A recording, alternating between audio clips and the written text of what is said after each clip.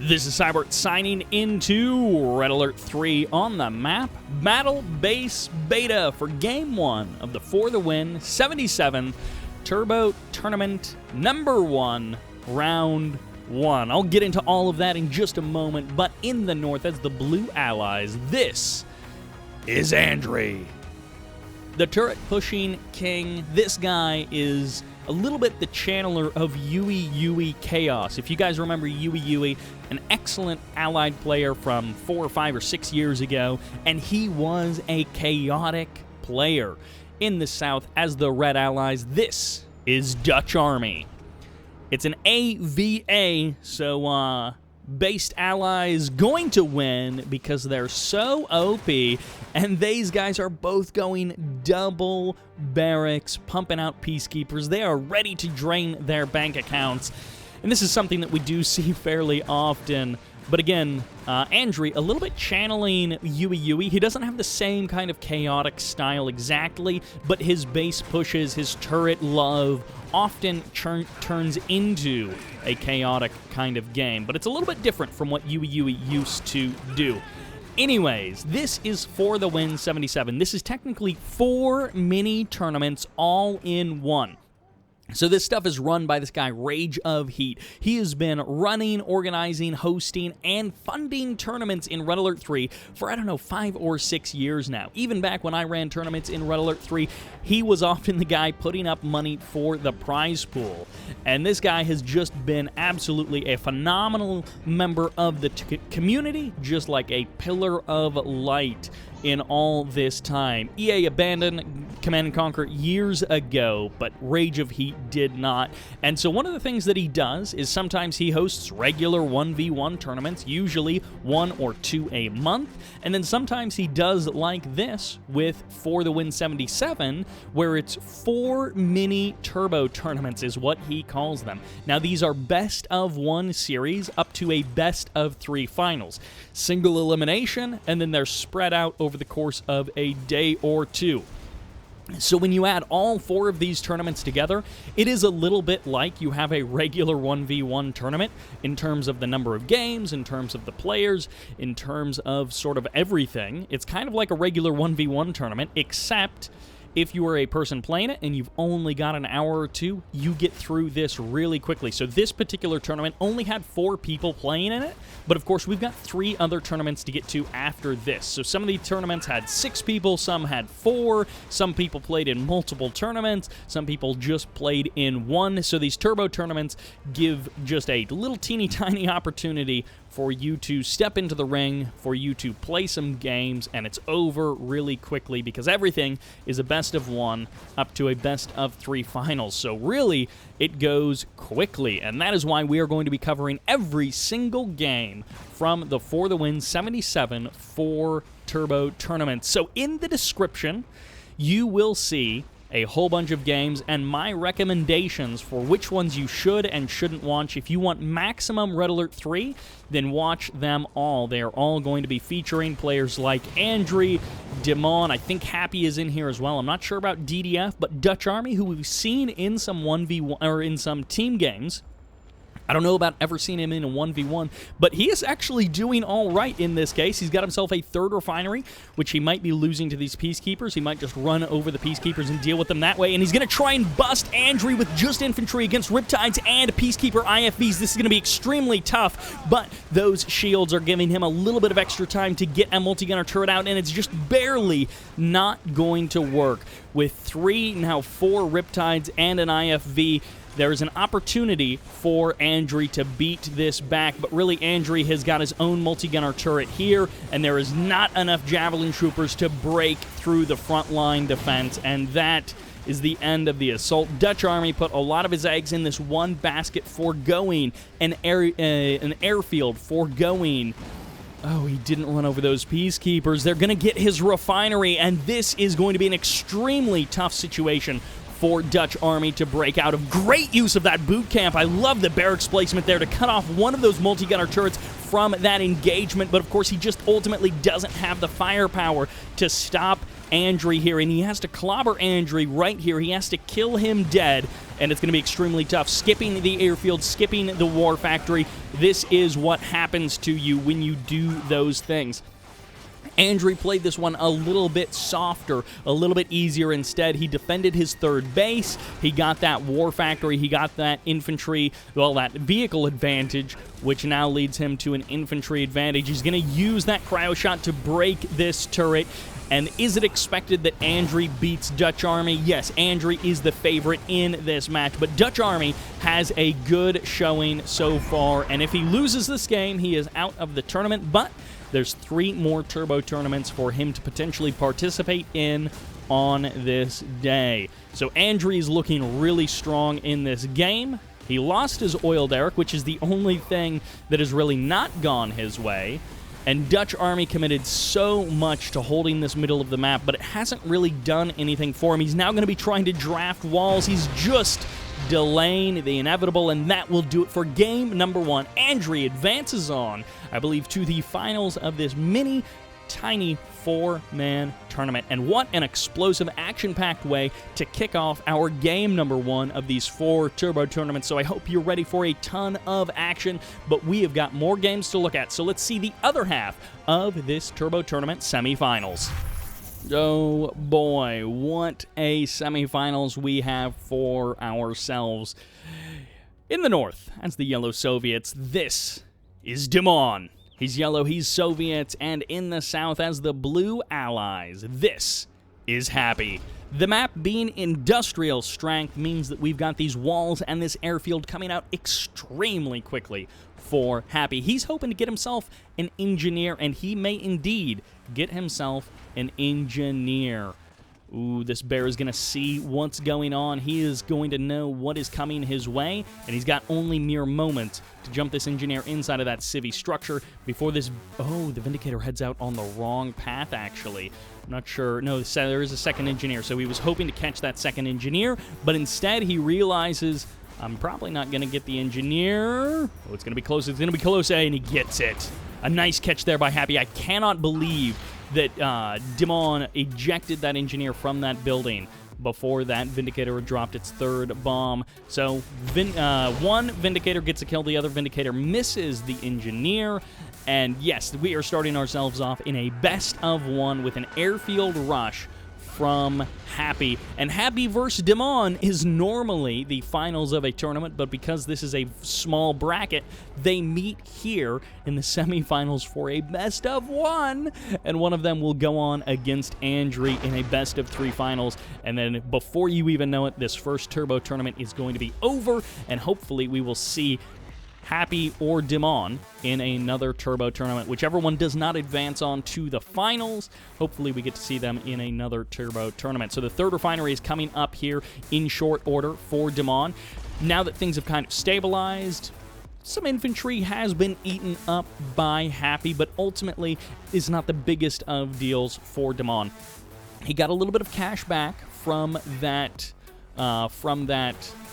oil derrick, but also his infantry are keeping these Vindicators on the... Well, they were keeping the Vindicators on the other side of the map. Going for the reactor, always a safe choice. If you're an allied player, get that reactor with those 3 Vindicators. You're going to buy yourself a little bit of extra time to either get your third refinery up and running or to get your tier 2 up and running. You want to get those cryocopters out sooner rather than later in almost every situation.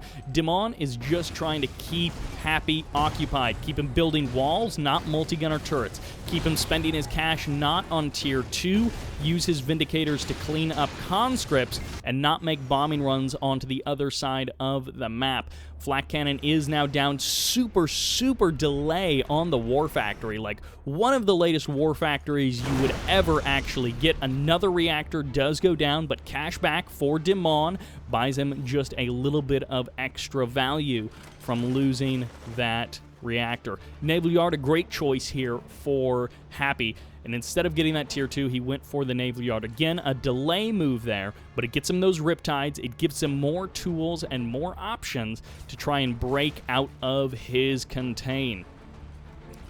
Vindicators are, of course, going to have an easy time of breaking out of the contain in some sense. They're even going to get some free shots off. Not enough to clean up that Vindicator, and this is always the case. I mean, I love this move. Flak Troopers are great, are okay, but you don't want to spend all the cash on Flak Troopers right out of the gate if you can't get them into buildings and keep them safe.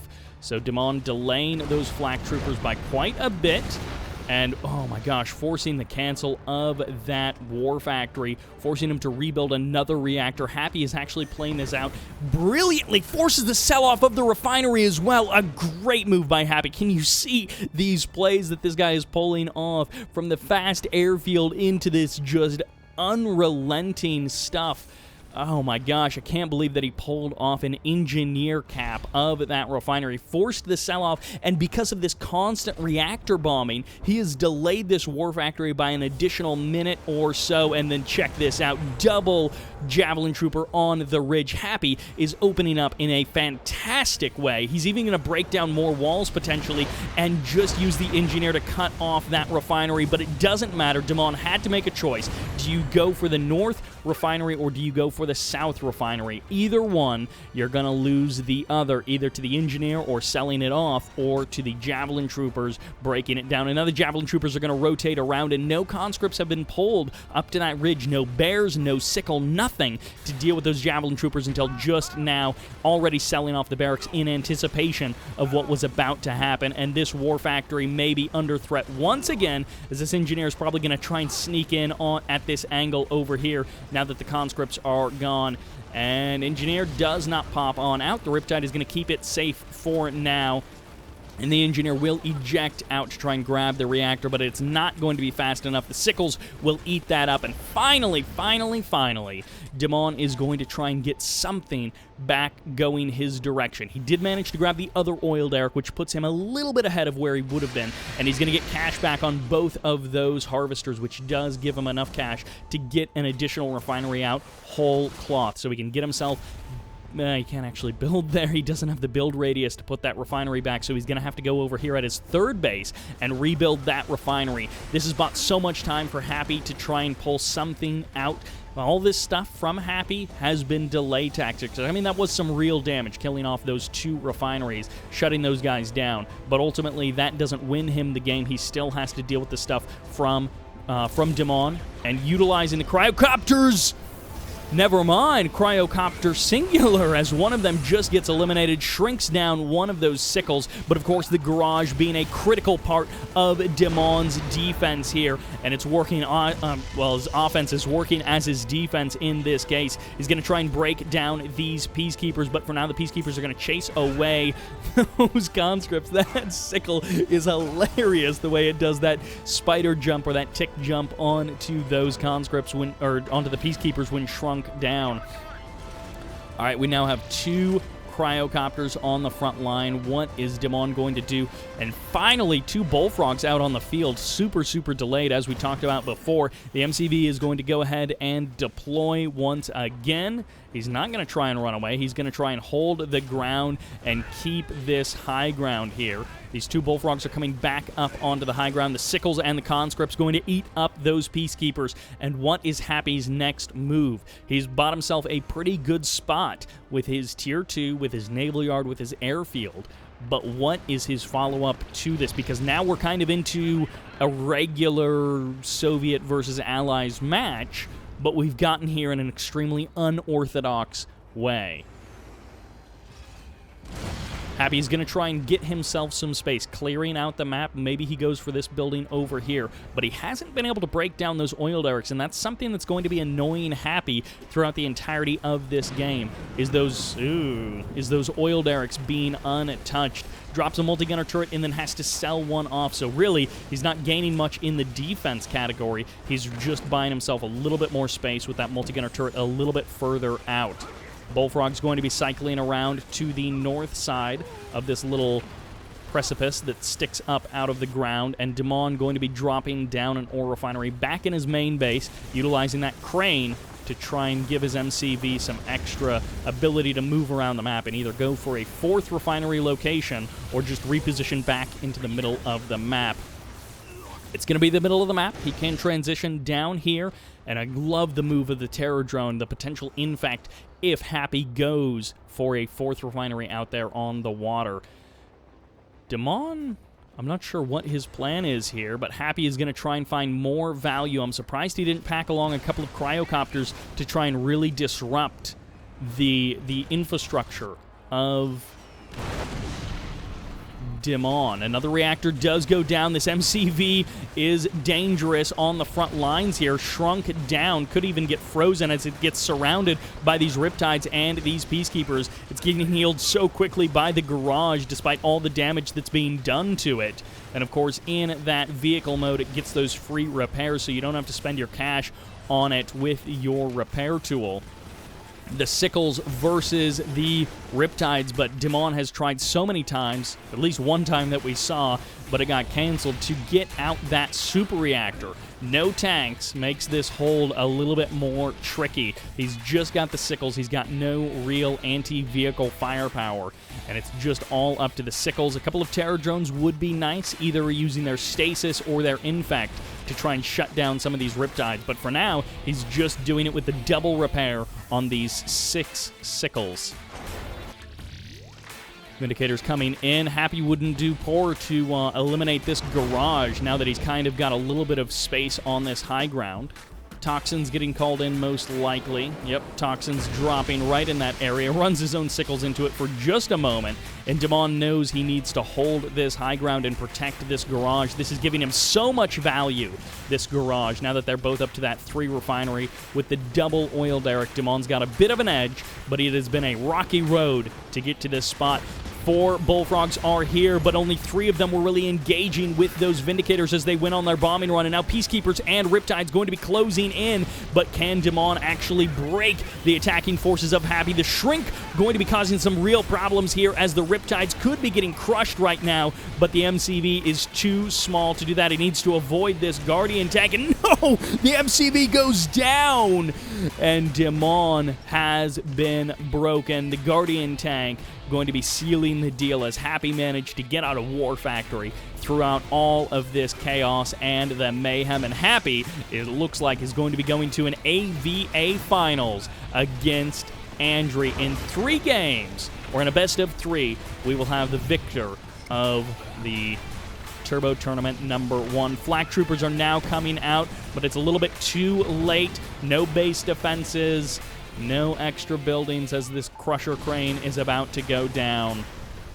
Even the Flak Cannon going to be getting eliminated so the Vindicators can make more bombing runs. The Riptides targeting down the Bullfrogs. I love this move by Happy, splitting up his army, using the Guardian Cannons to try and eliminate the War Factory. Meanwhile, the Riptides deal with the Bullfrogs. And Dimon has been defeated. He will live to fight another day. Hopefully, we see him today in another Turbo Tournament round. But that will do it for game number 2 for the second semifinal of Turbo Tournament #1. Let's jump into the finals. And that takes us to Fire Island for our first actual series, something that isn't just an individual game. And in the north, as the Blue Allies, this is Andrey. And in the south, also playing allies, and typically also blue, but this time yellow. This is Happy. Happy is pretty often, I feel like, blue or orange, but in this particular case, playing that yellow. And it is an AVA, so we get ourselves another mirror matchup. And I'll confess, I was a little bit worried with the Turbo Tournament format that some of the games were going to be stinkers, but I'm actually really happy with how this tournament has opened. And, you know, getting Happy versus Andrey in the finals is not a bad finals in itself. For those of you who hate AVA or don't like mirror matchups, wow, okay, War Factory before Second Refinery. This is pretty nuts for Andrey. I mean, it's not the craziest thing in the world. He's going to get out 1 Riptide, maybe 2. No, it's actually going to be an IFV. So he's going to go IFV and then Riptides? Which is sort of what we saw him do versus Dutch Army, but in a much quicker pace, actually, than what he did versus Dutch Army. So there's the refinery coming down, and the dog does scout this, so Happy has a pretty good idea of exactly what is coming his direction. And in this particular case, he sees, oh yeah, there's definitely a lot of Peacekeepers here. There's going to be the repair on top of that multi-gunner IFV. A brilliant move here by Andrey to try and disrupt the numbers of Happy, and he gets his War Factory up nice and early, and now he's got this repair IFV situation. And, I mean, Andrey already controls this oil derrick. Happy has the one in the south, so that engineer can cycle down to the south at a different point and then capture that oil derrick away from Andrey. And, of course, these two... Well, those two Javelin Troopers die basically immediately, and you've got on-the-field repairs coming out here for Andrey. Is it right into Tier 2? Now, it's going to be a power plant and then an MCV move for Andrey. Now, it's the naval yard, so this doesn't scale as well. Of course, with the position of the MCV, you could... Well, yeah, no, it's not going to be Tier 2 on either of the production facilities, so they're both going to have to be rebuilt. If the armor facility had been placed over here, right on the edge of build radius, you could maybe finagle an angle where the War Factory would be getting that Tier 2. But it's going to be Riptides versus IFVs. And I guess the IFVs can switch over to their rocket mode, which will give them a little bit more value. And actually, that rear armor for the IFVs is pretty deadly against those Riptides. Now, this is going to be 2 Riptides versus, well, 3 Riptides versus a bunch of IFVs as well. Peacekeepers with their shield mode into the main base of Andrey. And it's a lovely move there for Happy, just to, again, keep an eye on what exactly Andrey is doing. Laser lock on the Conyard is going to force it to pack up, which means no multi-gunner turrets. You can't really risk the Conyard not packing up in this situation, but now the IFVs are here to play, and they're going to be able to eat up that Javelin Trooper. It does end up going down inside of the Riptide anyways, and Happy is going to be getting pushed away. This is just too many forces for Andrey. He's going to be able to hold this off, but that was really dicey for Andrey. Happy almost brought the chaos to Andrey and really shut him down in a major way, but instead, Andrey is going to be pushing away Happy, and now Andrey does, of course, have both of those oil derricks as well. So everything is coming up Andrey. He's kept his War Factory around for now. Happy has kept his naval yard, and we do have 3rd refineries up for both players, but the advantage goes to Andrew, who I believe had the 3rd base up a little bit sooner, but then also has both of those oil derricks. First airfield out on the field, and these Riptides are going to try and do as much damage as they can before they become somewhat obsolete by the Vindicator. Disrupting the 3rd refinery is definitely a good start to that, but the MCV is going to force these Riptides away, and Happy just trying to secure his base, but Andrey is not having any of it. He's going to try and get as much value as he possibly can, and it ends up not even mattering. I mean, that guy, that Riptide, wouldn't have made it all the way back home regardless. Andrey, he tried to do something sneaky there. He tried to get some extra value for those Riptides, but it just was not meant to be. And those are the million little split-second decisions that you have to make on this kind of a level. Javelin Trooper's going to get some good damage against... Oh, that Vindicator getting dangerously close to dying, but barely surviving. Happy almost making a bit of a misstep there, but ultimately it did work out. That is indeed an attack dog. Takes the wounded oil derrick, so if Andrey wants to take that down, he'll be able to clean it up relatively quickly. Andrey not cycling back his Riptides for repairs. They're just kind of sitting around and waiting, and this might just be a turret push to end the game. So it's going to be 4 refineries, turret push, but mainly just barracks. I mean, we don't have Guardian tanks on the way. We don't have any real high-tech units, and without an airfield for support, this might be kind of a difficult push for Andrey to pull off. But let's see how the multi-gunner turrets do. Let's see how the infantry do as well, and good advantage for Andrey. Look at this. 3, 4, 5, 6, 7, 8 seconds. How long until the multi-gunner turret starts on the side of Happy? And it doesn't. He's instead going to be going for the cryo shot. So he's going to get the freeze on some of the infantry, but there's the barracks, and the multi-gunner turret won't be far behind for Andrey. It looks like he might be a little bit strapped for cash. Maybe he spent too much on the infantry push, and the Riptides are over here on the left side. There's the big unload. He's going to be losing 2 of the Riptides to the Vindicators, but the Vindicators are going to be getting eliminated, and now the airfield as well is going to go down. This is way too many Javelin Troopers. The power plant could be targeted to stop any multi-gunner turrets as a response. That electricity is such an important resource in this situation. Riptide versus Riptide, but the infantry are going to help break the back of Happy, and he's not broken yet. He can still pull this off. He can still pull out from this situation, but oh man, that swing around, killing that airfield, killing that power plant is a great move by Andrey, and it hasn't got him the victory yet, but man, it has got him so close to taking game number 1 of the finals of Turbo Tournament number 1 for the win, 77. He's going to be able to break down the wall of this refinery, and things are slipping away for Happy. No fourth refinery out on the water for Happy, so this third refinery will knock him down to 2 refineries versus the 4 of Andrey, and this was very well pulled off by Andrey. Has to sell off a couple of multi-gunner turrets to keep himself powered up while his MCV is down and out, but other than that, Andrey is just going to be able to march on forward, and from this point forward, it is a long road to victory for Happy.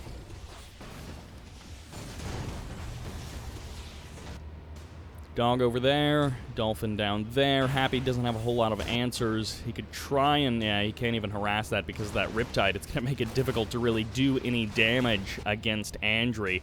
Losing another refinery to just Peacekeepers. They're going to be able to break that down, no problem. Could try and pull the Harvester off the line to go for some crushes, but Happy was getting himself out an actual refinery out on the water. So now he has to defend that. He's going to try and keep it safe. No build radius set up here in the south for Happy. He's going to try and sneak by some Peacekeepers. This would have been a great backstab move to pull off a couple of minutes ago, and he's going to go for the oil derrick as well. So Happy is not giving up. From this kind of a situation, I'm kind of surprised that he is holding on to this little of an opportunity, but he is indeed still going for it, and he gets himself a Harvester for his trouble. He loses another refinery on the back end, and this Harvester is almost going to get some crushes, but ultimately it'll get, I guess, 2 Peacekeepers before it really goes down to the rest of those shotguns. 2 more Riptides going to be showing up, and he's really going for this. This is going to be a tough spot to come back from. He's got an airfield, he's got a naval yard. It's too bad he can't get out some hydrofoils to help him hold off even one hydrofoil. The weapons jammer, the anti-air would just help a lot against holding... losing that Apollo also. Against holding off the forces of Andrey.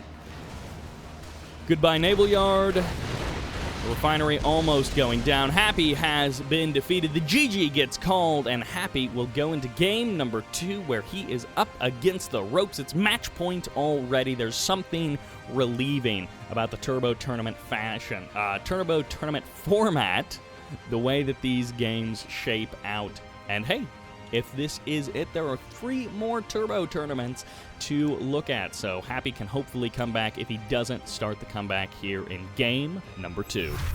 It took us 4 games to finally get here, but welcome to Infinity Isle for our 4th game in Turbo Tournament number 1 for the 177 on the right side of the island as the Red Allies. This is Happy.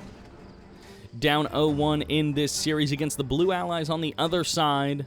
What does he have planned for us? Nothing too strange so far, but we'll see. This is Andrey. If neither one of these players goes fast airfield, I will be kind of surprised, but, okay, well, I guess things are developing fairly normally. I mean, we have some scouting dogs heading out in a classic fashion, 2 along the south side for both players. Happy gets the drop on the dog of Andrey, and he's going to go for the mutual kill there, and then this other dog will maybe come out of the... Oh, no, it didn't work!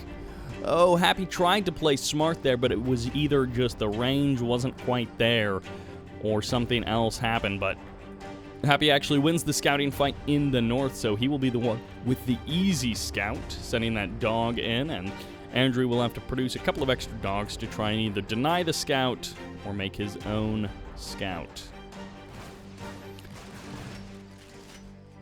Peacekeepers in the middle of the map.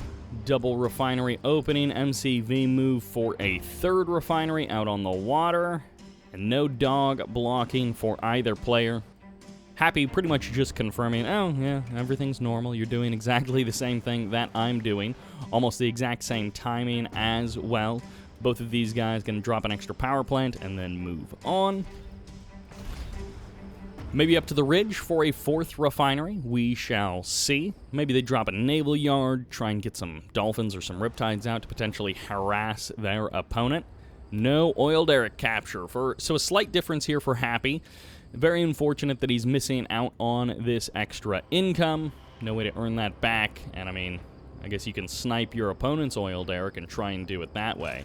2 Javelin Troopers into that civvy structure, so if it was an airfield, if there were some Vindicators flying around the map, they'd just be taking that extra bit of damage.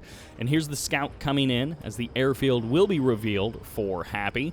Andrey will have a pretty good read on exactly what Happy is doing, and we're into Tier 2 as well, so this could actually be a cryocopter which will get spotted immediately by one of these dogs, or maybe not, as they kind of cycle away from that airfield. So it's 1 cryocopter. There's the shrink ray, and it was a naval yard. I don't think any Tier 2, so yeah, he didn't like sneak out an assault destroyer or something. It was naval yard, a couple of riptides, and just an airfield on the ridge. So the airfield is going to be much closer to the MCV, which means that Tier 2 will mean a little bit more when it is purchased. But for now, it's going to be a cryocopter for Happy, somewhere out on the map. First Apollo heads on out. Going to be chasing away this Vindicator, and there's the freeze happening. I swear there's a cryocopter somewhere on this map, but I can't figure out where Happy sent it away to. Out here on the water, shrinking down some of these riptides, trying to stop this harassment from happening out here on the water. 1 Apollo versus 1 Apollo, or actually 2 Apollos versus 1 Apollo. And the cryocopter, as well as Happy, is going to be able to keep that cryocopter safe for now, but he loses the harvester, unfortunately, there. And his peacekeepers kind of get trapped behind enemy lines, but they clean up the airfield. A great move there by Happy. He's going to be really disrupting Andrey's forces. At the same time, Andrey is a little bit disrupting the economy of Happy, but it's going to take Happy a minute longer to actually be able to respond to this. Nice bomb splitting, gets both of those riptides. Very nicely done there, and the armor facility is now up. Might as well kill the oil derrick. I mean, in this situation, get the value, because if you're going to try and escape... Oh, he's going for the war factory. A bold move there, Happy. I don't think you're going to be able to get it, but the repairs are right here. That IFE is actually heading all the way down to the low ground to try and push away this cryocopter. I don't know how well that's really going to work, and it's going to be Peacekeeper versus Peacekeeper without the help of that multi-gunner turret, and eventually Happy will lose out in this situation. He doesn't get the oil derrick. He loses every single Peacekeeper, and he trades okay versus the Peacekeepers of Andrey, but I think ultimately Andrey got the better end of that exchange. The IFV will get the kill on that Vindicator. Goodbye, Vindicator. Killed off a couple of Riptides and a couple of Harvesters, so probably worth it in the end for Happy. But the Hydrofoil, that Hydrofoil killed a Cryocopter? That Hydrofoil may have killed a Cryocopter, and if so, Happy spent all of that cash and didn't get that much for that Cryocopter. He really wanted to keep that guy around for a bit longer and have those shrinks, have those freezes available when the fights start happening. He's going to have to rebuild that airfield. He's going to have to reseat his aircraft back onto the ridge where his Tier 2 can actually reach them. Another dog gets cleaned up. Hydrofoil skating around the map, and at this point, again, I can't find the Cryocopter, so I'm going to assume that Hydrofoil killed it off, maybe even cleaned up a couple of Apollos as well. So it looks like Andrey really evening up the unit's lost score here, and he's going to get a multi-gunner turret as well, so he's going to completely break open the front door. I'm not sure how much he's really going to be able to do. The Vindicator should be able to come in here and start cleaning things up. Just 1 Vindicator on the deck. I'm not sure...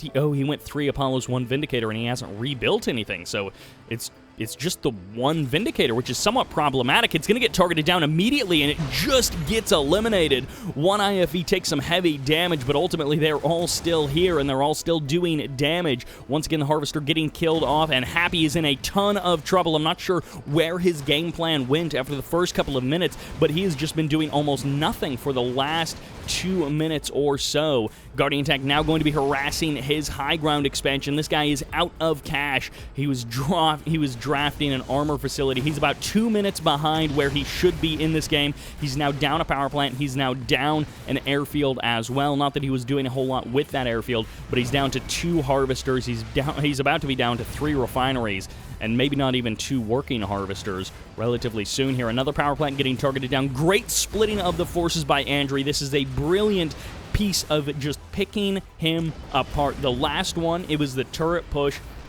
that honestly didn't have that many turrets in it. It was just a base push coming out from Andrey that sealed the deal. But in this case, he's just outplaying Happy, and not with his cheesy turret push style. Like, he's not just going snowplow and camping in the middle of the map. He's actually pulling off some good decision-making and just making the right plays in general. Here, giving away a fully heroic IFV, maybe not so much, but again, he's, I guess, trying to get as much value as he possibly can, and that value is just not very much. He's kind of trapped behind enemy lines. He could actually try and run for it. He could actually just run out the front door. It would be totally open. In the meantime, he's teched up to tier 3. He's got himself some Athena cannons, and goodbye IFVs. You were great to see.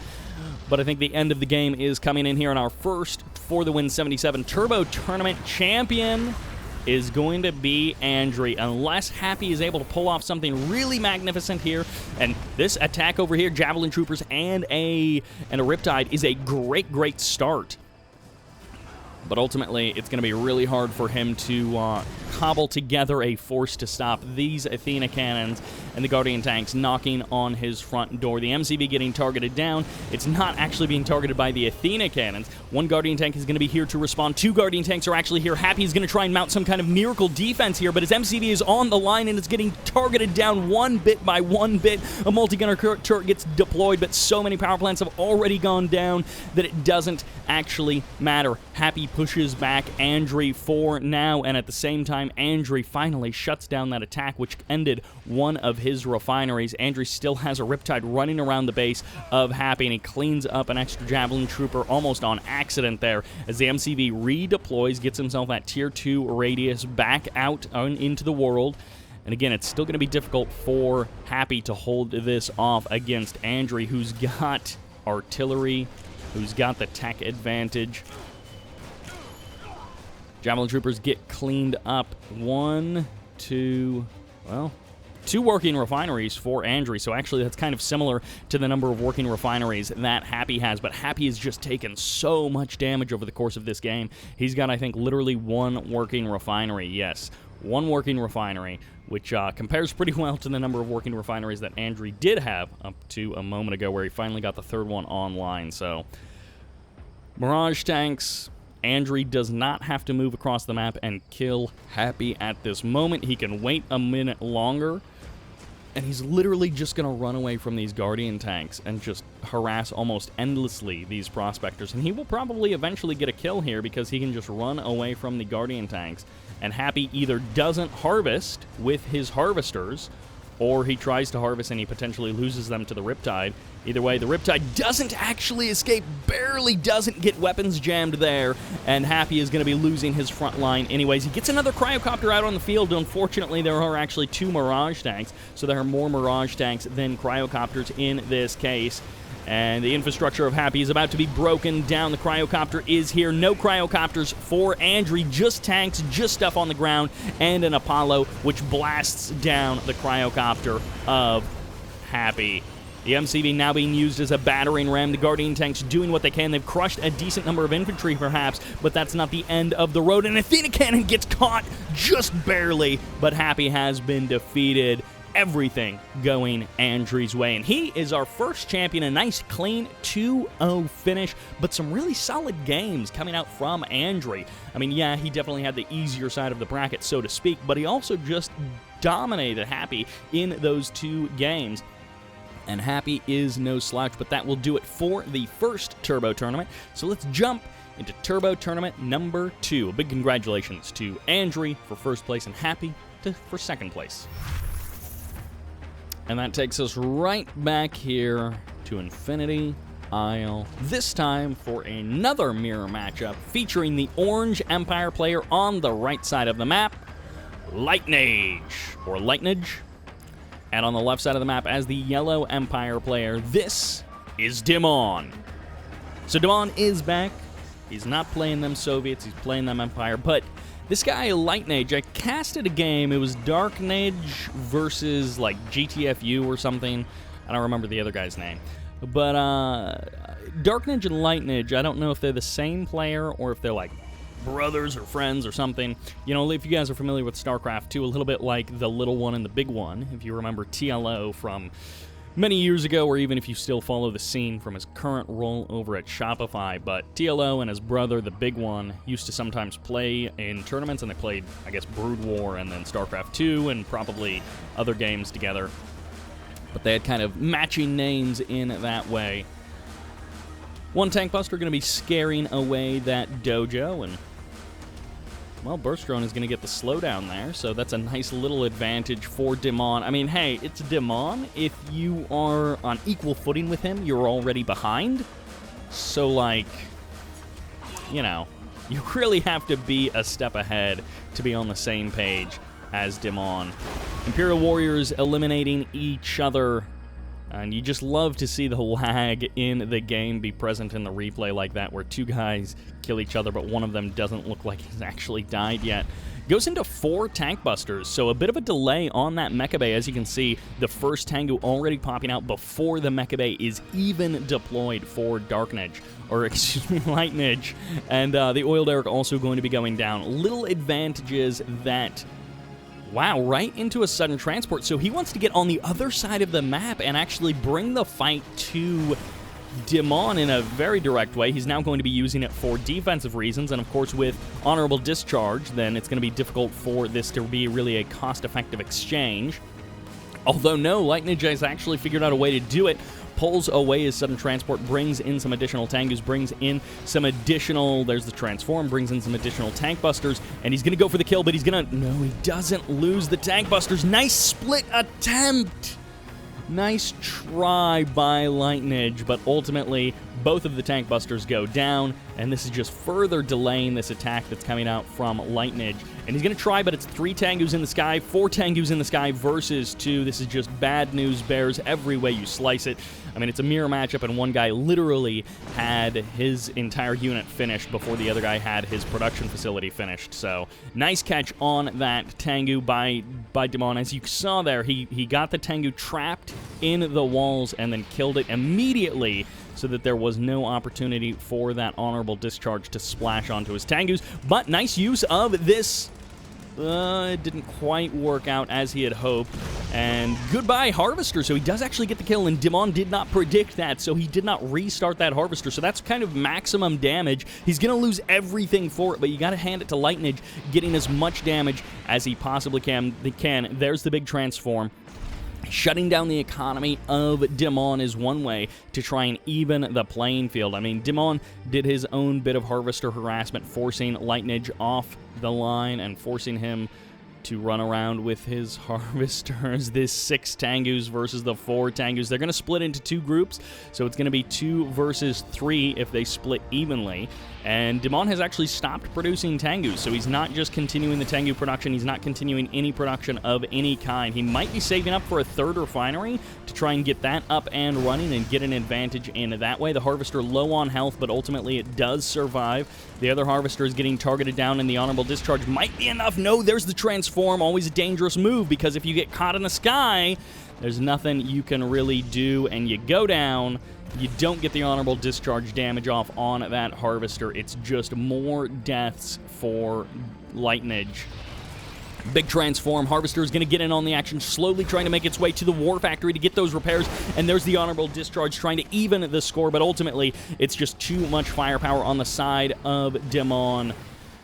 And that honorable discharge, I'm not sure how I feel about honorable discharge as an upgrade, but it is evening things up quite a bit here. The Harvester is getting pulled off the line. The MCV getting packed up to go for the kill of these Tengus. There's the transform for the escape. And, of course, if the Harvesters are offline, no more Tengus are being produced. There's the sell of the MCV. The quick cash option. And Dimon now just has to play a little bit defensive.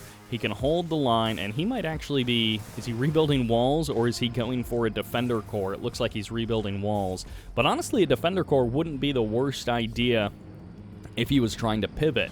But I think he's just going to keep producing Tengus and just rely on his control so he doesn't need the defender core. There goes the Tengu, and LightNAGE is pretty close to out of options. I think this is going to be an EMP cap. I don't think that's a real thing. An engineer cap is what's about to come out of this sudden transport in the south, but it does get spotted, I believe, by Dimon. Otherwise, he's just, like, very lucky in that he sent those Tengus down there at that particular moment.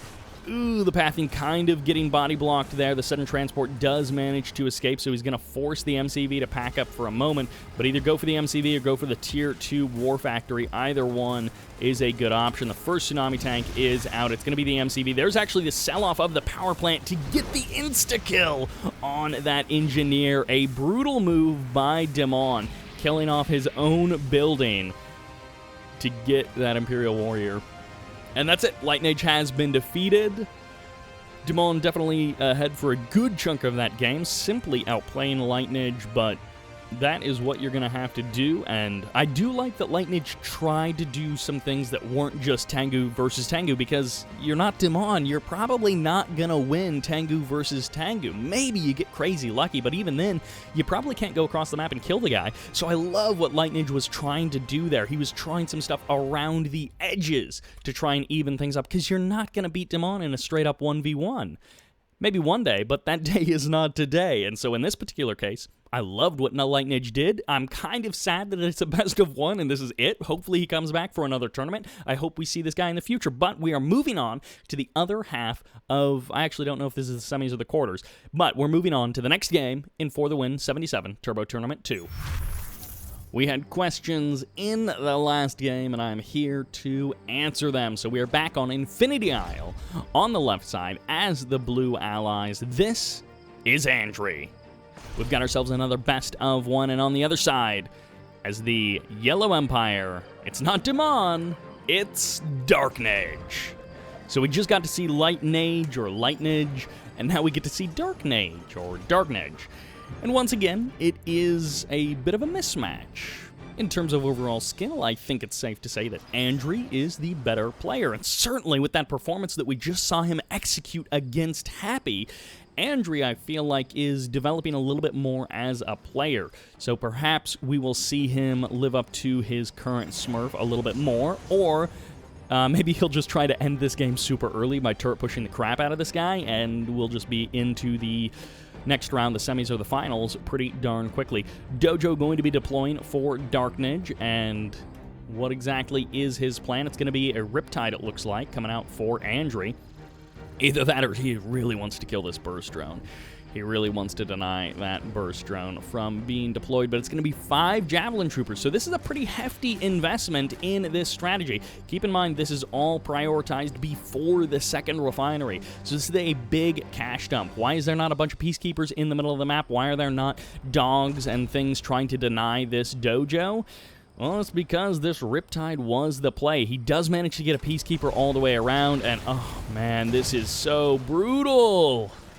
DarkNAGE was like 1% away from actually being able to pull that off, and then it just got completely shut down. So DarkNAGE, I feel like, did everything right, and he almost was rewarded for it. Oh, it's an MCV cell, so this guy is going straight up. I want to end the game relatively quickly, and I'm not even going to build a sudden transport. I'm just going to walk my engineer around the north side of the island, which is a little bit crazy to do. Oil Derrick does go down. 1 Javelin Trooper gets eliminated. Vindicator and an Apollo. We saw that airfield walled in over here, and they are both on the front line here to support this attack. The Tengus can't really transform. They'd be useless on the ground, and then they just have to fight an Apollo, which they would eventually be able to take, but they're just kind of useless up in the sky, and he's actually going to stick around to try and fight. He's going to try and draw them in and use the Javelin Troopers to even the numbers. If you can get the kills in the sky, this is great for Andrey, and look at that. Even gets 2 Tengus basically for free. The Honorable Discharge does nothing for DarkNAGE. He gets basically no value from those Tengus. And the Tengu's now going to be transforming. They do manage to clean up 1 of the Javelin Troopers. The other Javelin Troopers jump inside of the Riptides and escape for the current moment. The engineer gets sniped. No, he was just standing there doing nothing. And the transform on 2 of the Tengus, but not the other ones, and DarkNAGE is falling apart in a very unfortunate way here. He had some nice ideas in the opening, and he knew that he was going to have to do something drastic to beat Andrey. He was not looking to play this out 3-4 refineries, straight up game, get to tier 2, go all the way.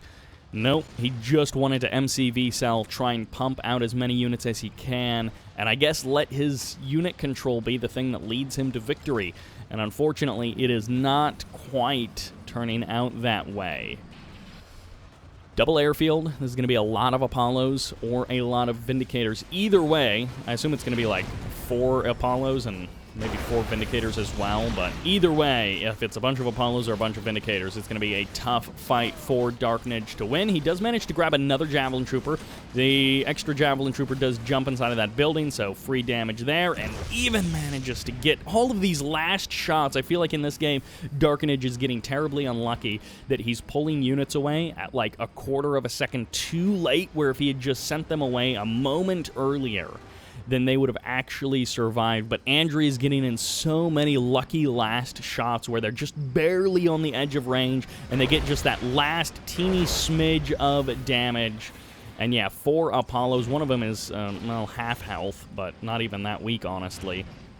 But 4 Apollos versus 4 Tengus, and what are you going to do? You're going to try and engage next to Javelin Trooper in a building. You're going to try and, oh, this is just, oh, these Tengus are having a tough day for DarkNAGE. Nice control there, so he does pull that Tengu away. He does escape with a couple of these Tengus and clean up those 2 Riptides, so nicely done there. The Vindicators won't be stopped, though, so ultimately the Vindicators clean up everything else, and there's the sell-off. All right, fire sale, and goodbye to DarkNAGE. You put up a good fight, and you certainly tried, and I'm glad that you were here today, and I'm glad that you tried something different. The MCV cell was something a little bit out of the ordinary, and something, you know, you knew that you needed to mix things up to take a game off of Andrey, but it wasn't meant to be. Sorry to see you go. I hope you come back for some more games in the future, and I believe next up is Andrey versus Dimon, but it actually might be semifinals. We'll find out. Let's jump into the next round of Turbo Tournament number 2.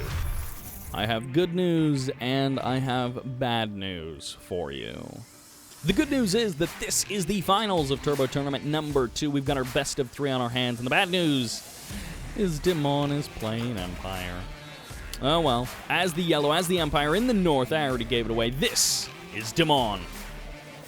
And in the south of Snowplow. How did this become our starting map? I don't know.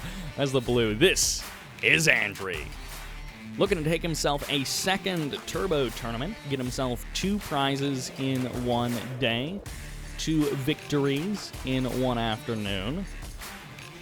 But Dimon is here to stop him. He got dropped by Happy in the last Turbo Tournament, but no Happy this one. No Happy. We got Light and DarkNAGE, but no Happy in this particular tournament. Hopefully, Happy will be in one of the other Turbo tournaments, but I guess if he didn't show up for number 2, he's probably not going to show up for number 3. Or maybe he wanted to, like, go eat a sandwich.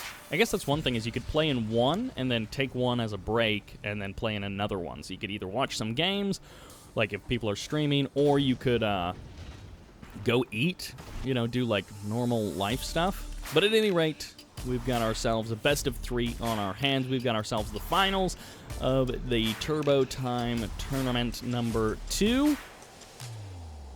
Airfield, out on the water, in a forward position. MCV on the move. What is Andrey doing?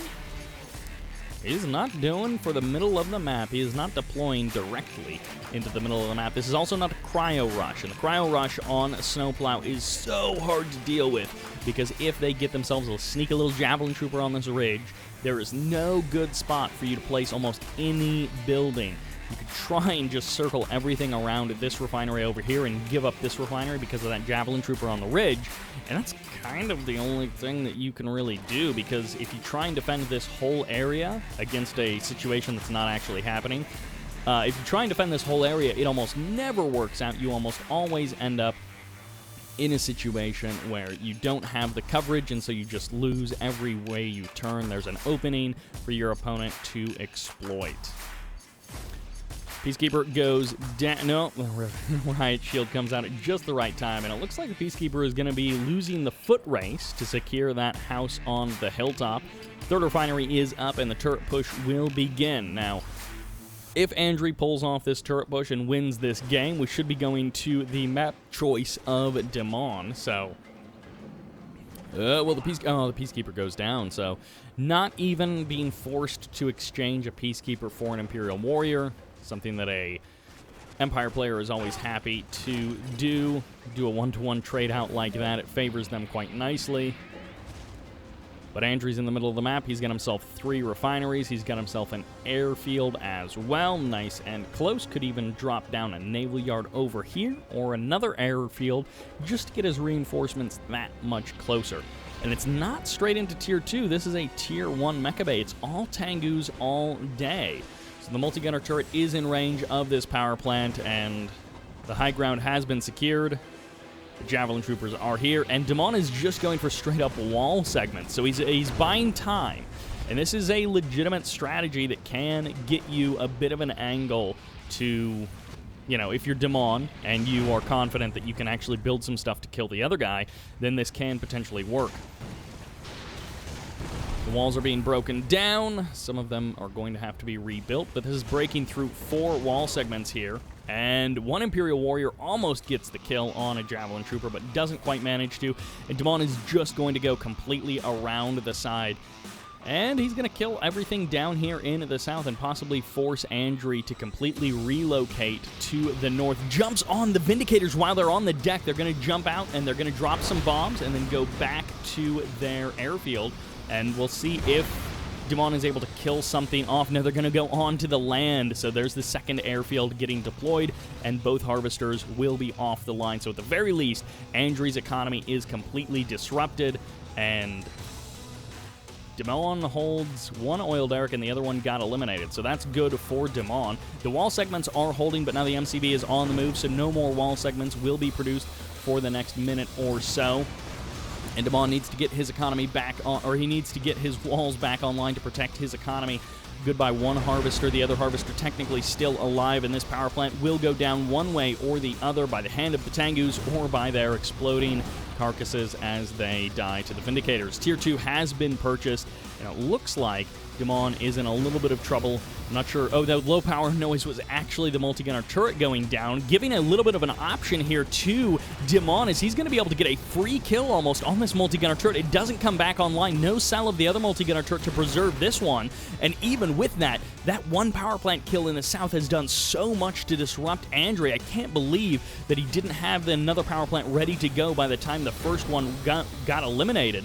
The MCV, I think, got sold off there, so it's Tier 2. The power plants that we have are the power plants that we have, and that is what we've got for Dimon to win this game with. He's in a pretty good position, all things considered. Even keeping his barracks on the left side of the map was a great choice.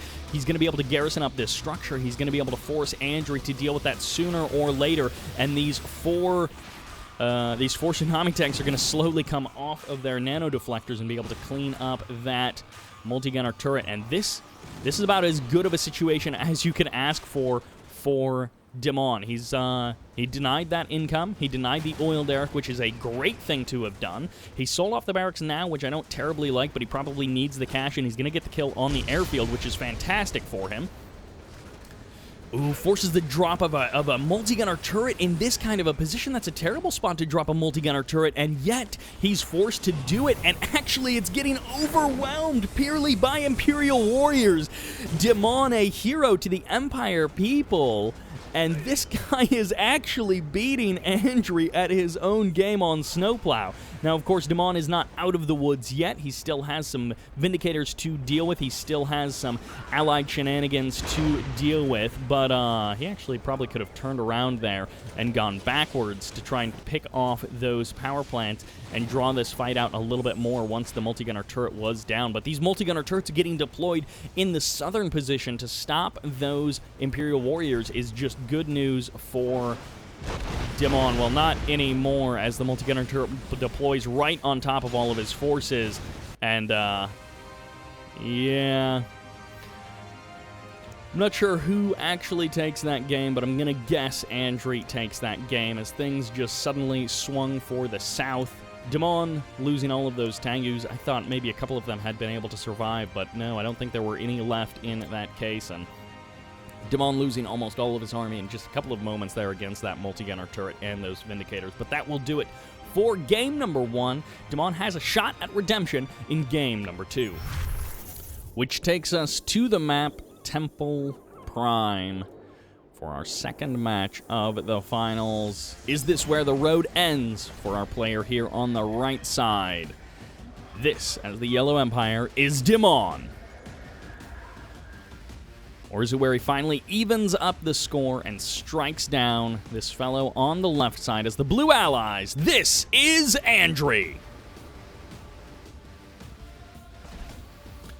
All right, Empire versus Allies on Temple Prime. Andrey might just literally be going to kill the oil derrick. He just wants to kill the oil derrick. He doesn't care at all about saving that or getting anything for it. He is doing okay. He is going scorched earth on this.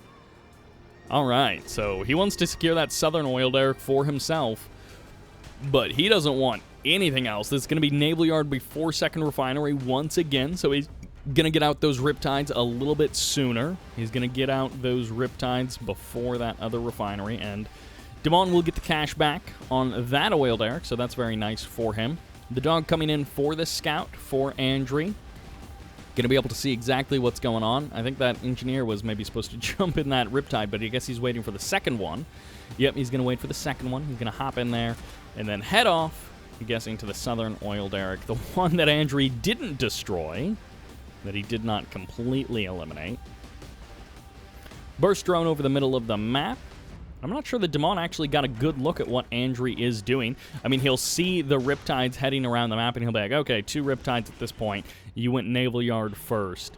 And the thing he doesn't know is that Naval Yard still around? Is the MCV still in the base? Is the MCV heading to one of the water expansions? Is it heading to the high ground? Any of that kind of stuff. And the engineer gets sniped! Oh, the clutch play by Dimon.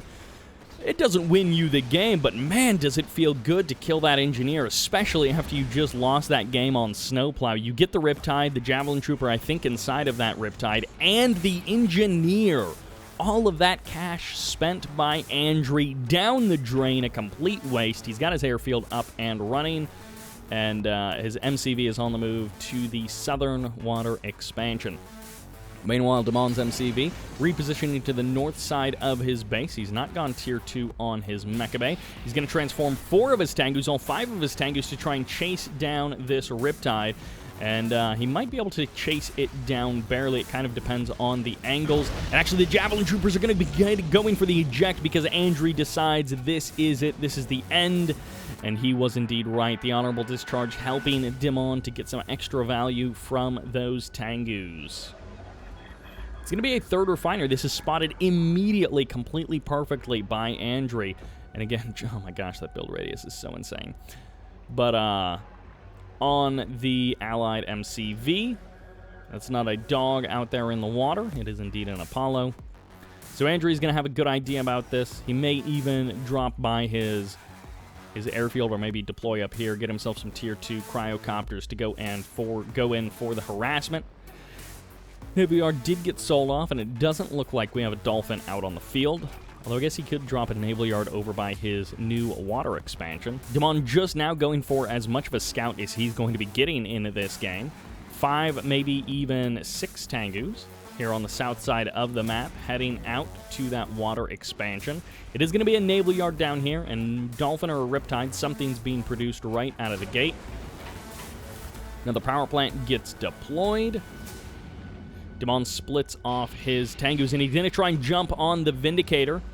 There's the Vindicator trying to eject away from here safely. Nice hold position on that Harvester inside of the refinery. And his other Harvester is just going to take a bunch of damage and then try and... No, he's not even going to try and exit. He's not going to even try and escape. And the Vindicator does go down. Get out of there with those. Don't let them get crushed. No, both of them go down. Oh, Dimon loses both of those Tengus, almost nullifying that Vindicator that he just killed. Another Tengu does go down. Dimon is not falling apart yet, but that went from like a really clean, really good harassment to a bit of a mess and a bit of a mixed bag in terms of actual execution of that harassment. Harvesters die faster than Dolphins do almost against a Tengu. Those Dolphins are like super resistant to bullets. I mean, I guess that's why you bring them into the Allied Army, or the Allied Navy, rather, is because of how resistant to bullets they are. Dimon gives away every single one of those Tengus, and obviously when he's deciding to stick around in that position, he was looking to just hold those Vindicators in that spot. I guess he didn't want them splitting off and going to deal with these other Tengus in other places around the map, or even his Imperial Warrior and Tank Hunter, Tank Buster. One of those is from Generals. A little bit too much Gen Evo, I guess, with those unit names. All right, refineries are back up and running. Oil derrick is still under the control of Dimon, so assuming that all of the harvesters are operational, it is the advantage of Dimon in the economy. 2 Vindicators are here. What is Dimon working on behind this? He's not actually going up to Tier 2. I thought with all of this time that he's buying, he would be getting himself up to Tier 2 or something, but he's actually not. He's looking to get himself up a 4th refinery. Okay, that's actually just as good as Tier 2 in a lot of ways, and it's unfortunate for Dimon that there is not another power plant that is nicely exposed like that other one was. But Andrey himself going to be going up to 4 refineries as well here on the high ground, and he's going to be taking a little bit of damage from this Tank Buster and this Imperial Warrior, which is just slowly working away at that MCV, going to be forcing it to pack up sooner or later, or force the Vindicators to, instead of dealing with Tengus somewhere else, deal with that Tank Buster. The MCV decides to pack up and go for the crush. It's not quite going to work out. The MCV isn't quite as nimble as those little infantry units under the control of Dimon, and the harassment does not stop. It's never-ending harassment here, as they are going to be going for the kill of that refinery, and it's not meant to be, but at the same time, Dimon has bought himself the space to get out 4 refineries up and running. Still no Tier 2 on that mecha base, so still a really big delay on the Tier 2. No tsunami tanks. I mean, even just getting out a couple of tsunami tanks to bolster your ground forces can be a good idea, but this is just so many Tengus here for Dimon, and he's going to try and chase down this harvester. Maybe no, he does manage to escape the other way through the building, which is something that happens sometimes with the way that Tengus land in very tight spaces. Goodbye harvester, and Dimon is doing a really good job of just harassing, but eventually Andrey is going to have to come up with a more permanent solution to this harassment problem, or he will be stuck building nothing but harvesters his whole life. And as long as the Tengus trade essentially 1-to-1 with the harvesters, and maybe do even a little bit more than that, then Dimon will be all right, as long as he keeps up that production. He's bought himself a lot of space, forcing the sell-off of that refinery. That takes Dimon into a very solid economic lead, 4 refineries and an oil derrick, soon to be 5 refineries, and all of this pressure on his opponent, all of these attacking in 2, 3, 4 places at once, just keeps his opponent off of him, keeps that cryocopter mess from happening, keeps his MCV running around. Look at this, his MCV even having to getting some repairs from this airfield. And he's going to redeploy in the middle of the map. He's going to try and get up, I assume, Tier 2, or maybe a war factory, maybe a naval yard, to get out something else to help him deal with these Tengus, which are just flying around and just producing almost exponentially, it feels like, trying to get on top of the Apollos. A nice attempt there at the Apollo stop micro, where you get on top of the Apollos inside of their minimum firing range, and then you try and do your damage there, but it's not quite fast enough. The Apollos were able to escape. One more harvester goes down, and the Apollos are now going to trade out very nicely against these Tengus. They're going to get every single Tengu. No, 1, 2 survives, but actually they're just going to get cleaned up by Vindicators, and another Tengu does go down. Another and another. Only 1 Tengu remains, and I don't know that staying in the sky and fighting those Apollos 1-to-1 when they were that high on health was a good move for Dimon. But in this case, he's almost got the kill on that harvester, on that refinery. If he could kill off that refinery, then that move may have actually been worth it, all of those Tengus that he lost. He doesn't have much of an army, but he's got just enough to keep the harassment up. As you can see, Tengus in the north, Tengus in the south, and these Vindicators just spent their bombs on those infantry. So now that the Tengus are showing up to these weekend harvesters, those Vindicators are going to have to return back home, get their refuel, and then move out from there. And the harvester is not being attacked, but but the refinery is, even from the high ground. This Imperial Warrior getting some shots off, going to be forcing these bombs to be split, and that's actually fantastic for Dimon. Although this refinery getting frozen, Dimon is so ready for this, he can replace it immediately, and honestly, oh my gosh, the Vindicator is going to get the kill anyways. What a kill there, what a kill, what a kill, what a kill, what a kill. But refinery for refinery, one of them got to click a button, and then the dead fuselage of their unit is the thing that actually got the kill, and the other guy had to work for it a little bit harder. Harvester trying, I assume, to go to the corner to get a bit of an expansion up. And Dimon fighting for his life here. He's down 0-1 in this series. I didn't even realize that because this is the best of 3, this is it for Dimon. If he loses this game, he is out of the tournament. He has lost another Turbo tournament in this situation. And he's going to try and engage over top of this Defender VX, which is almost ready, but it wasn't quite. And Nevercheese has been defeated. Andrey is out of this game. And Dimon going for the attack on the left side of the map. That will do it for game number 2. Dimon evens the score up and takes us to our first ace match of For the Win 77. Game number 3 is coming right up, which takes us to Fire Island for game number 3. In the north is the Yellow Empire. This is Dimon. And in the south, as the Blue Allies, this is Andrey.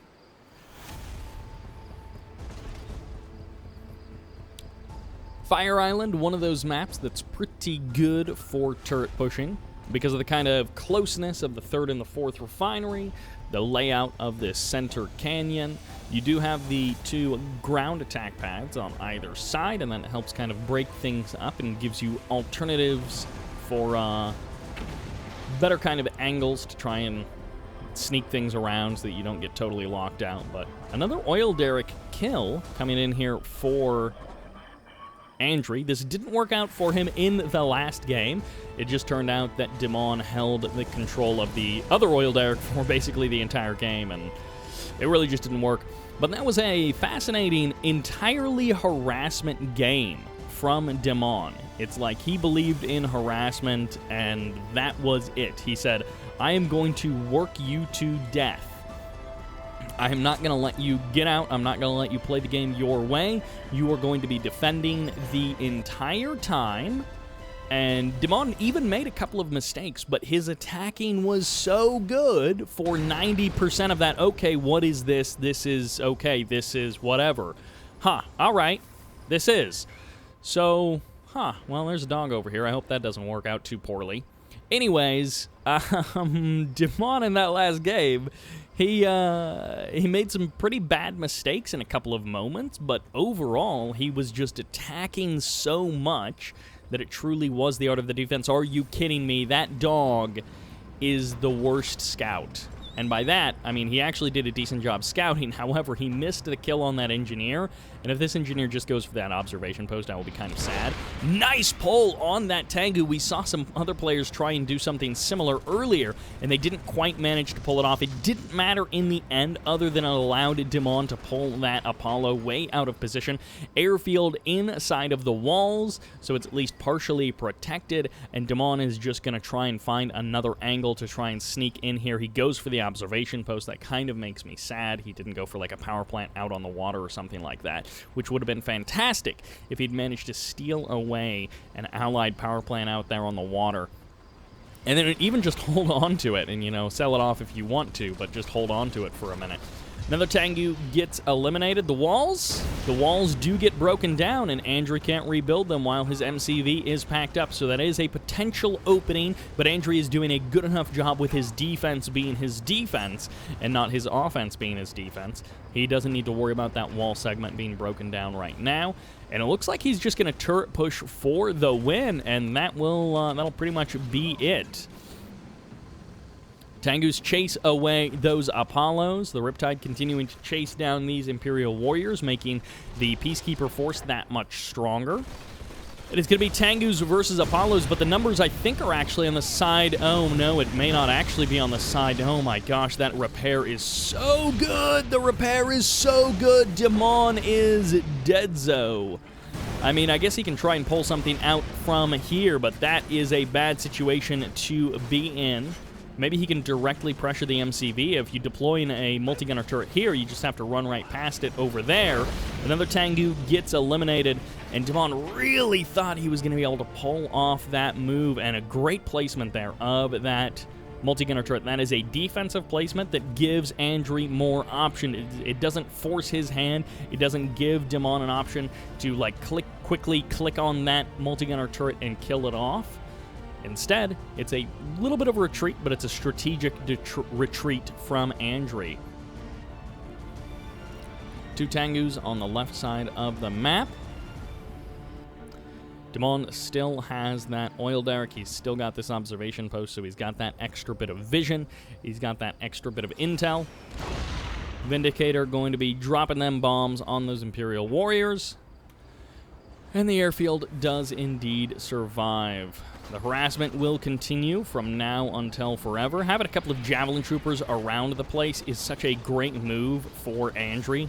Helps out anytime the Apollos are engaging with the Tengus in the sky, and it gives just an extra opportunity for you to do that extra bit of damage to any harassing units. Tier 2 is up and running, so we got 3 Tsunami tanks out on the field for Dimon. How many more Tsunamis will he actually build? Because he probably needs some more Tengus or some Strikers to get himself out onto this field. All right, Peacekeeper goes into that multi-gunner turret, and this other Tsunami tank finally shows up on the front line. And the one with the nano deflectors is the one actually taking all of the damage and absorbing all of those shots from that multi-gunner turret. Another power plant gets dropped down somewhere, I'm guessing, or he sold something off. I guess not. This IFV, or this multi-gunner turret, is a spot for Andrey to once again retreat to. Nice bomb splitting there by Andrey, getting as much value for those Vindicators as he can. With Vindicators, it's really, in this case, more about how many times do they have to return to base, how much time do they have to be sitting there not killing enemy units. And Andrey pulls all the way back, so he went all the way out, got nothing for it, and then got pushed back, and Dimon bought himself some space. He bought himself some time. And actually, he's going to get some free damage on the Apollo. One Apollo, both Apollos go down! A critical catch there for Dimon.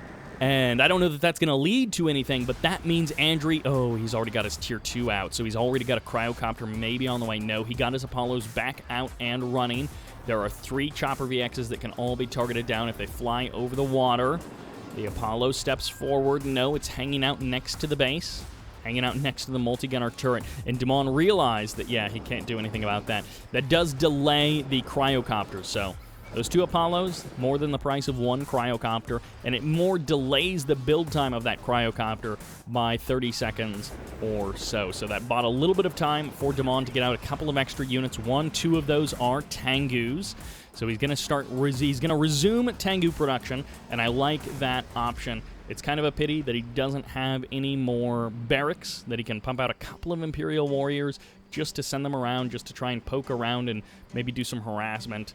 Honestly, this power plant with that engineer, that would have been a sick move for Dimon to pull off. This is one of those situations where the longer Dimon waits, the potentially further ahead. Nice! Grabs another Apollo. Andrey being a little bit too cavalier with those Apollos.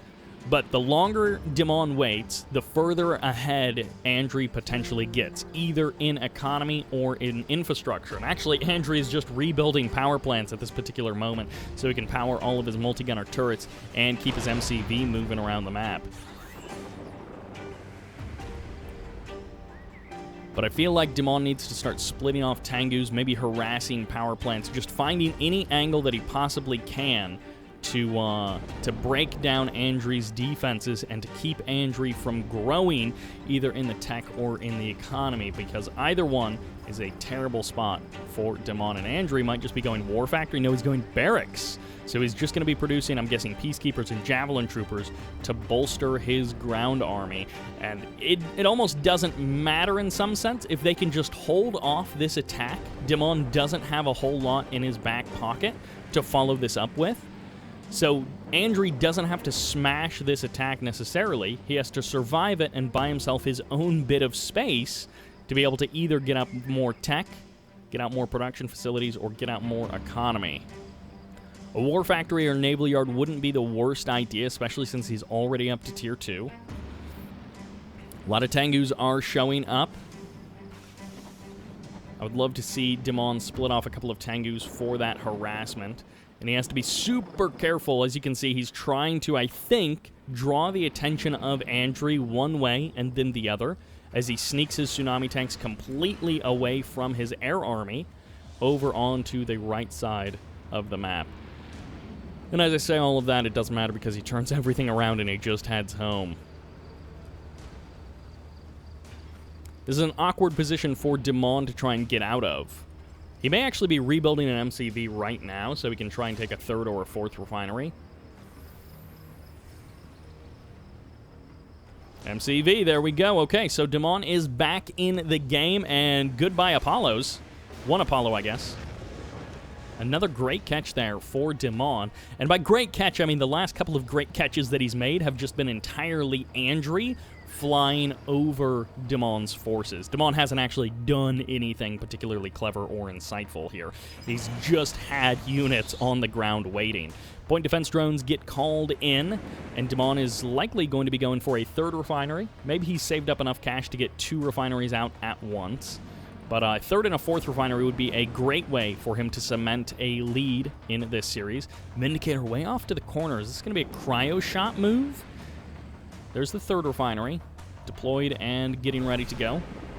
And Dimon is going to love this. He sees the multi-gunner turret going down, and he gets the catch, he gets the drop on it. The MCV gets the crush on one of the tsunami tanks, 2 of the tsunami tanks, but the 3rd tsunami tank goes down by natural means, and the Tengus now need to just escape on out of there. They've gotten their cryocopter, they've gotten their bit of a prize, and they need to just get on out of there. You've got your 3rd refinery up and running. You're ahead on the economy. Technically, you've been ahead this entire time because of that oil derrick.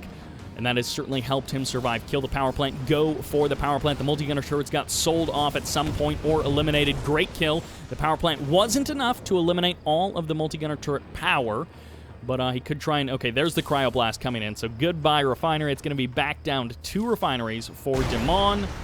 He gets the kill on everything there. So very nicely executed by Andrey. And no, it's not actually a 3rd refinery. I saw the blue dot showing up on the minimap, and it was not anything... Did that? Oh, yeah, the Vindicator went down. So, actually, Dimon got the kill of that Vindicator, and that, you know, again, it's not a game-winning move, but Dimon is doing all of these little things, the Apollo's flying over his base or over his units, all of these little teeny tiny things that help keep him in the game. You killed off 1 refinery? Yeah, I built 2 more while you weren't looking.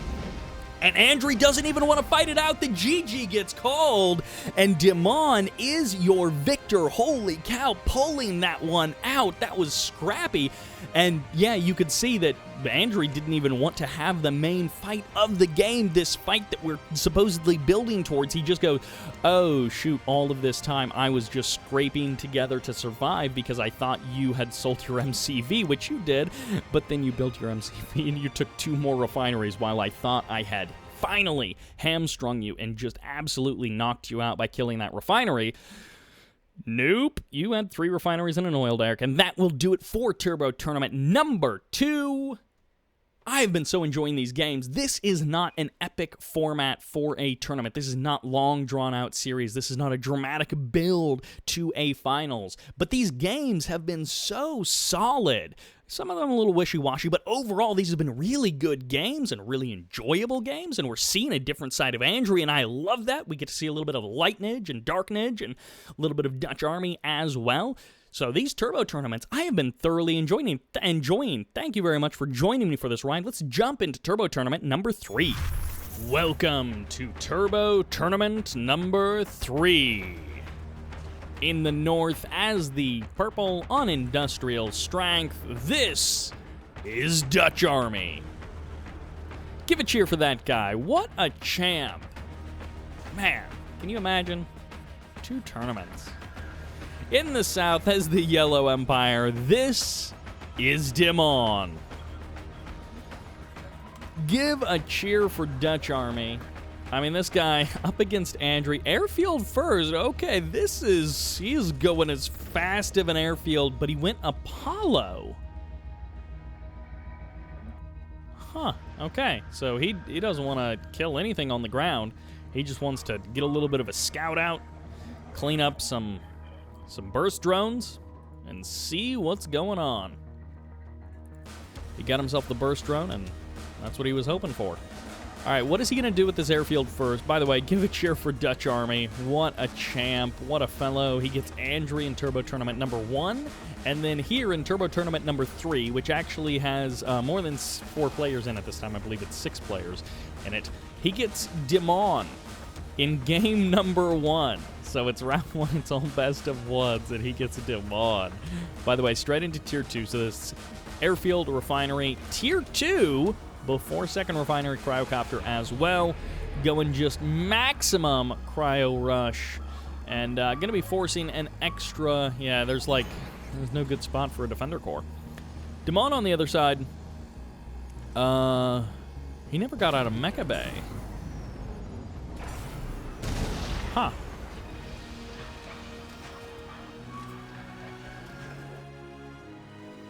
What is the game plan here for Dimon? He's going to slowly deploy more and more defender cores, I guess, and more generators to be near the defender cores. The Vindicator is taking some damage, and the defender core is, he's got both of the oil derricks, which is certainly nice. The defender's barely going to get some. No, he doesn't get any shots off. He doesn't transform in time. Well, the Vindicator is going to have to head back home. Another cryocopter is now out, and both refineries are up and humming quite nicely for... Okay, there's the Mecha Bay. So late on the Mecha Bay, and goodbye Mecha Bay. He's going to even try and position the cryocopters directly over, but he moves that one at the last second, and he actually loses it in an unfortunate way, and the Mecha Bay survives! Oh my gosh! Are you kidding me? Dutch Army, pour one out for this guy. F in the chat, all of the memes, this poor schmuck. Can you believe this guy gets Andrey in one game, gets Dimon in another, freezes a Mecha Bay core, and the stupid RNG of how the cryocopters die completely denies him from getting that kill. This poor guy. What do you even do when you're Dutch Army? Oh, man. Dutch, thank you for showing up in this tournament, in these 2 tournaments. I hope you show up in Turbo Tournament number 4. I hope you win everything. You deserve a little bit of a break after all of the things that have happened to you over the course of the last, hour whenever this was played. Oh, I feel so bad for Dutch Army. Look at this guy. He's still playing this one out. He's going to try and turn this into something. It has gone horribly, horribly wrong. He lost 2 cryocopters. The Mecha Bay got deployed. He's going to kill the oil derricks. Good for him. Good for him. He's getting himself some Mecha Bay, some oil derrick kills. Good on ya. You go for it, man. You go for it. All right, we got 2 Apollos, we've got 2 cryocopters, and a Vindicator. The Tengu going for the harass. The MCV on the way to a 3rd base location. 3rd refinery going to be up and running sooner or later. Maybe a little bit later rather than sooner. And the Harvester is going for the repairs. Yeah, go ahead and wall that Harvester in. See how that works out for you. But wall segments get deployed. Is he out of cash, or did he deliberately pause that? Who can even say? And the Vindicator will eventually clean up that. Oh, we didn't have enough bombs to kill the Tengu. Oh my gosh, Dutch Army. Oh no. It's like a comedy of errors, but it's like the guy who all of the errors are happening to isn't even the guy who deserves it or who's going to win in the end. It's just another guy who's just falling down the stairs, and it's just an endless staircase that just keeps going. Oh my gosh, he didn't even get the kill on that tank with the Vindicator. He could have just frozen it down once it was shrunk. Oh, poor Dutch Army. I mean, Dimon hasn't won this yet, but, you know, it's very close to being won by Dimon. But triple cryocopter, third refinery going to be potentially coming up, and Dimon has to deal with this allied air fleet at some point. Almost. No, he doesn't actually go for the deny. I thought he was going to plant all of them over the refinery location so that he would be blocking that refinery from potentially going down. But no, it's actually another airfield. Oh. Well, there you go. I thought it was more economy. No, it's actually just more cryocopters. The real way to win any match against Empire is just more cryocopters. You don't even need Vindicators or IFVs or Riptides or anything. You just need more cryocopters. But honestly, if you get like 6 cryocopters and 1 IFV or a Riptide, then actually you can kill pretty much anything. I guess you can't kill stuff in the air, but who even cares about stuff in the air? There's the jump on top of the Apollos. Nicely done, and unfortunately, Dutch Army did not engage directly over top of his airfields, so he did not have the opportunity to get those repairs for the entire time that he was engaging with those Tengus, meaning that the Tengus actually traded fairly well with the Apollos in those kind of numbers with the point defense drones. All of the cryocopters go down, and that little bit of decision-making, that's sort of the difference between an Andrey and a Dutch Army, or that's sort of symbolic of the difference between Andrey and Dutch Army. What? Okay, so he just sold off the Mecha Bay to produce another Mecha Bay to deploy in a slightly different location with a different orientation, and that is what you just saw there. But he actually, in this situation, in this game, he took the time to sell off that Mecha Bay and do that. That is a frozen building. I actually don't know how long it takes for Civ structures to... Oh my gosh! The Ballad of Dutch Army, the saddest boy in the land. He even sold off 1 wall segment on either side of this, but not the one in the middle, which means his MCV just crashes into those walls and breaks them down with pure brute force. Dutch Army, the saddest tale that was ever told in the Red Alert 3 competitive scene. It's just like if you wrote a script for all of the things that could possibly go wrong for this guy, you wouldn't have written all of these things because at some point you would have stopped and said, it's too cruel, it's too mean, and then all of this stuff is actually happening to him. So the fact that this guy is even still in this game, props to Dutch Army. He is not my favorite player, but he's my new favorite player for the minute. I'm so happy that this guy is actually showing up, that he is not rage quitting or something like that. I mean, I don't know what he's doing at this point. I think he might just MCV sell and try and cap the refinery. But he's doing something, and he is going for it. He's just having fun, I guess, at this point. But, oh, man. He's actually not. He's going to get the... Okay, he got the Tsunami tank. That is a fully heroic Vindicator, by the way, that does a decent chunk of damage to the Dox core with just a single bomb, but ultimately not enough to stop that Dox from going up, and the Tsunami tank is now out on the water. It's going to be able to start poking away at that MCV or at any of the refineries that get deployed. See, that's not... That wasn't anything. I do like that it adds a burn mark to the ocean floor, as if the bombs were just so hot that they scorched the ocean floor beneath all of that water. That's actually pretty funny.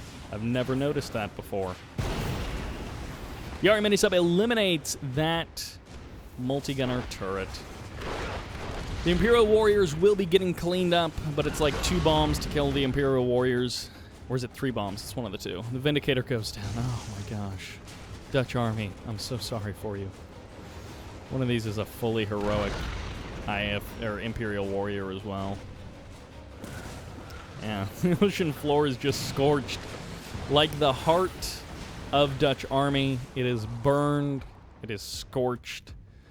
And his MCV just returns home. He's like, I've been out, I've seen the world, and now I've come back home to tell you all about how horrible it is and how you shouldn't go out there because it's just Dimon with 3 refineries and no cryocopters. There are no cryocopters in the world, and there's just the burnt bottom of the ocean. Oh, man. 4th refinery coming up for Dimon.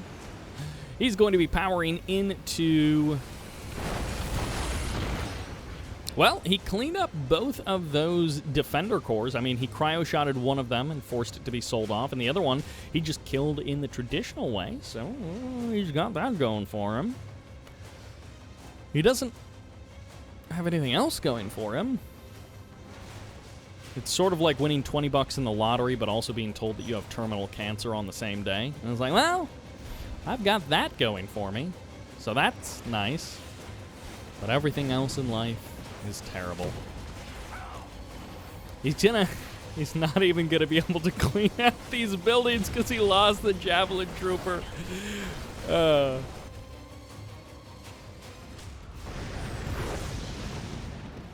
Oops.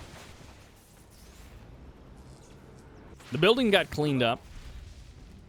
The game glitched out for just a moment there, but I think we are back now. All right, 4th refinery up and running for Dimon. Maybe even a 5th refinery sooner or later. Dimon just cranking out that tier 2 from the Mecha Bay. Going crazy with the tier 2. Ooh. Ooh, hello. We can see the hardwood floors. Oh, it's gone. Is that it there? Did it fall to the ground eventually? So Dutch Army is going to clean out every single building on the map. He won't have really anything else accomplished, but he will have cleaned out every single building on the map. He's going to be going for the cryo harass of this harvester. He brought 4 Vindicators along for the ride. I think he might even be expecting to... Why? He just drops all of the rest of his bombs on that refinery. And it looks like Dimon is going to jump on the airfield and then maybe just transform all of his strikers. Yep, he breaks down 1 Apollo, and there's the transform of the Tengus. And goodbye airfield, goodbye Vindicators as they try and land. 2 of them get eliminated, but the cryo shot is going to be coming in here. Dutch Army, once again, the dying body of his Vindicators not actually helping him out in any way, shape, or form. They literally just, one of them crashed into the airfield and just did more damage to his own buildings. And Dutch Army is still in this game. He is, as we say, fighting the good fight. At this point, he might be fighting the bad fight. It's hard to tell anymore. And the honorable discharge, just so beneficial. Everything just working against Dutch Army in every possible way. And there's the point defense drones just to give even more armor to these Tengus, which really have no natural opponents in this match. I guess the multi-gunner IFV, the multi-gunner turret, excuse me, is the only thing that could kill off the Tengus. I mean, there's a Javelin Trooper and a couple of Peacekeepers, but come on. There are more than enough power plants now that everything has been cleaned up. Dutch Army is kind of drawing this one out a little bit longer than it needs to be. And by a little bit longer, we do mean much longer than it needs to be. Another refinery going to be getting cleaned up. He's making Dimon work for this victory, and Dimon may actually just kind of sacrifice some of these units to get the guaranteed kill on that power plant. Another power plant getting deployed, more units going down, and Dimon is just being reckless at this point, but he doesn't even care. He's happy to take a little bit of extra damage, loses 2 more Tengus, 3 more Tengus, excuse me, not even just 2, but 3, and he does manage to escape with the rest of his forces, but of course, he's got 4 refineries up and running. He doesn't have the oil derricks anymore, but he soon will have a 5th refinery. And Dutch Army has no production facilities, no refineries. He does have a power plant, though, so that's nice. And that will do it. The MCV is now under threat. Actually, he's got enough power plants to keep all of the multi-gunner turrets operational while his MCV packs up and runs away. And the Tengus probably have enough numbers to just jump on some of these multi-gunner turrets. And Dimon is even going to cycle away the Tengus that are closest to the multi-gunner turret and keep them out of range and just leave the one fully heroic Mecha Tengu to be killing off this power plant slowly but surely. That refinery hasn't even deployed. That's how much Dimon is not optimizing in this game. You hate to call a game early, but man, is it going to be hard for Dutch Army to come back from this position. I mean, I guess he is indeed the Dutch Army, and he's got that going for him, but not a whole lot else is going for him in this case. Low power, but don't worry, another power plant coming up in just the nick of time as another multi-gunner turret comes online. And the nice thing for Dutch Army is the more multi-gunner turrets that Dimon kills, the less power plants you actually need to keep the rest of them alive. There's the sell-off as Dutch Army cryos his own power plant. And the MCV is about to go down. Dutch Army has been defeated. Give a cheer for Dutch Army. Goes out in round number 1 of the Turbo Tournament number 3. Wow, Dutch Army. Wow, Dutch Army. Oh, man, this poor guy. Oh, Dutch Army. I feel for you. Anyways, Dimon heads into the semifinals of Turbo Tournament number 3. Let's jump into the other round of 8 match. So welcome back to Fire Island for our other quarterfinals match. And what happens when you have like 6 players show up to a tournament is that 2 players get buys into the quarterfinals, and then 4 players have to play out. Or, excuse me, 2 players get buys, free wins, into the semifinals, and 4 players have to play out matches as if there were quarterfinals. And that's how we get into our semifinals top 4. So, in the north, as the Yellow Empire, this is DarkNAGE. He is back in action. Maybe we'll get to see LightNAGE. Maybe they got a free win into the semifinals. We shall see. And in the south, I didn't even realize this guy was in this event. I'm so excited. It's the Cyan Allies, Vindies. Now, which Vindies will we get to see? Full power, awesome micro Vindies, or rusty, dusty Vindies? You never know. And if it's rusty, dusty Vindies, then DarkNAGE is probably still the underdog in this situation. Vindies is probably still the favored player. But if he's rusty, dusty Vindies, then it may indeed be a close fight nonetheless. So let's see. Ooh, we went straight into the naval yard, but it's a sell-off naval yard. It may have been after 1 refinery, I'm not sure, but 2 refineries are up and there is no naval yard at this point. So Vindies is doing the classic Vindies thing. He's like, I got riptides, I got some infantry, let's see how much damage I can cause with them. The answer to that question is usually a lot of damage, but not always. Sometimes Vindies gets caught trying to be a little bit too fancy with his footwork, and he doesn't quite get the value that he's needed. I love this from DarkNAGE. He's kind of repositioned himself. He's left himself exposed in the main base, but he's repositioned himself around this section of the map. I assume he's looking to take a 3rd refinery either here or here, and with this defender core, re-anchor himself into kind of the middle of the map. Now, we've talked about sometimes when you're up against a player, when you're the underdog, what do you do? Some people's philosophy is play your best straight-up game. Other people's philosophy is, no, don't play your straight-up game. You're just going to lose. Throw something weird at the wall. And honestly, I'm a big fan of when players try to throw something weird at the wall. Just see what sticks, especially in a situation like this. It's a turbo tournament. You've already played in 1 turbo tournament. You're in another. There's a 4th one after this. Try something weird and wacky, which is why I kind of like this potential new anchoring position that DarkNAGE has going on. We'll see if it's actually that, because Vindies, excuse me, has not done any actual harassment with those riptides. He's used them entirely just to reposition his MCV, and all of that stuff that I was potentially talking about has not come to pass. So in this case, DarkNAGE is just relying on his straight-up game playing ability, and not only that, but he's the one who's being a little bit aggressive in his posturing. He's got himself 6 Tengus and a handful of Imperial Warriors, and he's looking to step out onto the map and do something with them. And this is not something I would recommend the average player do, especially not against a guy like Vindies, although he does manage to grab a Peacekeeper and a Javelin Trooper there, trades out for a Tengu and maybe a couple of Imperial Warriors, but the MCV is going to be brought into Bear as a battering ram against these Tengu forces, and it looks like DarkNAGE is going to try and close the distance now, but really just run away from that MCV, losing more and more Tengus as the game goes on. And actually, this position of the Harvester is somehow perfect because these Tengus can't attack it, apparently. I'm not sure what this is. This is extremely bizarre. It looks like at least one or two of these Tengus should be able to attack this Prospector at one time, but they apparently can't. And that really sucks for DarkNAGE because now he's just losing Tengus, getting essentially no value for them, and it's not even really his fault. This is kind of crazy that this Tengu is just locked off there. And that is a Tengu, it's not a sudden transport, but that, okay, so that, yeah, that, I mean, it was an attack, but it did not at all go DarkNAGE's way.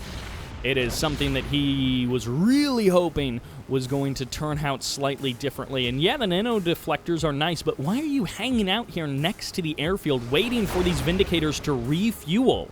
Like, you can't attack them. You might as well turn tail and run. You might as well try and join up with your other Tsunami Tank brethren. But again, if you're just going to activate your nano deflectors, this is kind of a losing battle here. He might be able to get one of these Vindicators. Okay, so yeah, he's going to be able to get a Vindicator. But actually, with the Cryocopter here, that's kind of the end of the road, Jack. The Imperial Warrior might be able to keep up the pressure. The airfield is down on HP, so it's pretty low overall. The dog is blocking this refinery out here, and DarkNAGE sells his MCV. He has not been able to get up a third refinery, so he is not at all anchoring his base to the middle of the map or anything like that. He is just going to die. And he does have strikers in on the move towards the middle of the map, so he may be able to chase away this Cryocopter. But again, he may actually not be able to chase away the Cryocopter. I feel like the Cryocopter should run. Yeah, I don't think that was a good situation. Doesn't get the kill on that striker. That transforms into a chopper at just the right moment. Nicely handled there by DarkNAGE. And then the Apollos show up to chase it down, and they will secure the kill, and they need to get out of there.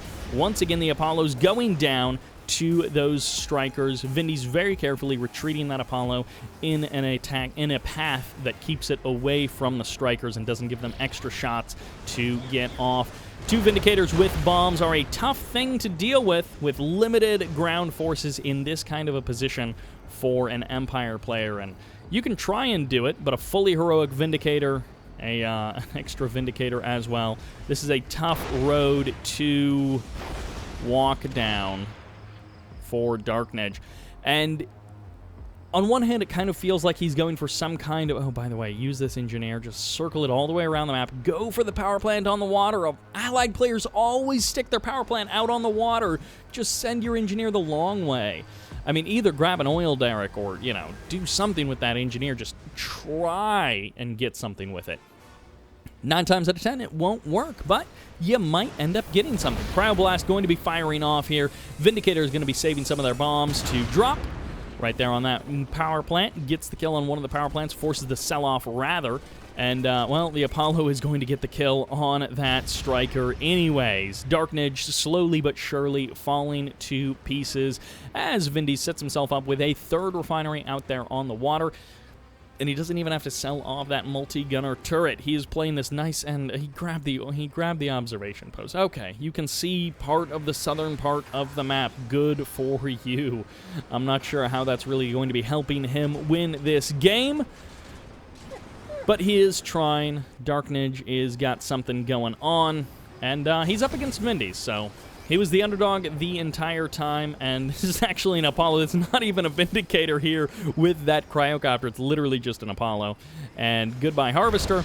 Vindies did not even properly bomb split there. He used 2 bombs instead of 1, but it doesn't even really matter. I guess he could have dropped the other bombs on this refinery. And no, it just gets sold off. So DarkNAGE is closing himself further and further into a corner. He's making more and more desperate plays. And now we've got a seaport, we've got Tier 2, so this could actually be an assault destroyer coming out of that naval yard, and I don't know, we'll just see. That's a really far forward multi-gunner turret. Like, that's a bad placement for a multi-gunner turret, but Vindies doesn't need to kill stuff with this, and actually he won't kill anything with it because of the nano deflectors on that Tsunami Tank, but he just needs to buy some time, he needs to buy some space, and now he's got his assault destroyer out, and it does matter, but it almost doesn't even matter at this point. Oh, DarkNAGE, you tried a number of things. You did not give up. You did not give in. You fought the good fight. But ultimately, you do not have a good plan for victory. You may have a plan for victory, but that plan amounts to build some stuff and hope it works. And Vindies, he's not the one needing time here. Yeah, 4th refinery coming up against the 1 refinery of DarkNAGE. Vindies will literally just be able to outproduce DarkNAGE. He can drop a barracks if he wants and just produce a million billion units to try and go for, like, Peacekeepers and Javelin Troopers, kind of an army comp, just to have sheer volume if he wants to. And the Assault Destroyer is going to try and escape. Oh my gosh, that Assault Destroyer is actually... How in the world is an Assault Destroyer escaping? Can you even believe... That's ridiculous. That's absurd. That's unfair. That's literally cheating. And by literally cheating, I mean figuratively cheating. So literally cheating by Vindies. And oh my gosh, like what was happening with that guy against Andrey. Actually, it might have been Dutch Army against... No, I think it was against an allied player. But yeah, just all of those last hits that keep coming in. Vindicator's here to clear out 2 more of those tsunami tanks, and this Assault Destroyer is actually using its gun. It's not just going for the crush, and it's going to be able to clean up 1 of the tsunami tanks and force the other tsunami tanks to just be on the run constantly. Vindies deciding to give away a cryocopter here, kind of a curious move. I'm not sure what the plan was there, but DarkNAGE managing to get a couple of very, very, very small victories here that will not sustain him, that will not keep him in this game, but do give him a little bit of excitement for the next minute or so.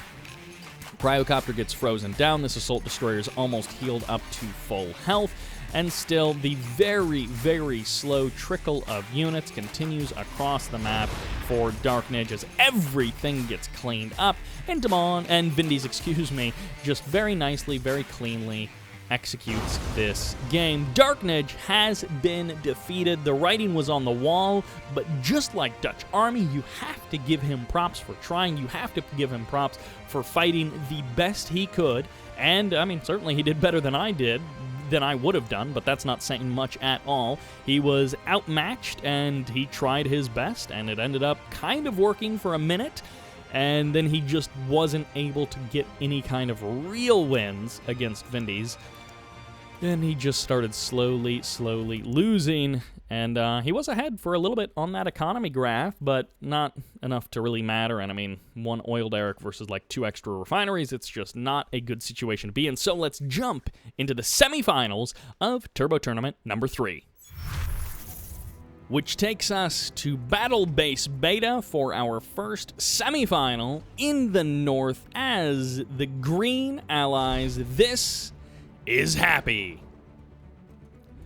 And in the south, also playing Allies as the Yellow, this is Vindies. Alright, we have got ourselves an Allied mirror, but oh, I'm kind of upset that this is a best of 1. It's not a best of 5, it's not a best of 7, it's not a best of 9, it's a best of 1. We've got Happy and Vindies. Happy and Vindies. And no, just 1 game.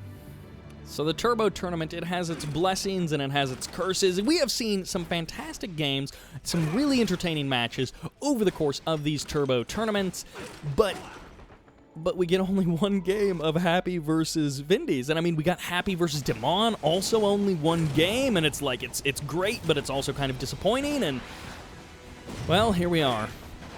They're going to be fighting over the middle of the map. They're both dumping 2 or 2,500 credits into this engagement. Keep in mind, every single Peacekeeper, 200 smackaroos coming out of those double dojos. So it does not take you long, as someone who has seen pros build like this, and then you try and do it yourself when you're a scrub like me, and you're like, oh, I'm out of money. I way overspent on Peacekeepers. So this double dojo, or double boot camp, I guess, double barracks, production of Peacekeepers is something that can go really poorly if you are not careful and if you are not practiced at it. So while it looks like they're just streaming endlessly Peacekeepers into the middle of the map, if you are bad at this, it does not go this way. It turns into you just have no cash.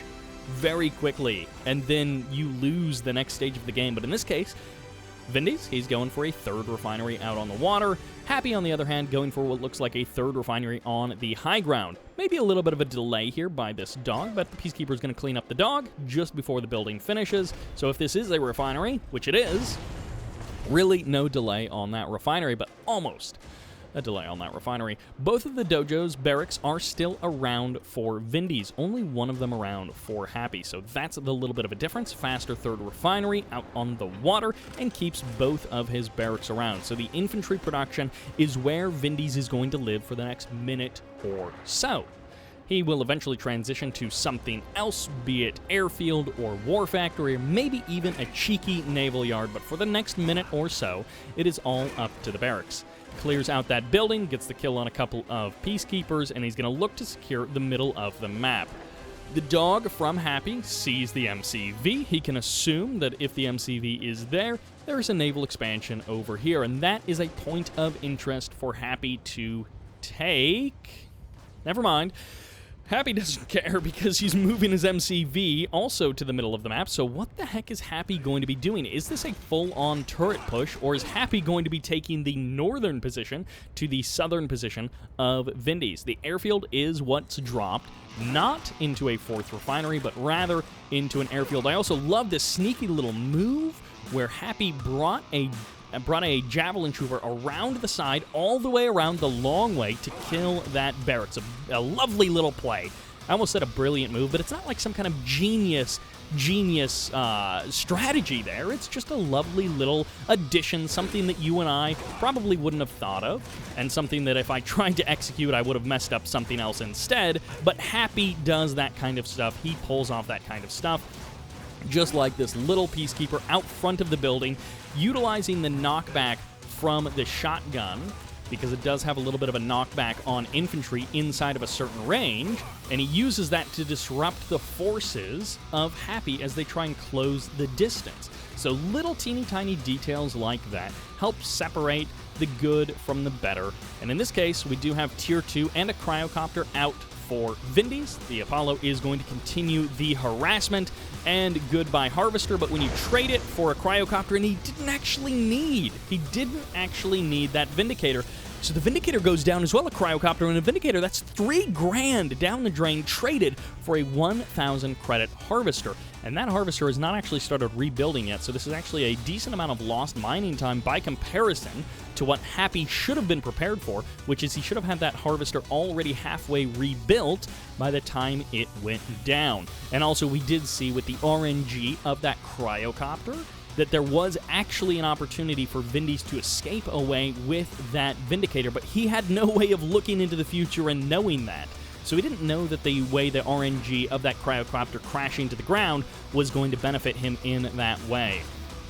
That's usually, when you're relying on the RNG of dying aircraft, that's usually a much more desperate situation that you are trying to overcome. Vindies is going to garrison this building to make sure that he's not overwhelmed in terms of numbers. He's already gotten a little bit of an advantage by killing off individual Peacekeepers of Happy's, and I love this move by Happy. He sneaks by once again to get the kill on the barracks and to get the kill on that remaining Peacekeeper, shutting down the original production, and those production facilities, because there's no build radius, will be dead forever. So he shuts down that production in the original main base of Vindies and cuts off that supply of units coming from the main base of Vindies. Also takes the fourth refinery, also on the high ground. Low ground refineries are for Vindies, high ground refineries are for Happy. I have never seen the map split in this way. I just uploaded, from the time I'm recording this, I just uploaded October versus Zugspitze on Battle Base Beta, which turned so weird. It was an Empire versus Soviet match, and it turned so weird with the way the game developed, and now I feel like I'm seeing another Battle Base Beta game, which is so funky and so unusual with how this is developed in a traditional AVA manner. I don't know what these guys are going to be doing, but Vindies is going to be blasting through a couple of the forces of Happy with his IFVs. He's got a couple of Peacekeepers inside of them, and he's going to try and harass this Harvester. And it looks like Happy is going to try and take a fifth refinery entirely on land. I think he was expecting a naval yard to exist for Vindies, but Vindies never actually got a naval yard. I love this from Happy, these multi-pronged attacks that he's trying to pull off, these multiple uses of Javelin Troopers. And Baby Bert is also here. He's getting ready to go down for a nap, and he's going to be going to sleep while Vindies and Happy's continues to rage on forward. Refinery is going to be defended by that Harvester, and this other Refinery gets sniped. The Javelin Trooper successfully able to pull off that kill, and Vindies not able to stop it. Again, the denial of the barracks from earlier on opened up this opportunity for Happy to pull off this kind of a move. Vindies also successfully executes his own harassment opportunity, which means that these extra refineries that these guys have been building have actually become the lifeblood and not just extra income. They are literally the entirety of Happy's economy is on his quote-unquote expansion refineries. Not even his main base, which is a hilarious way that this game has developed. Ooh. Do you stick with the command? Do you stick with the build radius? Or do you save the refinery and he sticks with the build radius? The Peacekeeper needs to get on out of there, and he needs to go for the kill of that Javelin Trooper immediately. But the Athena Cannon is here for Vindies. He has teched all the way up to Tier 3. He has got himself a little pocket of the map. With this water expansion, he's safe for the current minute. I say that as two Dolphins rush across the map to go and end that water expansion. But the artillery advantage belongs to Vindies.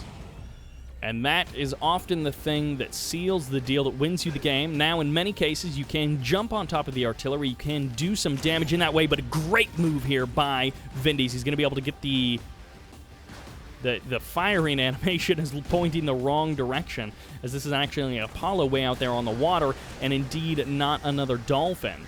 And unfortunately for Vindies, he will not be able to deploy that command hub in time. He will not be able to preserve that refinery. He will end up losing it. And, oh, Vindies, the mistake. 3 Peacekeepers dying on the field there when he should have been able to clean out that building with those Peacekeepers. He does indeed have bigger fish to fry with his Athena cannons tearing through some of the infrastructure and the neutral buildings held by Happy. Refineries going down, Harvesters going down, and these Athena cannons getting themselves veteran status, getting themselves upgrades because of their kills. And also this Mirage tank getting himself some kills as well, which is just a little bit way to rank up some veterancy and then hopefully become a better Mirage tank as the game goes on. The Athena Cannon fires off, misses both of those Riptides, but this other Athena Cannon is going to burn down these refineries, the power plant as well. And I guess this Vindicator is going to take a shot, but a cryo something is maybe going to fire off instead. Man, the range on that Athena Cannon when it's fully heroic is just insane. And of course, one Vindicator is not quite enough to kill off that Athena Cannon. Going to have to activate Aegis Shield. No, it does not. It doesn't burn down the oil derrick either. So Happy has found his one solution to try and deal with the Athena cannons at the current moment is just use a couple of Vindicators. He gets himself another refinery, another Harvester up and running for Vindies. He goes for the crush of those Peacekeepers as well, and an IFV as well as a couple of Javelin Troopers. A couple of Peacekeepers are going to try and break this building, and the Athena Cannon needs to go ahead and target down that infantry to stop the hemorrhaging, to make sure that the Athena Cannon is safe. But no, it doesn't matter. The Vindicators clean up the Athena Cannon, and Cryocopter shows up for Happy to finish off the infantry. And the Athena Cannon did not burn down the refinery or the power plant, and these Peacekeepers inside of that building for Happy are actually going to be doing some damage to Vindies. Vindies, who's managed to hold on to 2 refineries in this situation, but is soon going to be down to just 1 refinery if those Peacekeepers are allowed to keep doing their damage. Happy may have actually found himself a little corner of the map, which is difficult for Vindies to assault, and Vindies has lost his Athena Cannon advantage. He's lost a lot of his ground army, and now with the Vindicators cleaning up everything else, it's actually going to be hard for Vindies to pull anything else out of this game. He can still do it, but it's going to be hard for him to pull anything else out of this game, and it's just... yikes, he actually He actually doesn't have a lot. He's got a Mirage tank shrunken down, and that Apollo killing off the Cryocopter actually did buy him some space, and now he's going to be able to at least clean up this refinery, although not if he sits in range of this Javelin Trooper. I mean, it's hard to hit a Mirage tank when it's shrunk down, but oh, just barely he pulls it away in time. That was almost a bad situation for Vindies, but he does finally manage to clean up that refinery. Moments too late, the Vindicators do indeed show up. The Apollo is going to be able to chase down that Cryocopter. Goodbye, Cryocopter. Double vet status to that Apollo, and the refinery goes down. This game, in some ways, is so incredibly sloppy, is so incredibly difficult, but these two guys are just scraping together this match. Every single moment is being stretched out, and this best-of-one format is actually yielding some really awesome games. And I don't know, I feel like our average AVA on battle-based beta doesn't look like this, but this match has been so much fun. This has been so wonky, so unusual, and now we're getting into a place where both players are going to have high tech. They're going to have tier 3. The Naval Yard is probably going to start pumping out. Wait, actually, no, the Naval Yard is gone, so I guess he's going to rebuild the Naval Yard and get tier 3, and then go for aircraft carriers. Which, again, when was the last time we saw aircraft carriers on Battle Base Beta? 3 Vindicators going to be coming in for a bombing run, and it's Apollo versus Apollo. So where do they go? They're actually going to try and spend their cash, spend their bombs on killing that Apollo, and they decide to just do damage to a barracks instead. I thought they were going to go for, like, power plants or something to get guaranteed kills, but they tried to kill the Apollo. They tried to maintain some kind of air dominance, and no, it's into a chronosphere! Happy, what are you doing? By the way, Happy has maintained control of his oil derrick. That Athena cannon tried to burn it down earlier, and oh, the critical move. These little sneaky plays that Happy has. Look at that. The Mirage tank did not kill off the Harvester because, of course, the Vindicators killed the Mirage tank too quickly, and so as a result, Happy maintains a little bit of build radius, and that gives him a Javelin Trooper, which is about to be eaten by a dog, to try and harass this refinery. And yeah, that dog cleaned up that... Oh, no, Happy! No, he Dutch Armied it! He got Dutch Armied! Oh, Happy! Oh, man, and now these Javelin Troopers are going to have to deal with these dogs that are just coming at them from only a couple of angles, but ultimately clean up all of the Javelin Troopers very nicely there, and Happy is slowly but surely going to be expanding back onto land. He even uses the command hub to get himself back into his main base, and somehow Vindies... He's actually going to be at 4 refineries, and Happy is going to be at 4 refineries, but they are spread out very differently on the map. And I can't believe he's got this refinery over here. I mean, he was able to maintain that build radius, so Vindies may actually be able to drop his own barracks over here and start harassing this location. Although, why is there a Proton Collider here? He just built a Proton Collider right outside of his opponent's base, and the Apollo is going to be able to run away from home just barely fast enough as the IFV of Vindies gets the kill on the Apollo of Happy. The refinery does go down. I'm not actually sure what got the kill there. Possibly the Vindicators just making a regular old bombing run against that refinery. And holy cow, how has this game developed into this place? I don't actually know. Happy kills off another Peacekeeper. That's a fully heroic Vindicator there. There's 30 seconds left on the clock for the Chronosphere, and unfortunately those Dolphins are going to get an easy kill on that Harvester, so no expansion for Vindies. He's not going to be able to take that water expansion that easily, and in just 20 seconds, we will have a lovely little Chronosphere, and Tanya actually shows up. Tanya here to get the kill on the Proton Collider. She does it! That huge cash investment of the Proton Collider was worth nothing. And now the airfield goes down. Tanya gets the kill kind of on that refinery, forces it to be sold off, and the Chronosphere kills Tanya instantly. No time belt activation required, and goodbye, Tanya. Great move there by Vindies. What an epic game this is turning into. What an incredible series of tournaments the For the Win 77 series is. I cannot believe the games that we are getting out of these 4 turbo tournaments, and just how, even though this is not a format that I would traditionally always want to see, the games have just been so worth it. Vindies scooting around here with his Apollos, trying to find some kind of an angle, trying to find a couple of Vindicators to tussle with so that he can attack this guy. But 2.5 minutes, or a little bit less, on the clock for the Chronosphere, and the command hub is still here. So Happy does maintain that build radius. He now is going to be taking a third refinery, once again on the ground, back in his original main base. He gets a couple of shots on this Vindicator. He might be able to clip it as it goes to land. It takes the far spot, but it doesn't matter.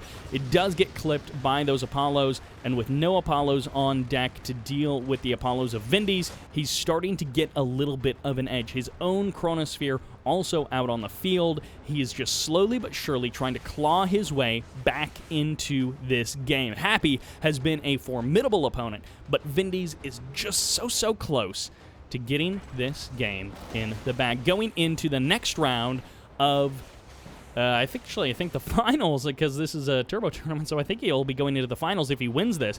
But Happy is not down and out yet. He's trying to come up with some kind of a plan. If he could get a couple of hydrofoils, he would be able to push away those airfield, those Apollos, but then he would potentially be able to get out an aircraft carrier, which would actually allow him to strike the ground forces of Vindies. Once again, cryo-shotting down the refineries of his opponents, while Vindies has to do it the long, slow, boring way of just traditionally killing a refinery, or trying to kill a refinery, as the Hydrofoil pushes away those Apollos, and the Vindicators save that refinery, and this Harvester can actually get back to work. It doesn't need to deploy into a command hub. The Dolphins do get cleaned up, and so eventually Vindies will be able to take that water expansion back and maintain control out on that little section of the water, although I don't know how much he'll be able to maintain that control. Happy's not giving up, so Happy is going to try and find an angle that works for him to be able to clean up this refinery, and he's actually going to get it with 2 Javelin Troopers at once, so there's no way that one Harvester or one wall block will be able to save it. Goodbye refinery, and even Happy is going to take this building. He's going to take 2 separate civilian structures, and he'll be able to kill off this prospector from inside of one of them. Oh, no! Are you kidding me? No! That prospector gets a promotion. The Chronosphere is ready to go, and Happy is actually going to be harassing the airfield of Vindies with that Javelin Trooper, and the Proton Collider is getting targeted down from the high ground. Vindies, can he actually save this? Where's the build radius on a couple of walls? Where's anything at all? He's going to shoot him from the low ground as he's going to try and end. Okay, there's the body block of the barracks, and there's the kill with that Peacekeeper. Very nicely done. The airfield gets eliminated, and Happy is actually pushing Vindies off of this corner of the map. The command hub gets eliminated. The Peacekeeper goes down. Happy is clawing back every inch of the map that he possibly can, and he is actually going to be shoving Vindies possibly down into the water and holding his head there until he just stops moving, and Vindies is looking dire. He's got his Proton Collider. He's got 17 seconds left on his Chronosphere, but I think this aircraft carrier is about to get deleted from the map by getting teleported on to the land. And this is Vindies. You know, Vindies doesn't have a lot of options here, but this aircraft carrier can just get removed via the Chronosphere. Vindies' Chronosphere is also ready, so he may have to use that to try and save this airfield if he wants to go for that. The dog is going to go for the bark. No, the Peacekeeper gets it, and oh, the airfield goes down. Oh, so close. So many things almost happening, but then not happening as Vindies uses his Chronosphere on something. I'm not sure what, and his Proton Collider survives for another minute, but not by much. The Javelin Trooper is going for the kill on the barracks, and the Javelin Trooper barely might be able to escape the multi-gunner turret. No, it is not able to escape the multi-gunner turret. This Harvester still never got back to work. That really sucks for Happy. He should have an extra refinery working for him, but he does not. The Hydrofoil gets the kill on a Cryocopter, I think that was, and, well, I don't see me. Okay, there's the aircraft carrier. Yep, there was the Chronosphere utilized to kill off that aircraft carrier. Refinery and a power plant getting targeted down once again. Happy is able to utilize just a few units, 1 or 2, maybe even 3, to get some big damage done, and it's just slowly choking Vindies out. And Vindies was looking really strong about 2 minutes, maybe 3 or 4 minutes ago now, and Happy has just brought himself back into this game.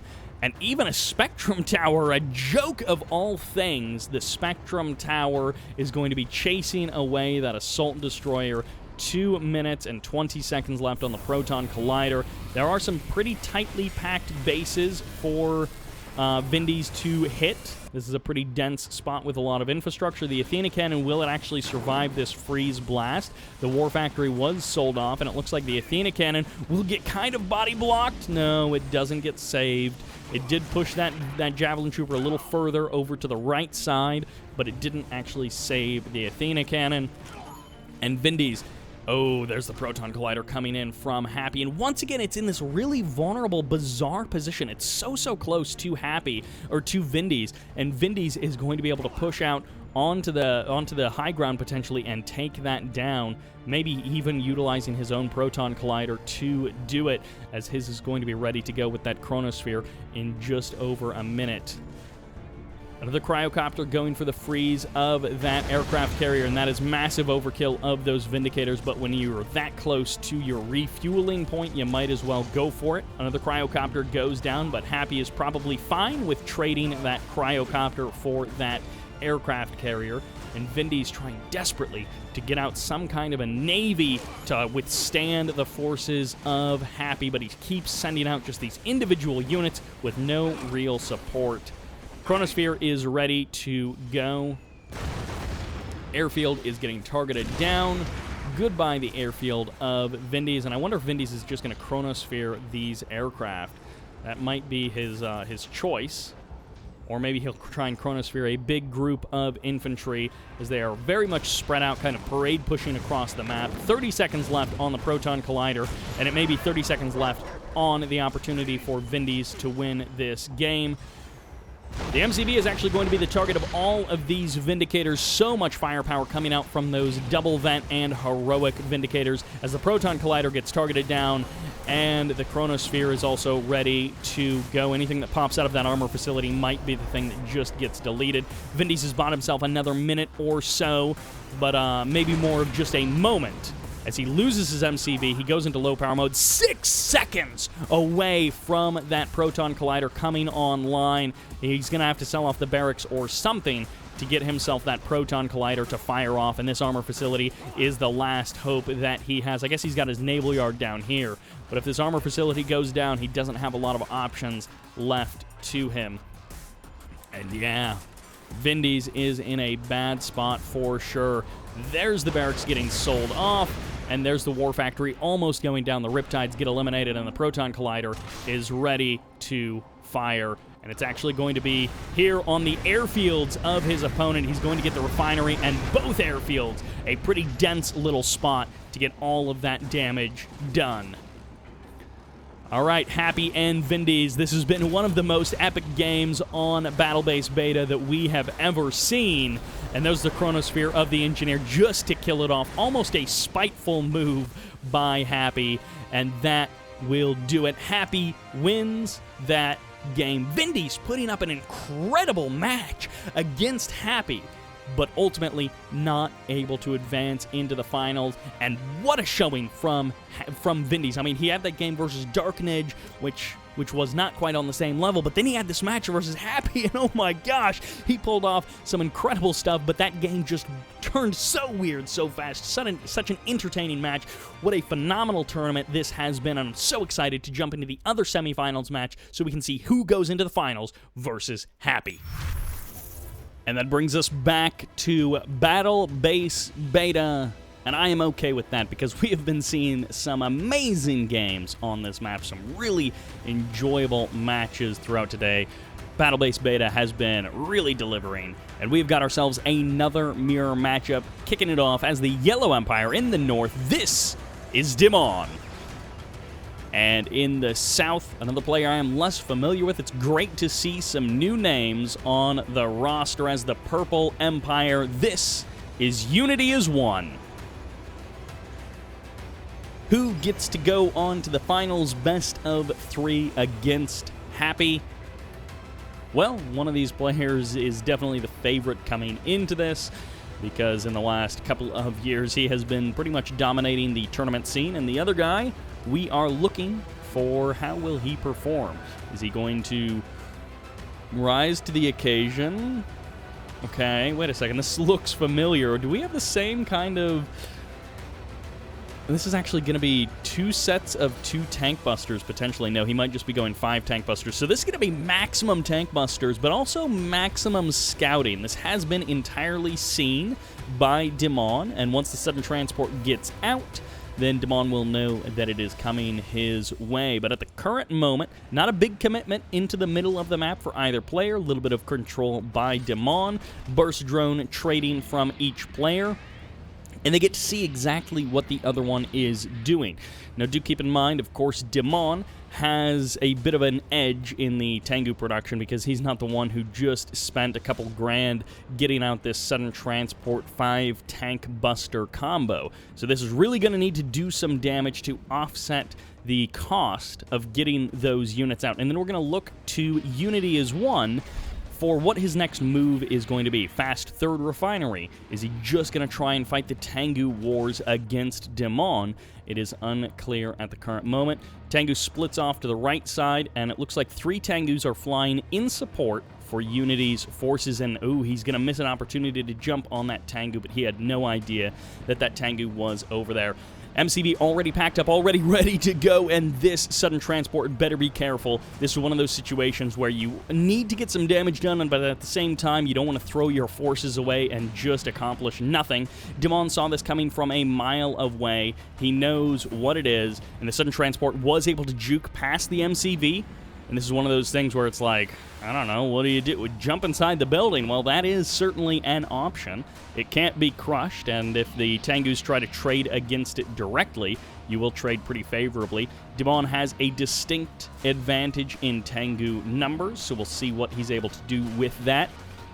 Harvester getting harassed over here. I don't actually even see the Harvester, which might mean that it died, which would be very unfortunate if the Harvester already went down. 1 Tengu gets eliminated, and it looks like these tank busters are going to be going for the kill of this Harvester. It's going to be able to trade out. No, not at all. It doesn't even get a single tank buster in that engagement. Dimon is just parked over top of Unity's forces. That Harvester not being rebuilt, so it's completely offline. And the MCV and the sudden transport... Oh, no, why would you do that? Why would you try and sneak in between the walls? That's sort of the worst of all the situations. Great unit control, though. Good choices made by our buddy Unity. And no, he gets trapped between guns and an MCV that will crush him. So, okay. All right, so now Dimon has an economic advantage. He has a unit advantage. I guess he did have to rebuild that Harvester, and it's not back online until just now.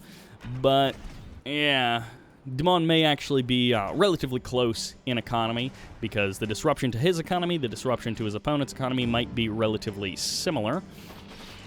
Dimon goes for the transform, and Unity does not go for the transform. So it looks like for now that Tengu will escape. That's a double Tengu transform, and one of them gets caught outside of the forces. But of course, Tengus for Dimon have repairs, and they certainly have the numbers advantage as well. 1 Harvester still may end up going down, but Unity is going to have to trade pretty dearly for it, losing another Tengu, and 2 more are getting close to death. There's the big transform, and Dimon is going to be able to eat up 1 very nicely, and the second may be able to escape. It's flying so far out, it may slowly get caught on the corners by Dimon's Tengu. And there's the edge that Dimon needed. Goodbye, last Tengu. Poor Unity. Unity coming really close to pulling off some moves. Unity getting close to slowing Dimon down and allowing himself a little bit of breathing room. Oh no, I saw the 3 dots and I was like, wait, did he sneak something?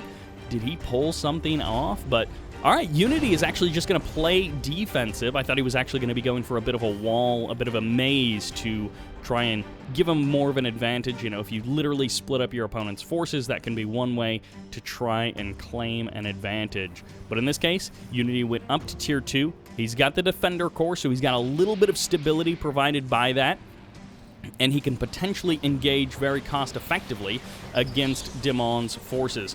Point defense drones come in, and nice transform of that Striker, but he may end up losing it as the Tengus come in. They gang up on that Striker, and Dimon does barely save that Mecha Tengu, transforming onto the low ground, onto the water, and manages to escape. Can you believe that? My gosh, this guy Dimon getting lucky with that perfect unit control of his. And unfortunately for Unity, the MCV cell is the classic choice. That's a sudden transport there, not a tsunami tank.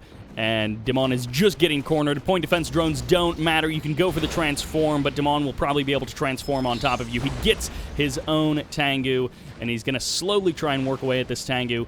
But depending on the angles, Dimon leaves just one Tengu for the chase. Never mind, he turns all of them around. Sometimes units will get caught on each other, and then instead of being able to catch up or get a couple of shots off, you end up, your units all bunch up because you've got so many of them, and your opponent unit just kind of gets a little bit further ahead, and then they're out of range, and that sort of thing. Unity finally clears out the middle of the map. One of his strikers getting caught by these tsunami tanks, nice and easy. And Unity gets a couple of shots off on those Tengus, but this civilian structure being housed with a bunch of tank busters is actually a great move by Unity. Gets a couple of shots off there for free. You got to try and take every advantage you possibly can, and the engineer was actually inside of there as well. In this case, it might actually be a giveaway to have the sudden transport disguised as one of Dimon's tanks. He's going to park it over here on the left side, and actually just sending his tank busters into that building would also be nice. The engineer will get the cap of that oil derrick. Nicely done by Unity. He's actually going to be able to pull off a bit of an attack here. Dimon going to be pulling away two of his tsunami tanks. And unfortunately for Unity, he doesn't have a whole lot of forces left on the ground to keep securing this area. So he may end up just slowly bleeding out to the superior numbers of Dimon. And never mind, Unity is just going to call it right there. GG. Unity, instead of making us watch the slow bleed out of eventuality, just taps out and leaves the game. A good showing from him against Dimon. He held his ground for as long as he could. He tried some stuff that definitely did not work out, but he ended up selling his MCV and trying to go that way, but yikes, in a mirror matchup, a 0.24 kill-to-death ratio versus a 2.40 kill-to-death ratio. That is a scary ratio, and that means Dimon heads into the finals against Happy, and this is one of the finals I was hoping to see in these Turbo tournaments. We got a couple of Andreys. Now we got ourselves a Dimon Happy finals. Vindies is the only one left that we need to see in the finals of the people we've seen so far today. That would be fantastic, but let's jump into the finals of Turbo Tournament number 3, which takes us back to the shores of Fire Island in the northern position as the Purple Allies. This is Happy. And you'll all be loving to see him, but you won't be happy with the faction choice. That's right, as the Yellow Empire, this is Dimon. Well, you can't win everything. Dimon not playing Soviets. Some people will shed a tear. Some people will be totally fine with it. I'm honestly fine with it. Do I prefer when Dimon plays Soviets? Sure. But does he play a fantastic empire as well? Yes, he does. And I'd definitely like to watch Dimon play any day of the week, any faction, even if he plays allies. Still would like to watch him. And in this case, I understand he wants to play Empire versus Allies and not Soviets versus Allies. So we will have to be happy with that. Although we did get ourselves a little SVA in Turbo Tournament number 1, so you've got that much going for you. Imperial Warrior going to get the chop on one Javelin Trooper. He might be able to gun down the other Javelin Trooper. It might end up being saved by something. Now he's going to turn, stand his ground, and that is it. Peacekeepers are not here to try and save him. We're just going to force him to run away. Dimon gets both of the oil derricks, captures this one away from Happy. And no, the Javelin Trooper jumps inside of that Riptide, so Happy does actually manage to save that Jav from that mean old Imperial Warrior.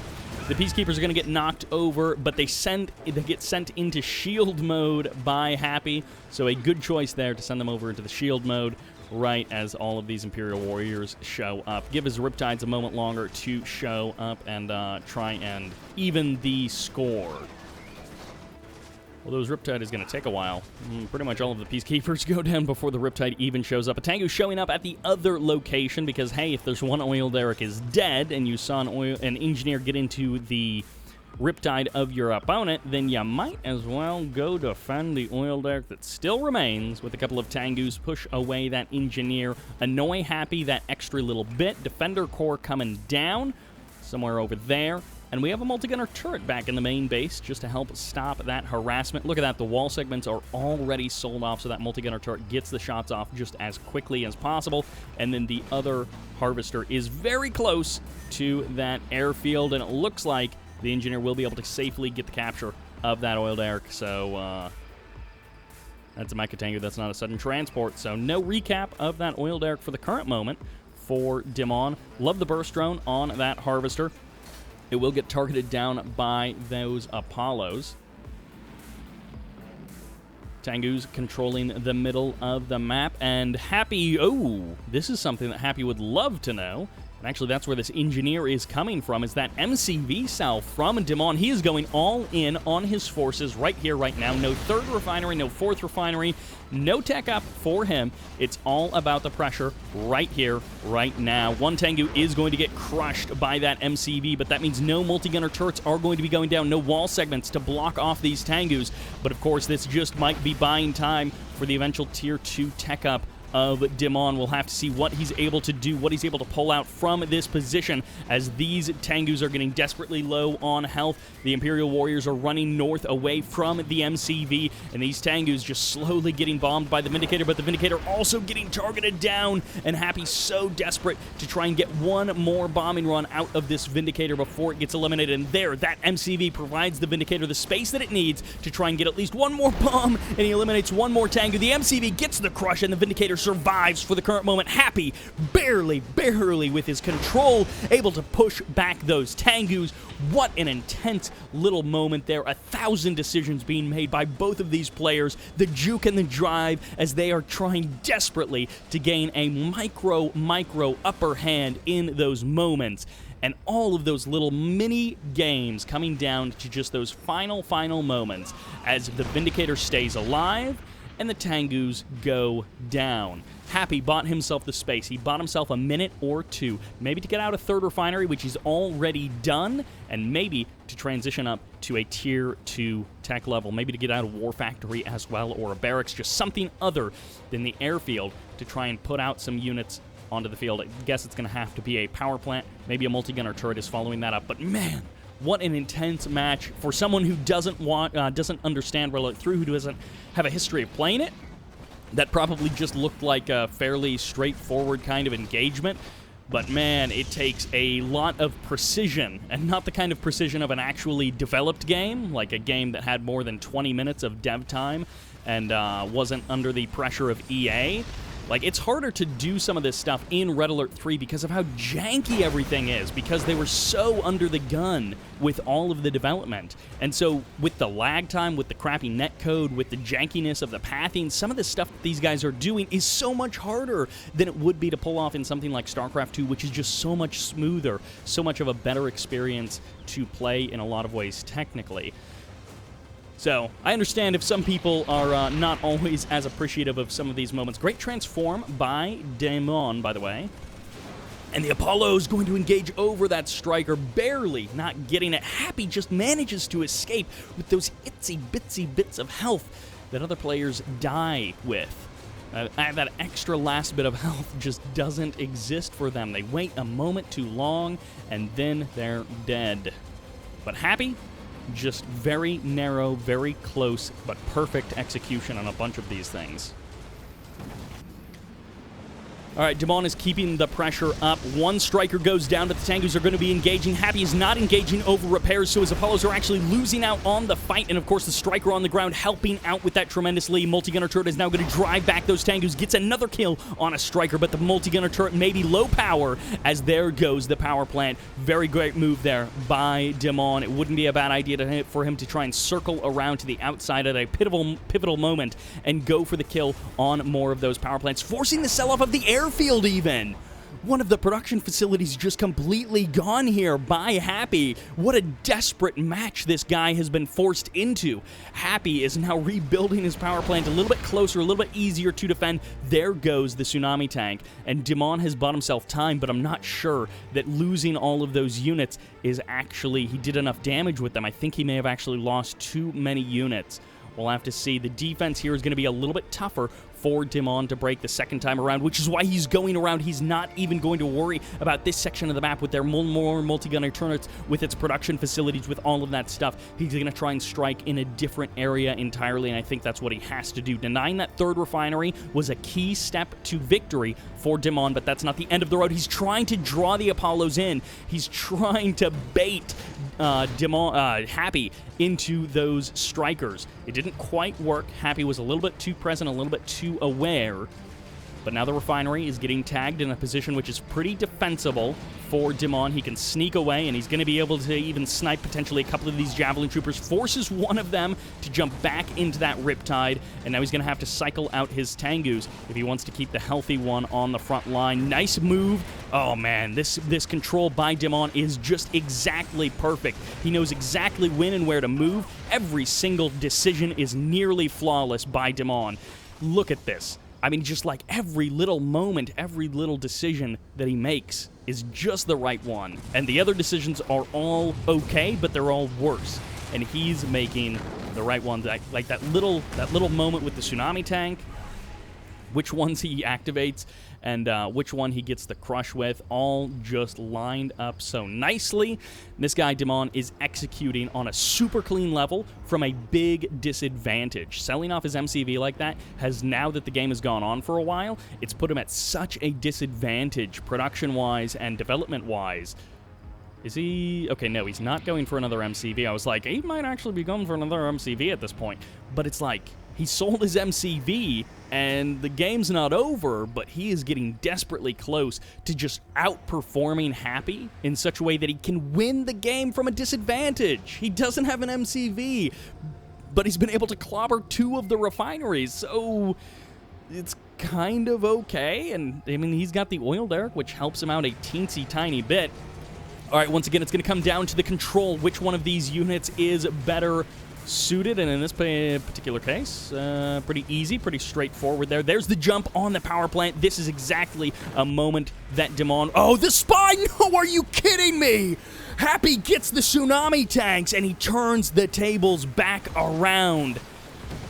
The power plants are going to be going down, but if Happy is on Dimon's side of the map, it almost doesn't even matter. Let's keep an eye on which one of these guys is this spy. It costs Happy to do that when he is this low on eco, but that might have been the only game-winning move left to him other than just drawing this out as long as it possibly could go. His power plants are getting eliminated. Very careful control there by Happy. Draws the attention over there, but is it going to be enough? The repairs provided by this war factory and the unit production are going to be almost perfect. He gets only a Tengu, which is actually a bad price for that Tengu, and then he shuts down the Mecha Bay. That's about as good of a use of a spy as Happy could have asked for, but ultimately, it's not enough in this moment for him to end the game right here, right now. The command hub will remain at the current time, and for now, Happy is just going to suicide past the front line, and he is going to get as much value as he can. No, he miscontrols, and he loses the unit there.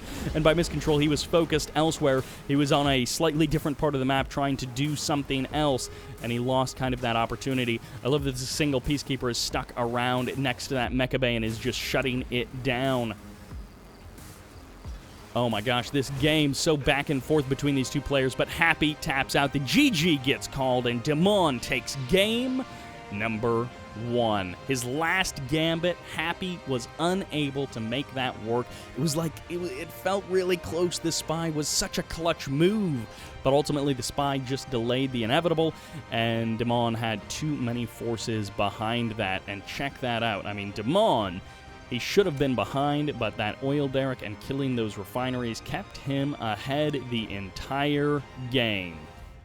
What a match from Dimon and Happy. What a great opening to our finals of Turbo Tournament number 3. Let's see what happens in game number 2.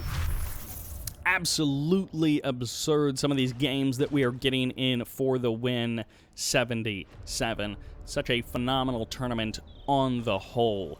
On the left side of Temple Prime, as the Yellow Empire, this is Dimon.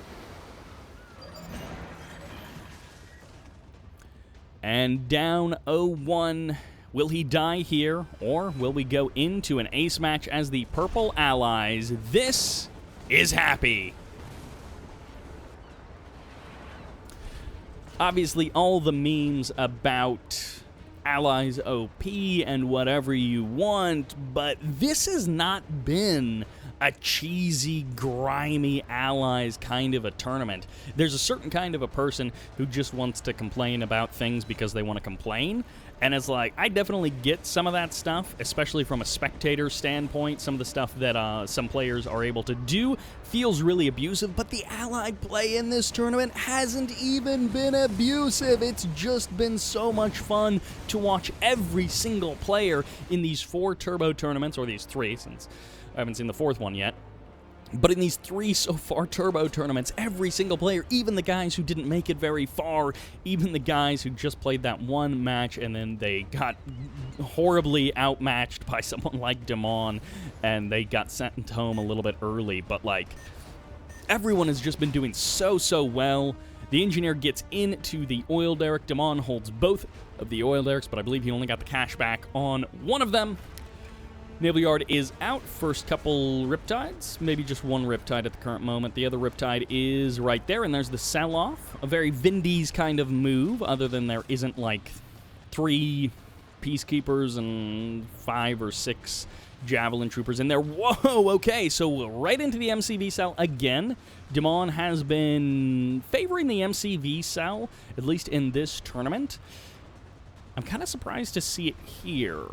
Fire Island I get a little bit, but here, kind of a curious move. So we'll see, how does Happy respond to this?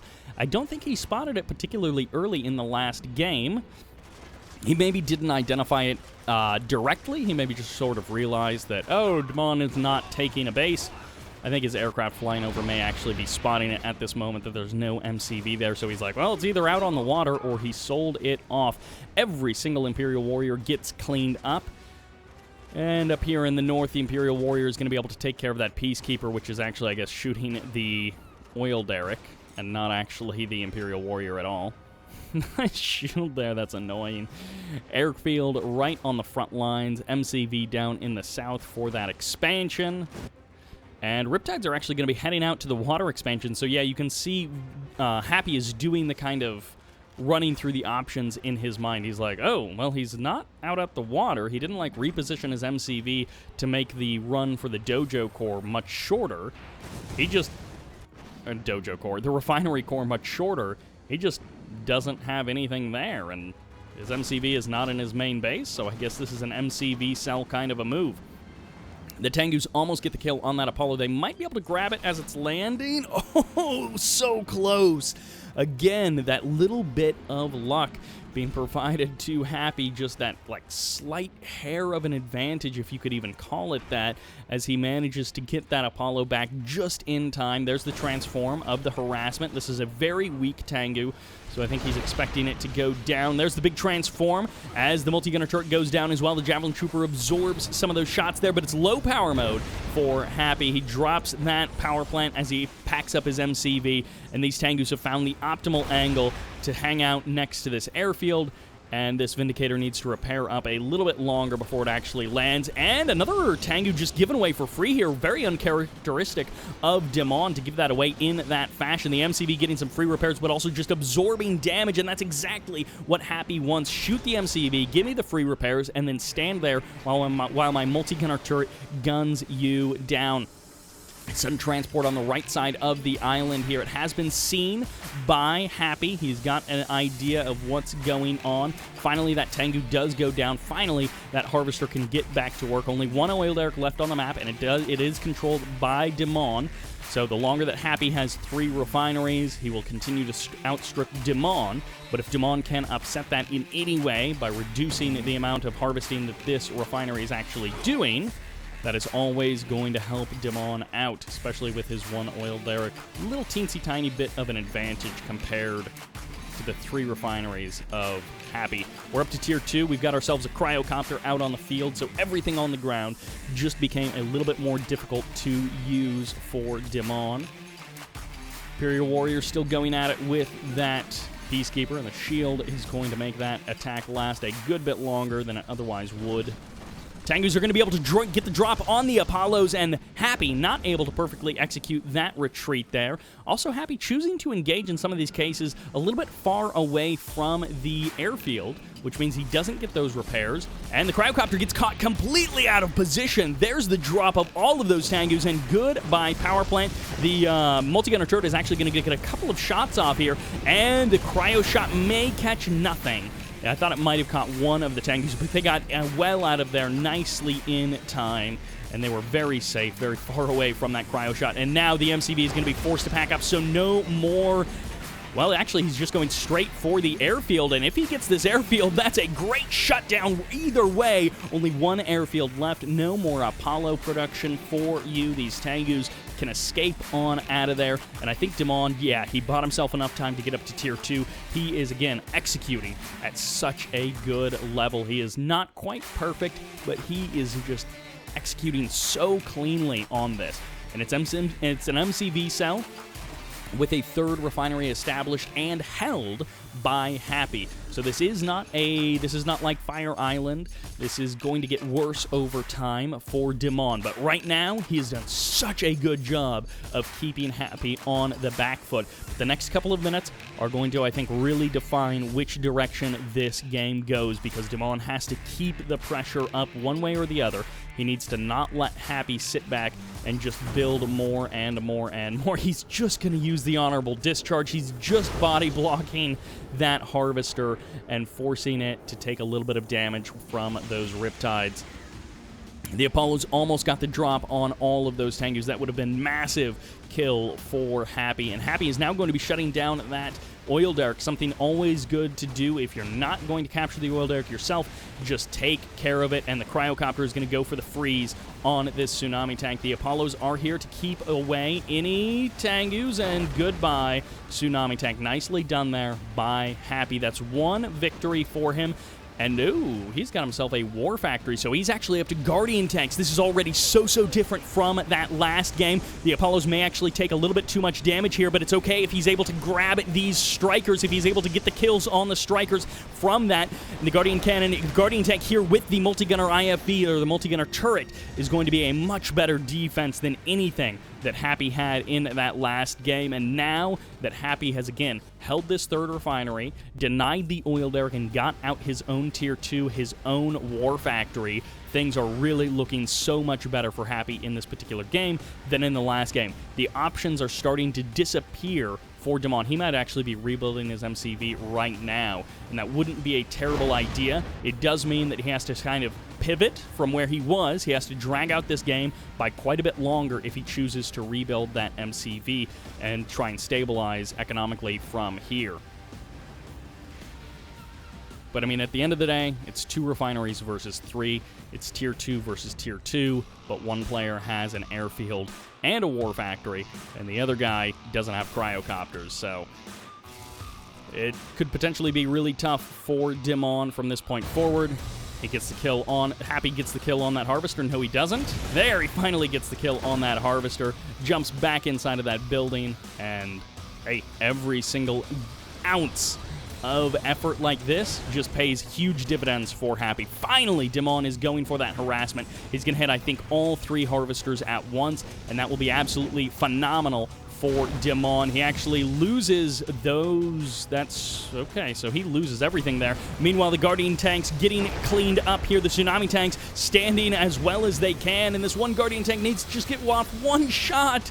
No, he doesn't manage to kill off that Striker. The Cryocopter unable to clean up those Tsunami tanks, and well done there by Dimon. He gets the jump on pretty much the entire ground force of Happy. He cleans up 2 of the 3 refineries, and Dimon is back on top. He's back in control. That's the kind of moves that Dimon needs to keep himself in this game, to keep himself viable when he's at a disadvantage like this. Unlike in the last game where he shut down the 3rd refinery quickly and put himself back into an advantage situation, and then he eventually circled around and shut down the other refinery. He hasn't been quite in that position, but he's starting to get there. Apollo swinging around in the south, looking for an angle, looking for an advantage. Vindicator in the north. Tengu skating around, just going for a scout, trying to see what he can see. He's going to get a couple of shots off on this Chopper VX, or on this Cryocopter, not even a Chopper VX. And that Vindicator goes heroic. Always nice when a Vindicator can go heroic. And the Apollos, they might... No, they're not going to be able to catch the Strikers. It's not meant to be at this point. The Tengu gets cleaned up once again, and the Strikers are here. They're going to be able to do some damage to this power plant, but they're not going to get the kill. There's the transform, which means they're in striking range of the Guardian tanks, and actually the Guardians are going to get 1, maybe 2 for free. No, just 1 for free, and then they start taking damage from these other Strikers as they show up. Vindicator comes in, cleans up one of the Strikers, and it's going to be able to retreat safely. Cryo Shot going to be firing off. It doesn't really force the Tsunamis into any kind of a situation. Dimon may just have to take what he can get at this kind of awkward angle over here. He needs this attack to not drag out because the Vindicator is going to be getting so much damage over time against this army. He can't hold this attack position for too much longer. He's going to call a full retreat, and that... Ooh, this is going to be hard for Dimon to break. In fact, I'm not sure what his answer is going to be. He's, again, Vindies has gotten enough time, Vindies Happy, has gotten enough time to rebuild a decent amount, and now he's not unassailable, but the number of angles that are easy for Dimon to work in are very few. Another Striker is going to be going down. It almost traps that Tsunami tank as well, and the Tsunami tank is now going to be activating the nano deflectors, but it's not enough. And Happy, once again, the efficiency machine of the Cryocopter is making itself known. This is not some kind of cheesy cryo rush. This is just careful use of Cryocopters, and Dimon not able to keep the pressure up, not able to keep that constant harassment style that we saw him use against Andrey, and we saw him be very successful with. He's just not in that place anymore. This MCV cell has not worked out for him like he would have liked. Another Tengu goes down. He can get that Harvester back online. That Harvester has been harassed so little that even losing a couple of them for the Tengus is okay. The Apollos are right on the edge there, and they get 1 of the Strikers. The other Striker forced to transform, and this is 3 or 4 Guardian tanks with a Cryocopter against just a couple of Tsunami tanks, and that extra bit of damage from that Laser Painter is such a huge help. Dimon has to pull out a miracle here. He's got nothing left. This is way too much allied armor, and that is it. The GG gets called. Happy takes game number 2, gives us a 1-1 series, and sends us into another ace match of the Turbo Tournament number 3. And we're back on Industrial Strength. Dimon is here to get some revenge against this guy, the Red Allies in the north. This is Happy. Alright, so no barracks, it looks like. Meanwhile, in the south, as the Yellow Empire, this is Dimon.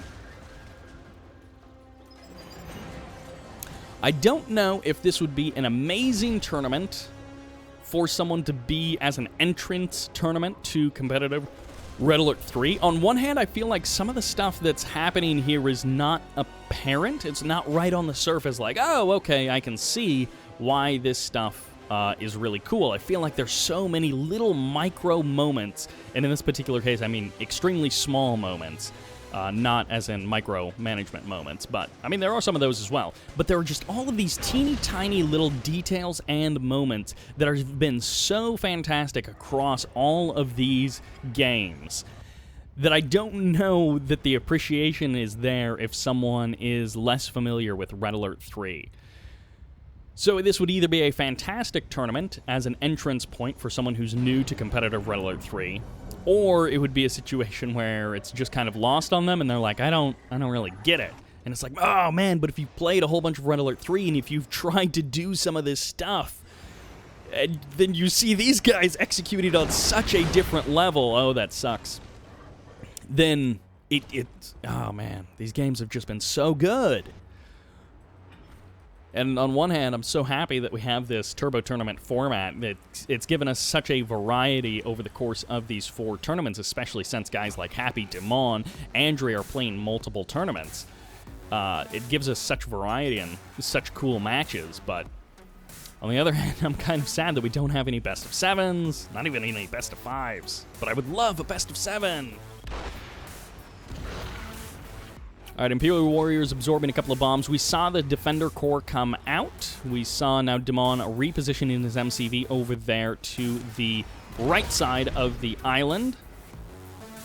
And that Imperial Warrior did go down slightly after the walls got, or it went down slightly before the walls got deployed. Neither player going for the garage. It can be a very focal point of any match on Industrial Strength. We shall see.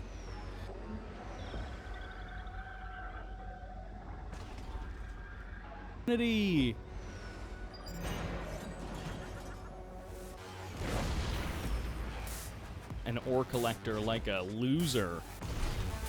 Bombing an ore collector is fine with Vindicators. It's just not great, and it's not dumping Vindicators on a refinery core like he almost had the opportunity to do. This war factory taking a surprising amount of damage, so it's 3 refineries into a war factory after the fast airfield start, super fast airfield start, double oil derricks for Dimon. That's kind of the state of the game where we are. And Dimon from here, does he go tier 2 on his Mecha Bay, or does he instead, he already went tier 2 on his Mecha Bay, or does he instead go for a faster tier, 4th refinery, excuse me, not a faster tier 4, but rather a faster 4th refinery. He may also go an additional dojo core just to get that garage up on the high ground. I love the fact that he has all 3 of those buildings there. That's just annoying. Happy has to deal with it at some point, but that point is not right now. He's not going to deal with those buildings just yet. This Riptide is getting blocked out by these walls, and he's going to wait for his IFV friends to show up. Vindicators are also going to be here for support, so this is something that could go really poorly for Dimon, depending on how this defense ends up turning. I love he's boxing in this Riptide. That's such a phenomenal move here, and the aircraft are kind of getting boxed out by these strikers stomping their way across the map. Dimon is going to try and deal with these Riptides, this Riptide and this Javelin Troopers on the high ground, even activating his nano deflectors to get up there a little bit more quickly. And, well, 1 Harvester down, but these IFVs are just hanging out right there. One Javelin Trooper goes down, almost not getting eliminated there. Really careful by Happy to get maximum damage out of those Javelin Troopers. And I mean, in a 1-to-1 fight, he's going to lose the Riptide. So the fact that he got the confirmed kill on that Tsunami tank is worth it. He did not get the kill on the refinery, which is what he really wanted. But hey, getting the confirmed kill on that Tsunami tank when your opponent only has 1 or 2 Tsunami tanks, I will take that trade. Strikers are now going to be showing up. They're a little bit late to the party, and the IFVs are going to surround this Tsunami tank. Tsunami tank got to be a little bit careful, although I think IFVs are one of those rockets that can miss Tsunami tanks or miss shrunk-down units when they're miniaturized like that. And actually, wow, these vehicles are going to get cleaned up maybe as they pass by these buildings. The Guardian tank even going to be actually kind of fine because the Tsunami tank gets eliminated by the Vindicator, and so that actually turned out pretty okay. I love these 4 strikers on the ground. Wouldn't even be a bad idea. Okay, that's a dojo core. I was going to say, wouldn't even be a bad idea to potentially go back into Tengu's now that he's got a couple of Tsunamis out on the map. Yeah, 2 tsunamis and a couple of strikers out on the map, going back into Tengus, getting out some cheap, versatile units wouldn't be the worst idea. I love so much that he's got these couple of civilian structures, and he's just taking 10%, maybe only 5% off of the health of these armor vehicles as they are heading past those buildings. He just gets that little bit of damage. He also gets the little bit of vision, keeps an eye on everything. Still got those 2 oil derricks still cranking away. And finally, these buildings will be brought down. And again, this is fine for Dimon. Was that a Vindicator that just went down? I think that Vindicator just died. Yeah, this Tengu getting the kill on a Vindicator, also going to be getting a kill on that Harvester as well, chasing it away. And Happy, he's starting to get pulled apart. But again, a lot of these delay tactics are okay for Dimon to pull off. He just needs to buy himself a little bit more time to either build up more units, now that he's got a healthy number of Tengus out on the map. He has kept Happy very calmly on Happy's side of the map, and now this cryocopter was freezing a building for some reason and got caught way out of position. A Guardian tank gets eaten up, and Happy is just slip-slopping all over the map, kind of making these mistakes. And I mean, in some cases, they're not really big mistakes, but make 3 or 4 of them all at once, and suddenly Dimon's got a bit of an advantage that he wouldn't have otherwise had. This Harvester's still off the line. It's over here with the rest of the army. It's pretending that it's got guns. It's pretending that it can help out in that engagement. So, yeah, 3 refineries, 3 Harvesters, but one of them has been offline for, what, a minute? Maybe a solid minute of no economy from a third of your refineries? Little pieces here and there. Dimon's still holding those 2 oil derricks. I mean, these 3 buildings just causing so many problems. He killed a tank buster, but those 3 buildings alone causing so many problems for Happy. Dimon just absolutely masterful.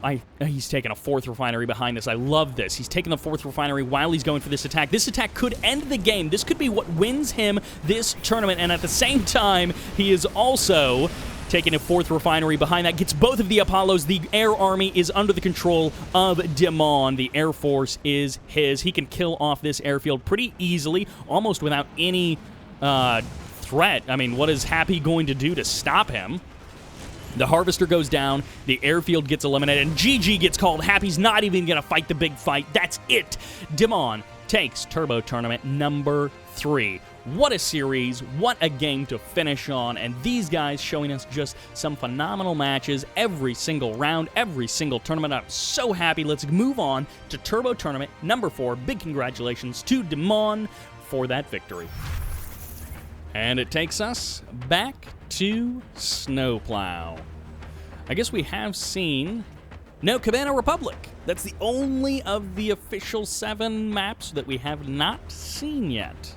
I think we've got everything else. Anyways, in the north, as the Yellow Allies, welcome to Turbo Tournament number 4, by the way, round number 1. This is Vindies.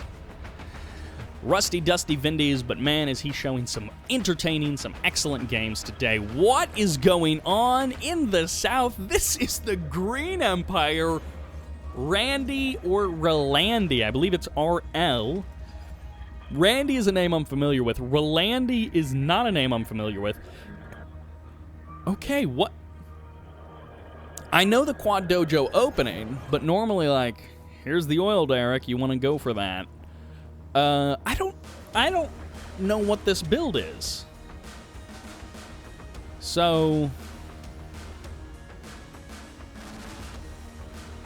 I don't know what the 5 Dojo no oil derrick build is.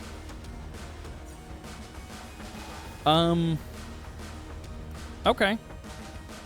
No, I don't... The 5 oil derrick, 5 Dojo, no oil derrick, 1 refinery build.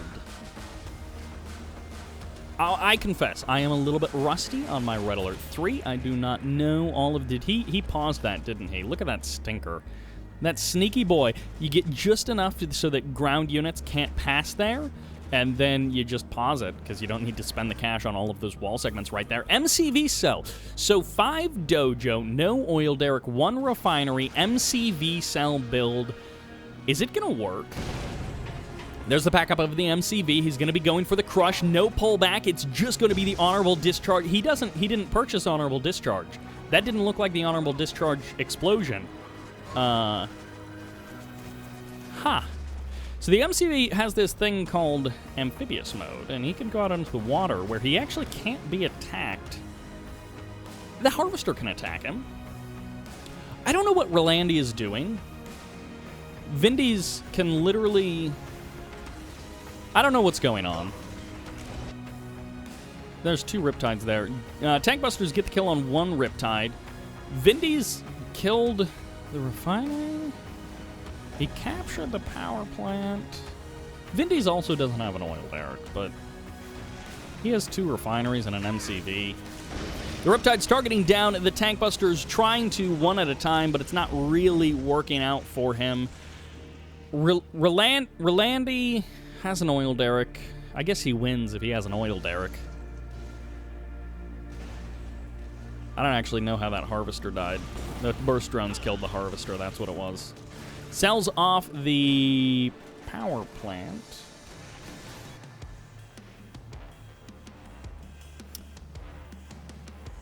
Vindies? I mean... What is the end game here? Welcome to Turbo Tournament number 4. This is round 1. I believe this is another 6-man tournament. I believe this is a 3-rounder. Rlandi, I don't know what this is. This is such a funny game. Like, Rlandi literally can't win without Vindies shooting himself in the foot. Vindies can just camp out here. He can build a refinery, but there's not anything that Rlandi literally. Oh, he could build engineers. Rlandi could literally build engineers to win the game, and that's it. Vindies can sell off the refinery. He already has enough cash for this other refinery over here. I don't know what's going on. I guess Vindies could pull up a command hub, like post a command hub just over here, and then he would still have build radius on both sides of the island. Rlandi is actually going to kill everything in Vindies' original main base.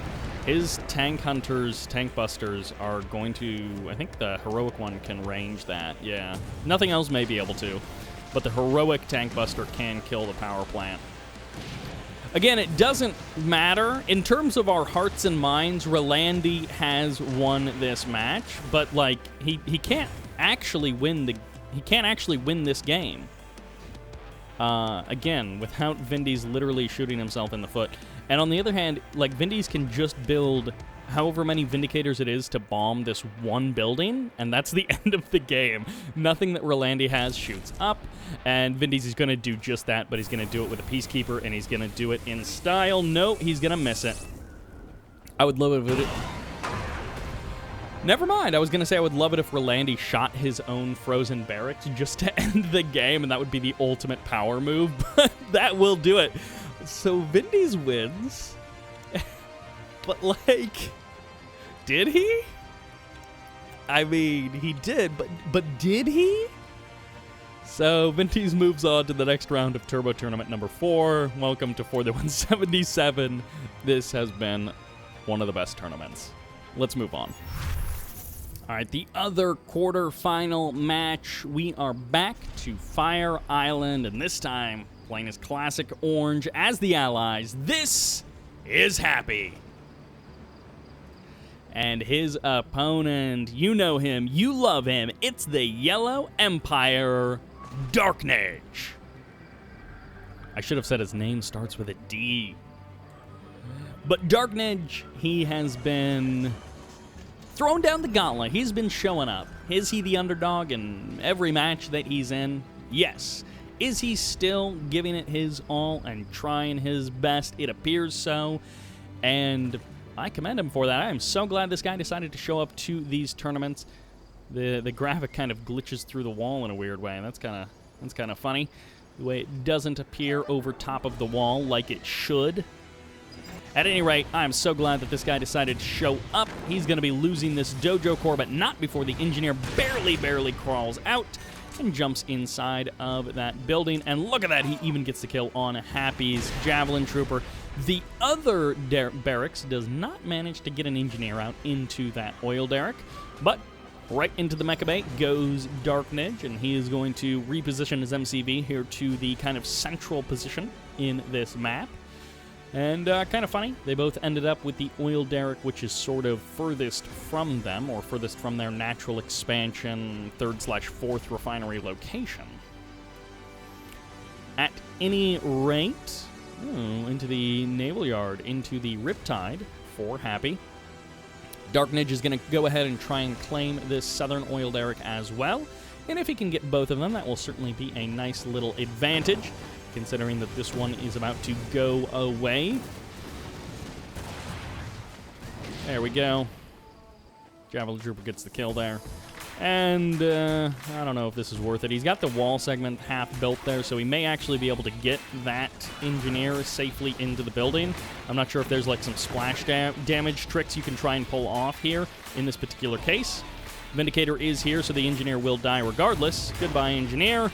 And that was a mistake from DarkNAGE. But he was trying, and that was a good idea up until the Vindicator showed up, and at that point it was already too late. Happy repositions his MCV. He is also going to be potentially going for a 3rd/4th refinery. And this Javelin Trooper is going to get a substantial amount of damage off on this ore refinery before it finally gets cleaned up by that Tengu. So that ore refinery is Vindicator killable at this point. A couple of Vindicators, a couple of bombing runs, and that guy is dead. Wow! Those Peacekeepers are bold, getting right up in the face of that Mecha Tengu. Of course, they do know that their friend, the Vindicator, is about to show up and wreck that Mecha Tengu, but 2 more Mecha Tengus are here, and the Apollos are watching over top. Goodbye, Peacekeepers. Slowly but surely, DarkNAGE will be able to clear those guys away. At the same time, Happy has bought himself enough time to get a 3rd refinery up safely. No harassment there, no difficulty at all in getting that 3rd refinery or that tier 2 up. So yes, DarkNAGE is getting the win of he has Tengus attacking Apollos and killing off Peacekeepers, which Happy spent cash on, but he's actually losing every single one of his Tengus, and that went about as poorly as it possibly could. DarkNAGE taps the GG and leaves the game. He had literally no attacking units, and I'm very sorry for him getting Happy in round 1. It might have been a little bit more of a straight-up fight if he had gotten maybe some of the other players from this series, from this tournament, but DarkNAGE gets Happy, and Happy advances on, as does Vindies. So we will head now into the semifinals of Turbo Tournament number 4. And it brings us back to the classic, to the favorite, Infinity Isle. As the blue allies on the right side, this is Dutch Army. And as the red allies on the left side, this is Happy. So we're back to an allied mirror matchup. Scouting Dog in the south, Scouting Dog in the north, and Dutch Army is actually going to get the drop on Happy's engineer almost. Ooh, it's so close, it's so close. The Peacekeeper is doing a good job of keeping that engineer safe, and he gets the dog. It would be so sick if there was another dog coming up at the same time from the other angle that Dutch Army had. Dutch Army gets the kill on the dog in the south, and I guess Dutch Army gets himself the oil derrick a couple of seconds earlier. Looks like it's a double refinery play from Dutch Army. There's a second refinery coming up from Happy, so barracks, refinery for both players. It looks like it's going to be a water expansion for Happy. Pretty straightforward, macro-oriented, everyone playing normal. Some of these games have gone a little bit wonky, gone a little bit weird, but this one looks like it's going to be a straight-up match, and that's certainly to Happy's advantage to play against Dutch Army in just a straight-up macro way. Peacekeeper versus Peacekeeper in the center of the map. And it looks like Dutch Army might gain a couple of small wins here, but in the end, Happy pushes him back. Dog for Happy running around, gets the full scout, sees the airfield timing, and also sees no water expansion. Is instead going to be a high ground expansion for Dutch Army. So Happy is going to have the better economy. Let's see what Dutch Army can do to even things up. What exactly Dutch Army will be able to do to slow Happy down. Killing a Javelin Trooper is a good start for sure. Killing off this oil derrick might be the safest bet that he can do. A couple of bombing runs from his 2 Vindicators will be a good way to do that. Clearing out the dog is also a good way to do that. The unfortunate splash damage there is unfortunate. And, well, he's going to get that. He doesn't actually have to use his Vindicators, apparently. His Peacekeepers will be enough for that. Nice bomb splitting coming out. Oh, no, he's not going to get the oil derrick. That's so frustrating. He's going to have to chase away Happy's Peacekeepers and then try and run back and get the last couple of shots off on that oil derrick. You want to finish off the oil derrick. I mean, he's even spending cash to repair it, so you really got to finish off the oil derrick. And Happy is now going to try and pounce on all of those Peacekeepers. Nice unit control by Dutch Army. Almost called him DarkNAGE, but by Dutch Army. Nice split of his Peacekeepers. Apollo's chasing down a Vindicator or 2 for Dutch Army, or of Dutch armies. And Happy losing an Apollo as well. Never nice, but, ooh, almost gets a second Apollo, or second Vindicator, excuse me. He gets it anyways with his own Vindicator. Normally, Vindicators don't kill Vindicators, but they do sometimes. Oh, Happy, you mean, mean dog. I love this from Dutch Army. Sneaks out just a single Dolphin. You don't have to dump a whole bunch of cash on this attack, on this harassment. You do want to make sure that you shut down that Harvester if you at all can.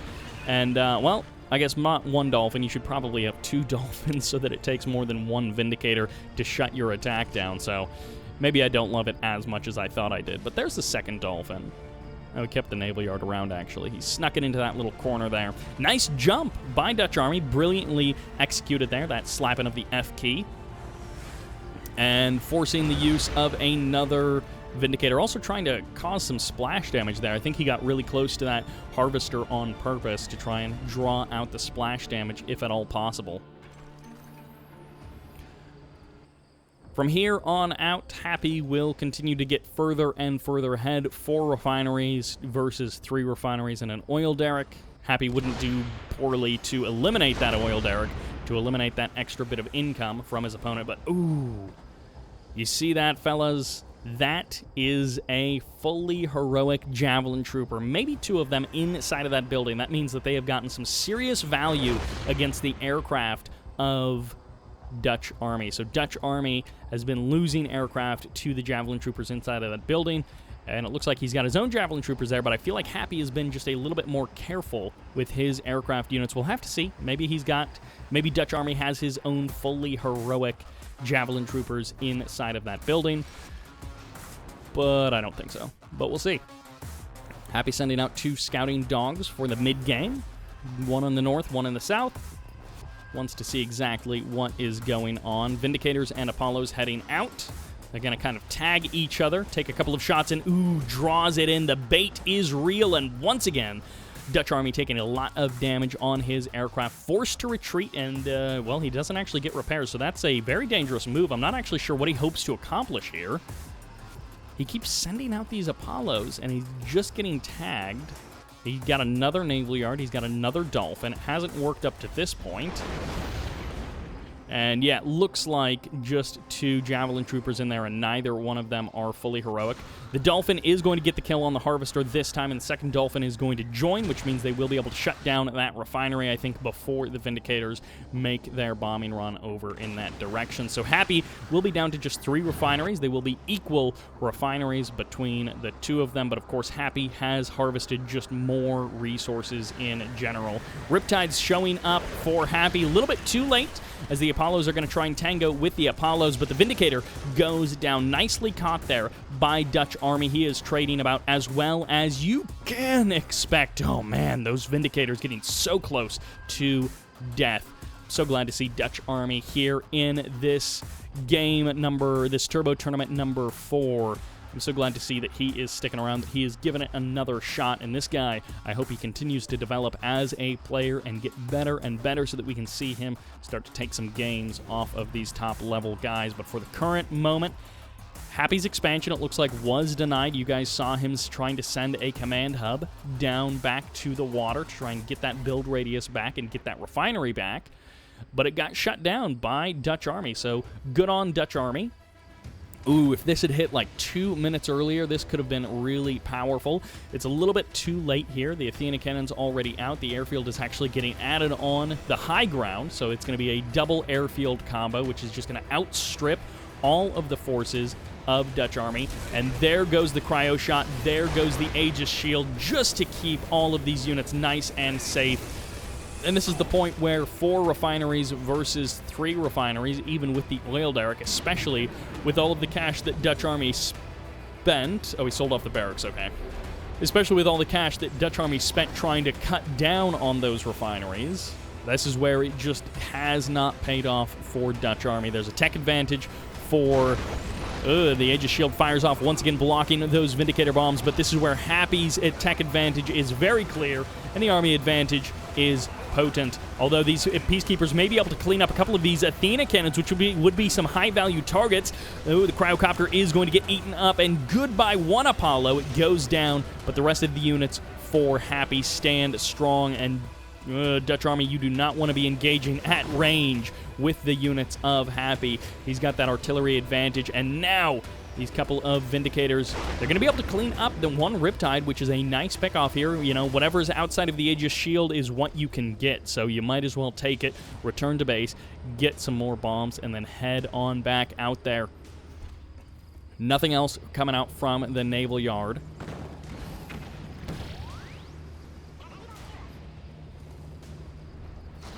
Cryo shot directly on top of the Athena cannons, uses the Aegis shield, but that's an okay response from Happy.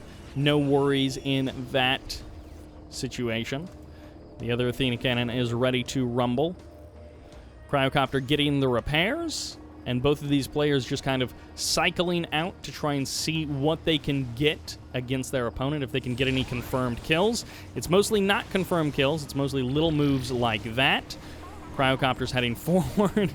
Oh, man. When the black hole armor is shrunk down like that, it looks so funny the way it attracts the anti-air missiles from way the heck over there. One Cryocopter going down, the other Cryocopter taking some serious damage, and the third Cryocopter full on health. And there is that. Whoa, what was that? He just jumped way forward. Talk about jumping the gun and getting ahead of your friends, forcing the engagement here as this infantry army is going to be tangoing with the Riptides, with the Peacekeepers of Happy. But of course Happy has shields to literally keep his guys safe. Shields from space, if you will, or I guess the laser goes up to space, but somehow the shield is just locally generated. I don't know what's going on with the technology here. It's Red Alert 3. It's not meant to be serious. The Athena cannon steps forward, absorbs a couple of shots, but this is okay for Happy. He's going to actually lose the Riptide there, which he doesn't want to give away too many of those units, but I imagine he has Mirage tanks on the way. No, actually, more Athena cannons, more Riptides, so no Mirage tanks, which, I mean, Mirage tanks would burn through this front line of infantry extremely quickly, but Happy is not going for that. Another Vindicator goes down. The Cryocopter's getting targeted. They do manage to survive, but the front line has been broken.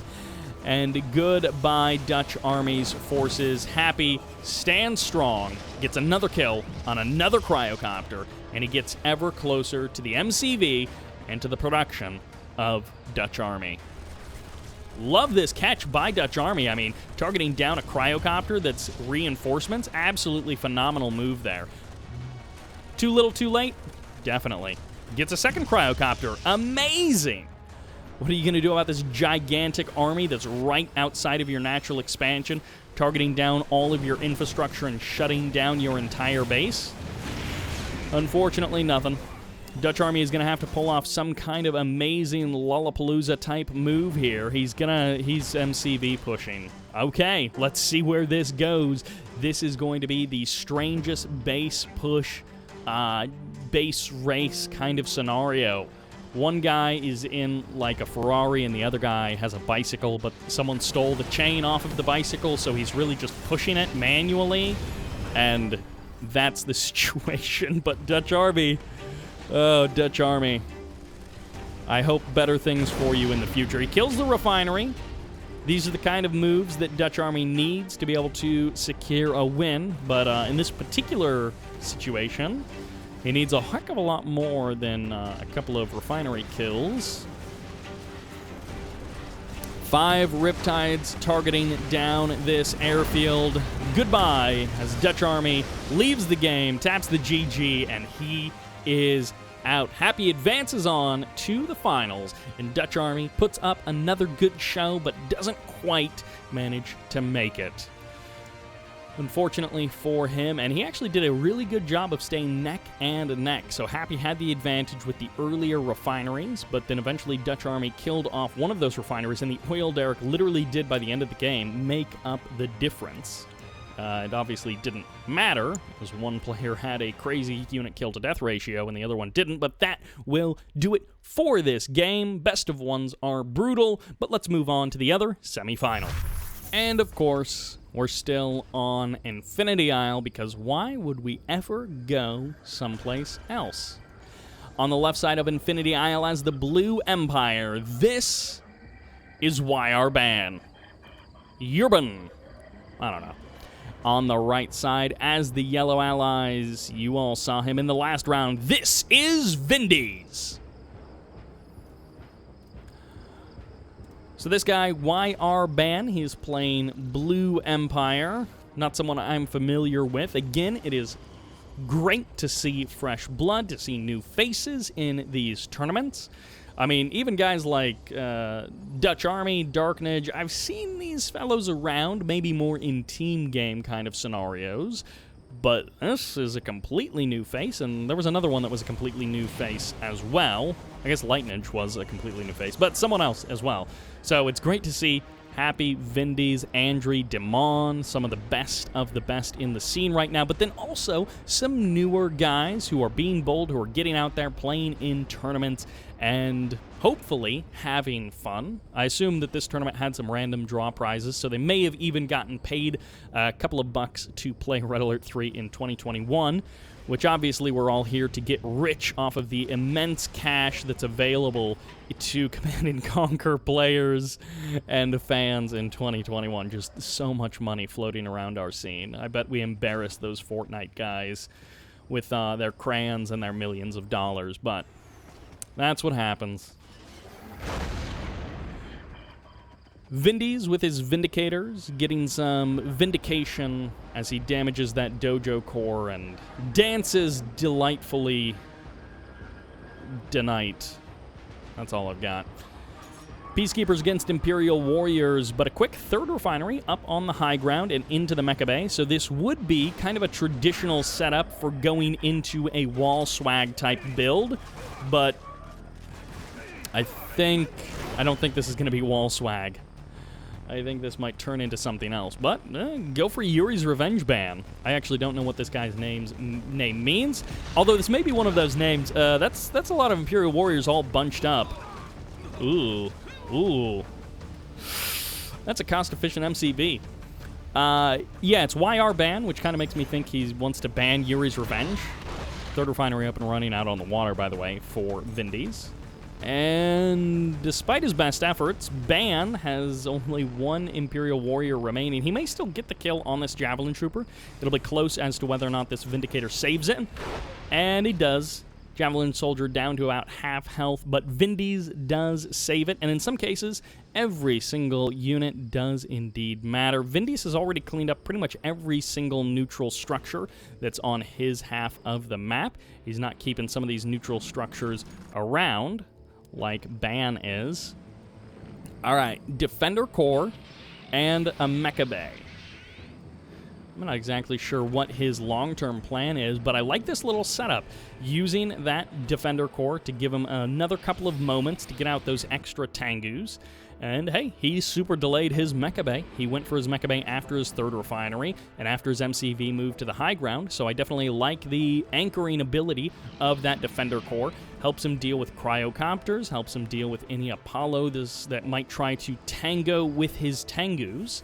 But eventually, 4 refineries beats 3 refineries. I would love to see Ban.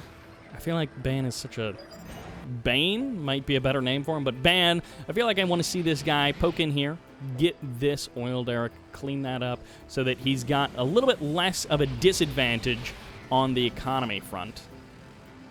That's not even the same Javelin Trooper. That's a different Javelin Soldier. The Apollos, I assume these guys are going to transform. Ooh, the Tengus don't transform. They do manage to catch this Vindicator, I assume. Yeah, okay, there they finally get the Vindicator. As the Apollos get some kills on 2 of the Tengus, it looked like. And the Apollos take some heavy damage, but ultimately don't go down themselves. And this is that Javelin Soldier. Look at him getting those extra couple of shots off. He's nearly killed one of those Tengus. Big transform. This is all of the Tengus committed to this attack. So this could go really well or this could go really poorly depending on how well this gets handled by both players. And good by Harvester. But no, the Harvester survives and the Tengus go down and they're going to be trapped in that prison.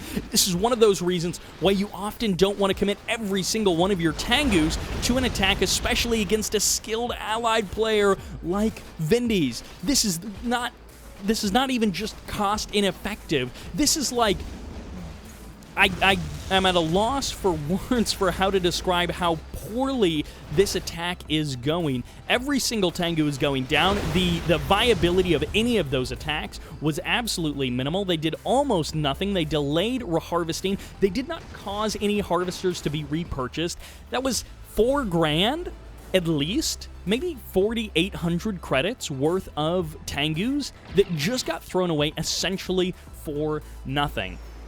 And that is an unfortunate reality that allows Vindies to eat up that entire army, spend cash on developing his tech, and get a Mirage tank to burn through these Imperial Warriors. And now, too little too late, not expanding while attacking. We have a Dojo Core, which can be entirely blocked by this dog if Vindies notices. He doesn't notice, but he got very close to literally just blocking that refinery entirely with the dog, and there would be nothing that yrban could do about it. Now, he may actually be able to get a couple of kills here with these Tengus, but again, he's going to pay for it, and 1 Tengu for a Harvester is okay for the Empire player, but only if they don't need those Tengus for harassing or defending right now, and he needs them for defending right now. This is a Tier 2 Mecha Bay that's about to get nuked by this Athena cannon. 1 Tsunami tank is here, but it's going to have to tango with this Tsunami tank and this Mirage tank. And the Mecha Bay is not going to go down at right this very moment, but the MCV might get targeted down, and these 2 Mirage tanks are extremely low on health. One of them gets caught. Nicely done there by yrban, and the other Mirage tank will indeed get caught, but the MCV is so heavily damaged that he desperately needs an engineer inside of that MCV right here, right now. And Vindies, he's going to see this refinery out here, so he knows the situation, as he's going to be able to push back these Tsunami tanks, maybe get the kill on one of them, as it barely gets exploded there, and there's the engineer from the sell-off of that MCV, which I assume he got about $2 for, but Vindies can crank out, is this a, no, that's a Mecha Tango, that's not a sudden transport.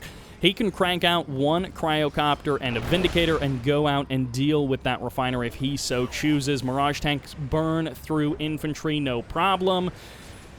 And Tsunami tanks taking a little bit of damage before they even show up at the battlefield. The artillery advantage provided by the Athena cannons is just insane, and the Mirage tank does eventually go down, but the other Mirage tank is standing here strong, and that Mecha Bay is at about half health. I'm not actually sure what the engineer ended up doing. It could have been used to repair that Mecha Bay. I don't think it actually was. If it was, then it's already been damaged half as much as again. And more Tsunami tanks pushing forward. They're going to try and use their honorable discharge to get some kills. They do manage to clean up 1 Athena cannon. Just barely holding on to this attack is Vindies. But he's not the one who has the pressure against him. He's not the one who's about to lose his Tier 2 War Factory. And that is the last unit to ever be produced in the armor category by yrban. And yrban has been defeated. He fought the good fight. He tapped GG, and now he's out of the game. And Vindies goes into the finals against Happy for another best of 3. yrban, he had some ideas. I feel like if we see this guy develop a little bit more as a player, he could be a really solid Empire player. And I feel like he's got a good basis for the game. but not quite there on the decision-making and the execution of some of these ideas. That will do it for this game. Let's head into the finals. And for our final series of For the Win 77, we're on the fantastic Temple Prime for game number 1. I've really been enjoying the games that we've been seeing on this map recently, so I've really been enjoying Temple Prime Battle-Based Beta. Anyways, on the right side, as the yellow allies, this is Vindies.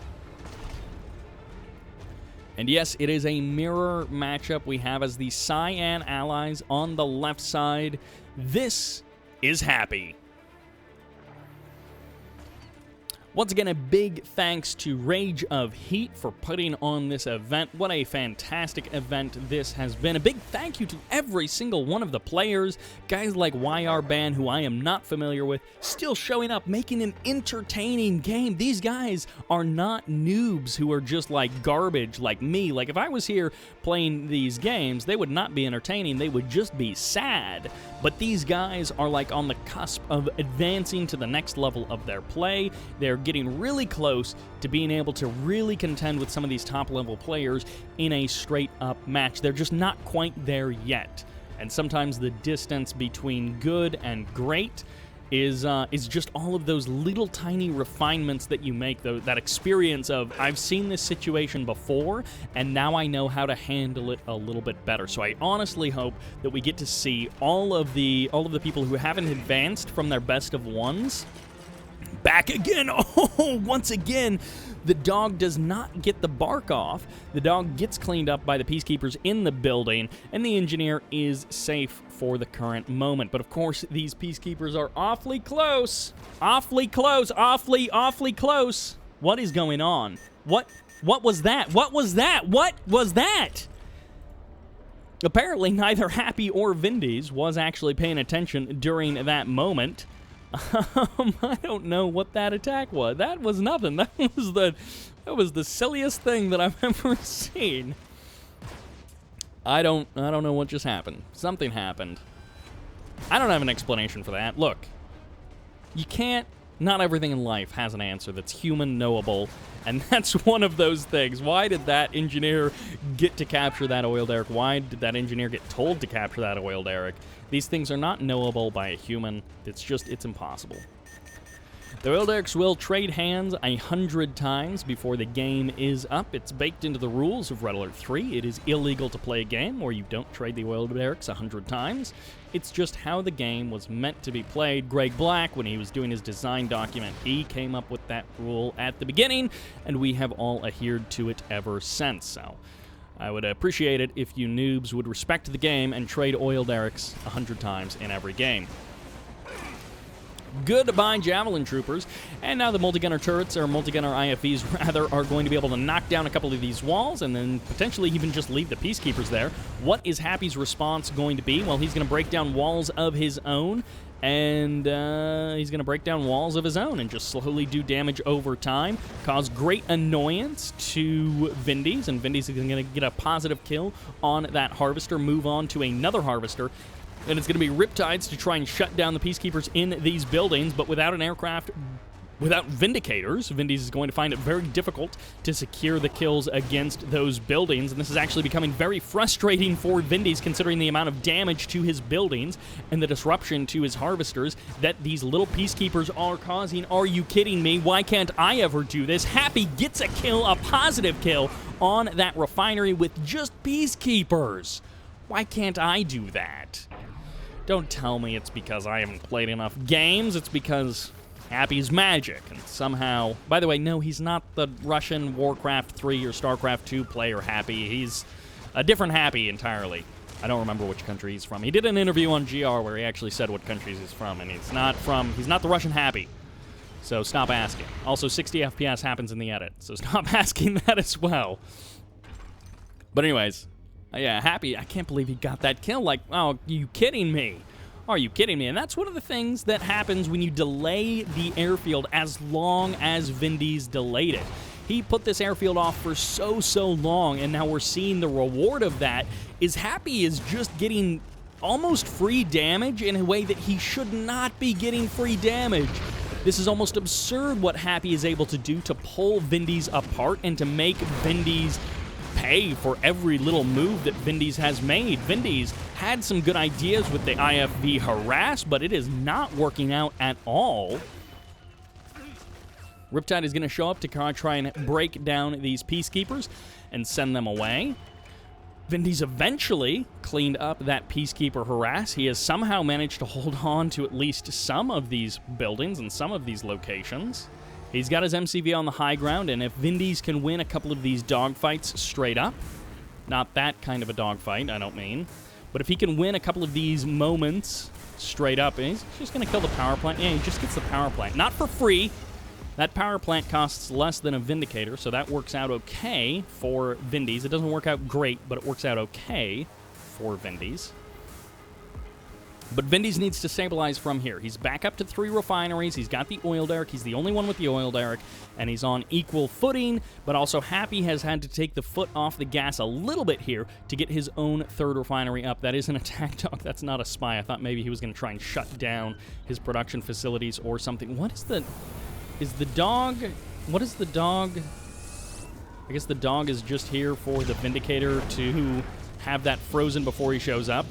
Another power plant goes down. Another Vindicator gets eliminated. 2 more Vindicators coming in. They're maybe going to just gobble up this Riptide, yeah, and get on out of there. Although the Apollo is close by. The Apollo is not going to be able to get the kill. Might be able to get a couple of shots as they start to land, but there it is. Not enough damage on that Vindicator to get a confirmed kill. At least I don't think so. Had more than half health. That's pretty safe. All right, so things have kind of stabilized. A great move by Vindies, sneaking a 3rd, actually a 4th refinery down there in the corner, kind of the mirror position of the 3rd refinery of Happy. Happy has managed to maintain control of this center building here on Temple Prime. And Vindicator's coming in, going to be able to help snipe a Riptide, it looks like, and oh, the power plant survives! Oh, come on. Happy not even getting the kill on that power plant. Things not going his way in this very moment, but overall, Happy has been able to stabilize fairly well, and he's going to be able to take a 4th refinery relatively soon, and he is going to be able to get his game back on track. He did skip the War Factory, skip the Naval Yard. Ooh, nice bait there by Happy, drawing in the Apollos directly over top of that Temple Prime and managing to get a kill on a Vindicator. Trading out a Vindicator for a couple of Peacekeepers. Happy to make that trade any day of the week. But of course, Happy prioritized aircraft and economy over getting his War Factory up and running. So that's why we're seeing a little bit of a difference here in the army. But Happy is doing such a good job of controlling the ground army of Vindies with Peacekeepers and Vindicators that the theoretical advantage of having the airfield or having the War Factory this early in the game has been completely denied by Happy. And now another airfield is about to go down. The power plant also is about to be eliminated, and Happy is just getting so much value for so few units in almost every single engagement, and Vindies now has a bunch of units with no bombs in them, just slowly dying because they have nowhere to land, and the Guardian Tank is the only Tier 2 unit that he's got out on the map, and he's now chasing around Peacekeepers, but Happy is almost running circles around him, quite literally and figuratively, in this game. Airfield coming up relatively soon. He went to Tier 3. Whoa, this guy, he went all the way. Vindies, no wonder you don't have anything out on the field. You went all the way to Tier 3 about 2 minutes too early, and you got no defense against Peacekeepers killing your stuff. Vindicator's taken out about 40% of the health of that Conyard. At some point, Happy grabbed back the oil derrick in the north side of the map. He's got those 4 refineries clicking, and everything is turning up Happy. He has set himself up phenomenally to head into game number 2 of this best-of-3 series with a very comfortable Map 1 win. And not a comfortable one. I actually want to revise that statement. It feels comfortable in the last couple of minutes, but it's been a pretty tight back and forth. I would say Happy has overall had the advantage the entire time, but Vindies is no slouch. Vindies has not been getting completely shut down. He's just about to die an unceremonious curb-stomping death from all of these Javelin Troopers, which Happy is just pulling out quite a power move to just kill the guy with Javelin Troopers and just slowly force all of his buildings back and back and back. As Vindies taps out of that game just under 10 minutes. And Vindies actually ahead on economy for the entirety of that game until just at the end there, which is a little bit surprising. He had the oil derrick advantage, but then I guess he got his third base up a little bit sooner, and then the fourth as well. But it was such a rocky game for Vindies. Those little advantages, and then constantly those advantages being swatted away by Happy. And that will do it for game number 1. We head into game number 2 already at match point. And we're back to Battle Base Beta. Still no Cabana Republic. People have been avoiding that like crazy today. And once again playing blue as the allies, this is Happy. And on the south side of Battle Base Beta, as the yellow allies down 0-1, maybe feeling a bit rusty-dusty, this is Vindies. All right, double barracks. We talked about the cost of the double barracks in one of the other games.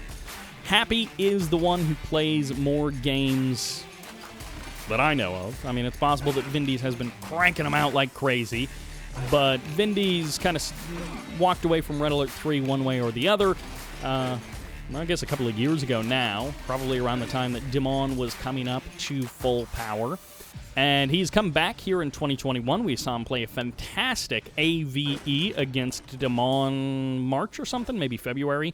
And now he's playing some great games here, but he doesn't have that sharpness that he used to have when he was at the top of his game. And I mean, it could just be that Happy is on another level from Vindies, and Vindies actually is at the top of his game, but it feels like Vindies is still a little rusty-dusty. And again, that also could be the other thing that I didn't mention here. That also could be the case of the best of 1 that we're seeing in some of these cases, or the case of the best of 3. Whereas in a best of 7, you have a much better feel for how a player is performing, especially when they go from, you know, not their ideal matches or maps to their, or from their ideal maps to maps that they don't prefer, or have to play multiple, you know, if you play someone like Dimon, they might end up switching their faction on you. But could just be the best of 1s are leading to Vindies not feeling as sharp as he used to feel, or not seem as sharp as he used to be. Third refinery comes up for both players. Very, very similar timings overall. Slightly ahead for Vindies, but not so much so that it is problematic. And if we could see a game similar to the last one that we saw with Vindies on Battle Base Beta, I would be very happy. We'll have to see if Happy sneaks out any Javelin Troopers around the side to target down barracks or to target down refineries, anything like that, like we saw in that other game. Nothing being produced from the boot camp. 4 or 5 Peacekeepers versus 4 or 5 Peacekeepers for each player. And it's actually going to be an airfield out on the water. A curious choice for Vindies. I wonder if he's going to try and hold this little corner of the map. He actually doesn't go for another one on the ground. He instead goes for one way out here in the water. A little bit further away, but in some cases more vulnerable.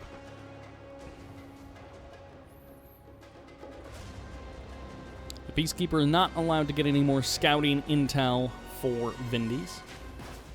More Peacekeepers coming out from Happy. It's a naval yard, actually, from Happy. It's not going to be the airfield.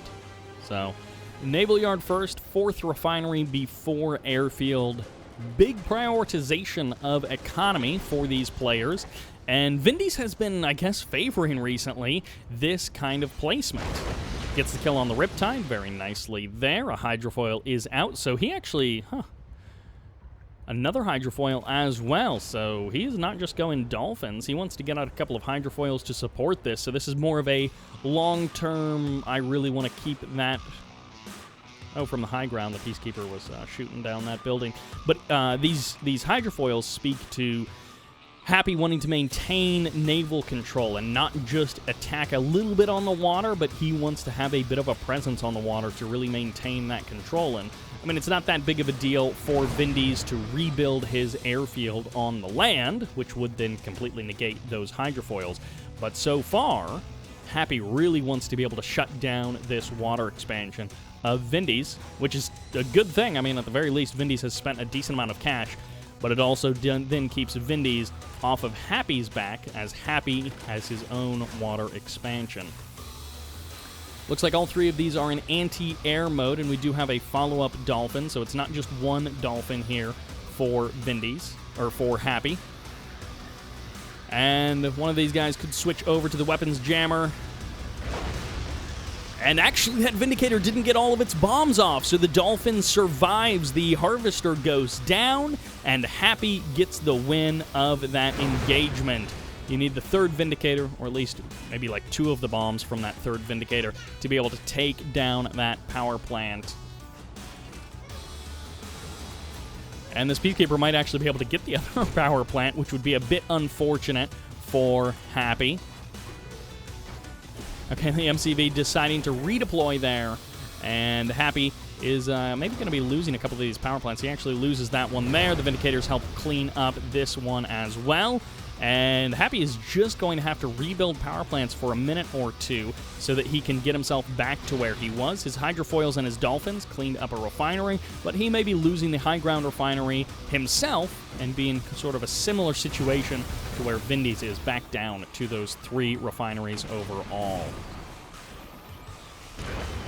Hydrofoils versus Vindicators, and in this case, the Hydrofoils do win. They trade out against one of the Vindicators, and I guess Vindies is hoping that the Naval Yard got sold off or something like that, but indeed, the Naval Yard is still here, still pumping out units, and Vindies is going to have to deal with this. He's got a war factory here, but does he have... Oh, he's got... Okay, he's going to be able to clean up the Riptide, and he's going to be able to split his bombs really nicely. That was a fast bomb split by Vindies, a really good bomb split by him. Really precise and clean bomb split by Vindies. I have trouble just doing the bomb split at all. He just did it at like 1,000,000 miles an hour. For Vindicators, gonna have to peel off a couple of them to deal with that command. Oh no, everything is going wrong. Hydrofoils get one of the Vindicators, but that multi-gunner turret does still remain. So it's going to be straight into the Athena cannon. This guy loves his tier 3. Oh my gosh, Vindies, you and your tier 3, cool it, man. And by that, I don't just mean utilize your cryoblast to get an easy kill on a harvester. But a couple of Peacekeepers are going to be targeting down this IFV, and they actually get the Peacekeeper before he jumps in the IFV, so now this IFV is pretty much dead. He's going to try and run away. He may actually be able to escape just barely due to the speed. And what are you doing? Vindies with that Athena cannon. Now even on the low ground, that Peacekeeper getting even more damage against the Athena cannon. This is going poorly. He could have killed off that multi-gunner turret and then killed this airfield from a safe distance. And the IFV eventually goes down way on the low ground against one of those Javelin troopers. So Vindies a little bit sloppy there with his unit control, a little bit sloppy and careless with how he is retreating some of those units after being so careful to keep them alive against those Peacekeepers earlier. Nice use of the Mirage tank. The Athena cannon is going to be able to clean up this refinery, and Vindies is almost... Oh, man, he almost lost that Athena cannon for nothing. I mean, he's gotten a lot of value for the Athena cannon, so it's not like it's for nothing, but...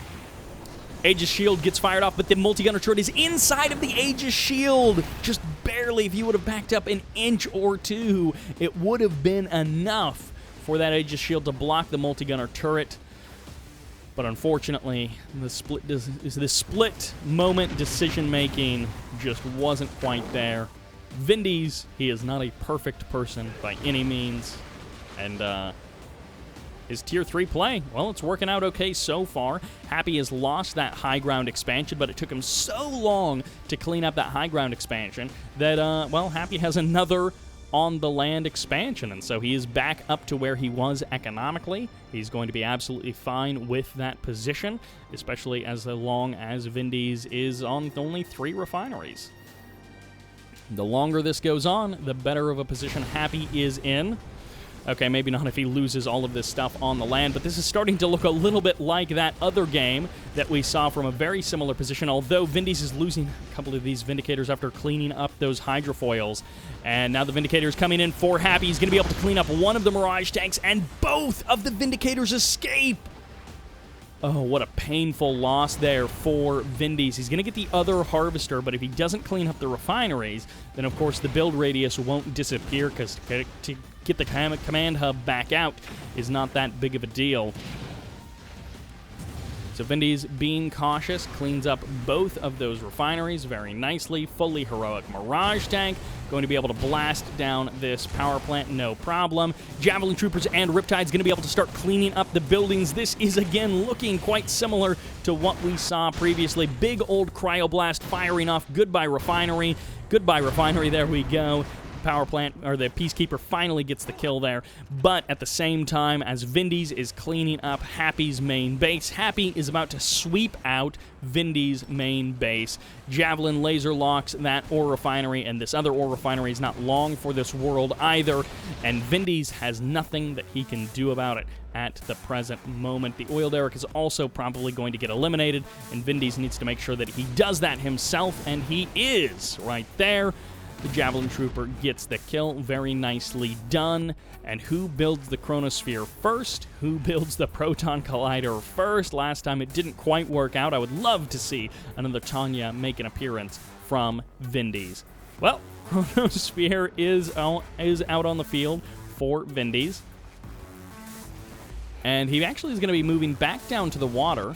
There's a Dolphin over here, but will this be for an expansion? It looks like the answer is yes. Could even drop a multi-gunner turret to try and keep that expansion safe, and barely that Javelin Trooper is going to get the kill on that oil derrick. That Vindicator coming so close to death as it lands just fast enough to avoid the damage from those Apollos. Second refinery actually, going to be coming up here for Vindies, and he's slowly but surely going to be working away at that multi-gunner turret. And in this case, it might actually be worth it to kill off these civilian structures. You don't want anyone sneaking around the side. You don't want some kind of retreat that you get. When you call the retreat, you don't want to be getting attacked on your retreat by some kind of building off to the side that you weren't quite prepared for. Mirage tank commits to the attack, tries to get as many shots off as he can, because Vindies realized that with those Vindicators coming in, Vindies, Aegis Shield, oh, that was so close to going so poorly for Vindies, and the Javelin Trooper is going to get some free damage on this Athena cannon, but the Aegis Shield does block it for the current moment. IFVs are going to try and trade out against Javelin Troopers, which is not going to work well for the IFVs, and this entire attack is going to get pushed back by 2 Javelin Troopers, and actually the Athena cannon is going to go down. No matter what you do, you can't save that Athena cannon. Vindies just lost the majority of his ground army, and actually it looks like this airfield has been repositioned once again. I guess Happy's Peacekeepers inside of this building have managed to secure himself another kill, and no protection for this Harvester, which means this Dolphin gets to come back in and do even more damage. Oh, Vindies. It's falling apart again, just like it did last time. He's going to have to get another airfield up and running, or he's just going to have to give away his air forces, or give away the air control to Happy. Happy maintaining control of the 2 refineries, no oil derrick, but he's going to be harassing that Dolphin, or trying to. I'm not actually sure what that was. The Vindicators of Happy heading away from that location. I think they were maybe attacking the Harvester or something. A Riptide heading out, but it's a little bit too late. The defense is a little bit too slow. Happy's Peacekeepers do manage to escape for the current moment, and the Riptide won't save the Harvester, but the Riptide may save the refinery. Baby Bert says hello as he is on his way to bed. It's getting late over here. Ooh, the Mirage tank survives just barely, as the Aegis Shield was not able to protect that Mirage tank, and that's the classic. You select a couple of units and you slap the F key, and, well, really the Aegis Shield is the only thing you wanted.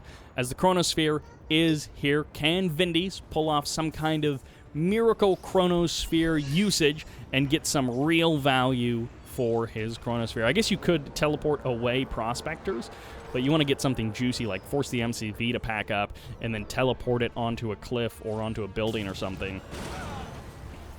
I guess you could just teleport it like next to your units. But then they would just deploy and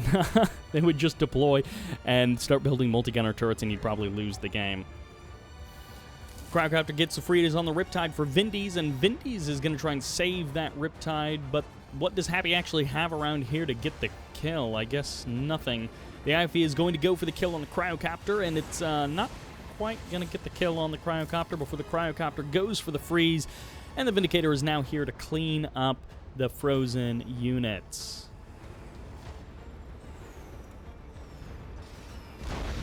Goodbye, Vindicator, as it scoots away from killing off that Riptide and the IFV.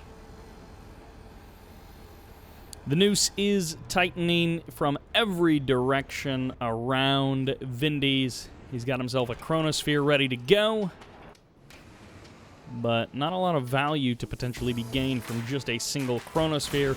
And then he has his opponent's Chronosphere to worry about. The Athena Cannon almost going down, but surviving. Another bombing run by Vindies, by Happy, utilizing the Vindicator. We'll get the kill on that Peacekeeper as well. Multi-gunner turret is here to keep that refinery safe for the current moment. And the Aegis Shield will have to be activated to save this War Factory, but it won't last forever, and eventually it will go down. Nice shrink on that Athena Cannon to deny some of that Aegis Shield range. Apollo versus Apollo, and I think Vindies will not win that. The Vindicator the Apollo with that veterancy upgrade is just a little bit too powerful. Nice Mirage Field, going to be giving a little bit of value to saving that Athena Cannon. A little bit of value to Vindies, that is. And yeah, trade the Apollo to get the kill on that Cryocopter. That is indeed worth it for Vindies. Getting that secure kill is very good. Down to just one, and there's going to be the Chronosphere activated for Vindies, and nope, he started it, but he did not finish it. I'm not sure if he went into low power mode or what, but something just happened to distract Vindies, and he lost that opportunity. All three of the Vindicators take to the skies and head away. Two Cryocopters still here. And the IFV is going to try and hide away at the current moment. The Aegis Shield protecting the IFV for the current moment as the Mirage Tank goes down. And there's Apollo once again going to be able to get a kill or two on a couple of these Cryocopters. That Javelin Trooper narrowly defeating that Apollo and going to be keeping the Cryocopter safe for the current moment. Very well done by Happy, keeping that Peacekeeper alive, or keeping that Javelin Trooper alive despite the Peacekeeper trying to end his life. And Vindies is surviving, but he's not getting any closer to victory. And with his economic advantage, I feel like Happy is just getting further and further ahead. But Happy also is doesn't feel like he has a very good plan for victory. It feels like he's got all of the opportunity in the world, but he's really just focused on utilizing his Vindicators to keep the ground forces of Vindies down. Chronosphere is here, so any more Mirage Tanks, Athena Cannons, IFVs can be instantly deleted. We'll have to see what he chooses to build. The airfield is back up, and I guess it's been up for a little while, but the Apollos are back in good numbers, and Vindies just has almost literally nothing. He's going to Chronosphere the Javelin Troopers, which is definitely not a high-value target, but he needed it to survive. He has been scraping together what defense he can. The Apollos are now going to show up. They're going to use some of their ammo on those Vindicators, and the Javelin Troopers are going to be able to finish off that War Factory. So goodbye, War Factory. And the Cryocopter from Vindies is going to take a lot of damage before it manages to escape just barely away. The Vindicator cleans up the remaining of those Javelin Troopers, and it looks like Vindies has held on for the current moment. But again, what is his real plan to win this game? Proton Collider gets placed down, so that's where some of Happy's cash has been going. It would be great to see a Tanya back out on the field to bring a little bit more life and vitality to Vindies. Apollo good does manage to chase down the cryocopter, so a good kill there by Vindies. It looks like he loses just the Apollo. The Vindicator and the other Apollos do manage to escape. The MCV redeploying over at the main base, which despite how long this game has gone on, there's still 30 grand between those two ore nodes.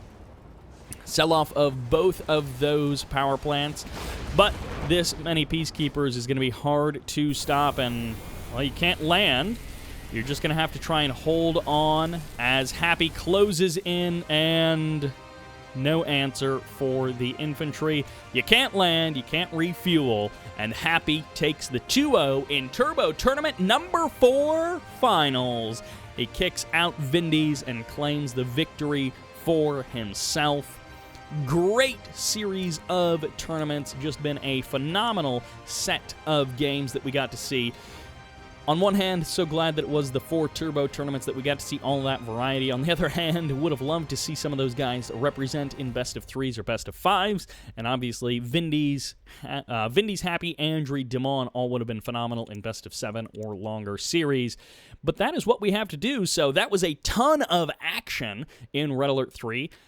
So glad that RageofHeat decided to run this, and big thanks to him. If you want to participate in tournaments, they are still going on. Pretty much every single month, there's 1 or 2 tournaments going on over on GameReplays.org. And if you are a Russian player, there are some Russian tournaments. Some of them are literally like you have to be a Russian citizen to participate, so some of those as well, if you want to play a Russian-only tournament. But lots of action for everyone to participate in, so join in. Head over to GameReplays.org, submit some replays, watch some of these games in your own replays, give them a wub, and yeah, just enjoy the action. Thank you all very much for watching. I hope you enjoyed it, and this is Sybert signing out.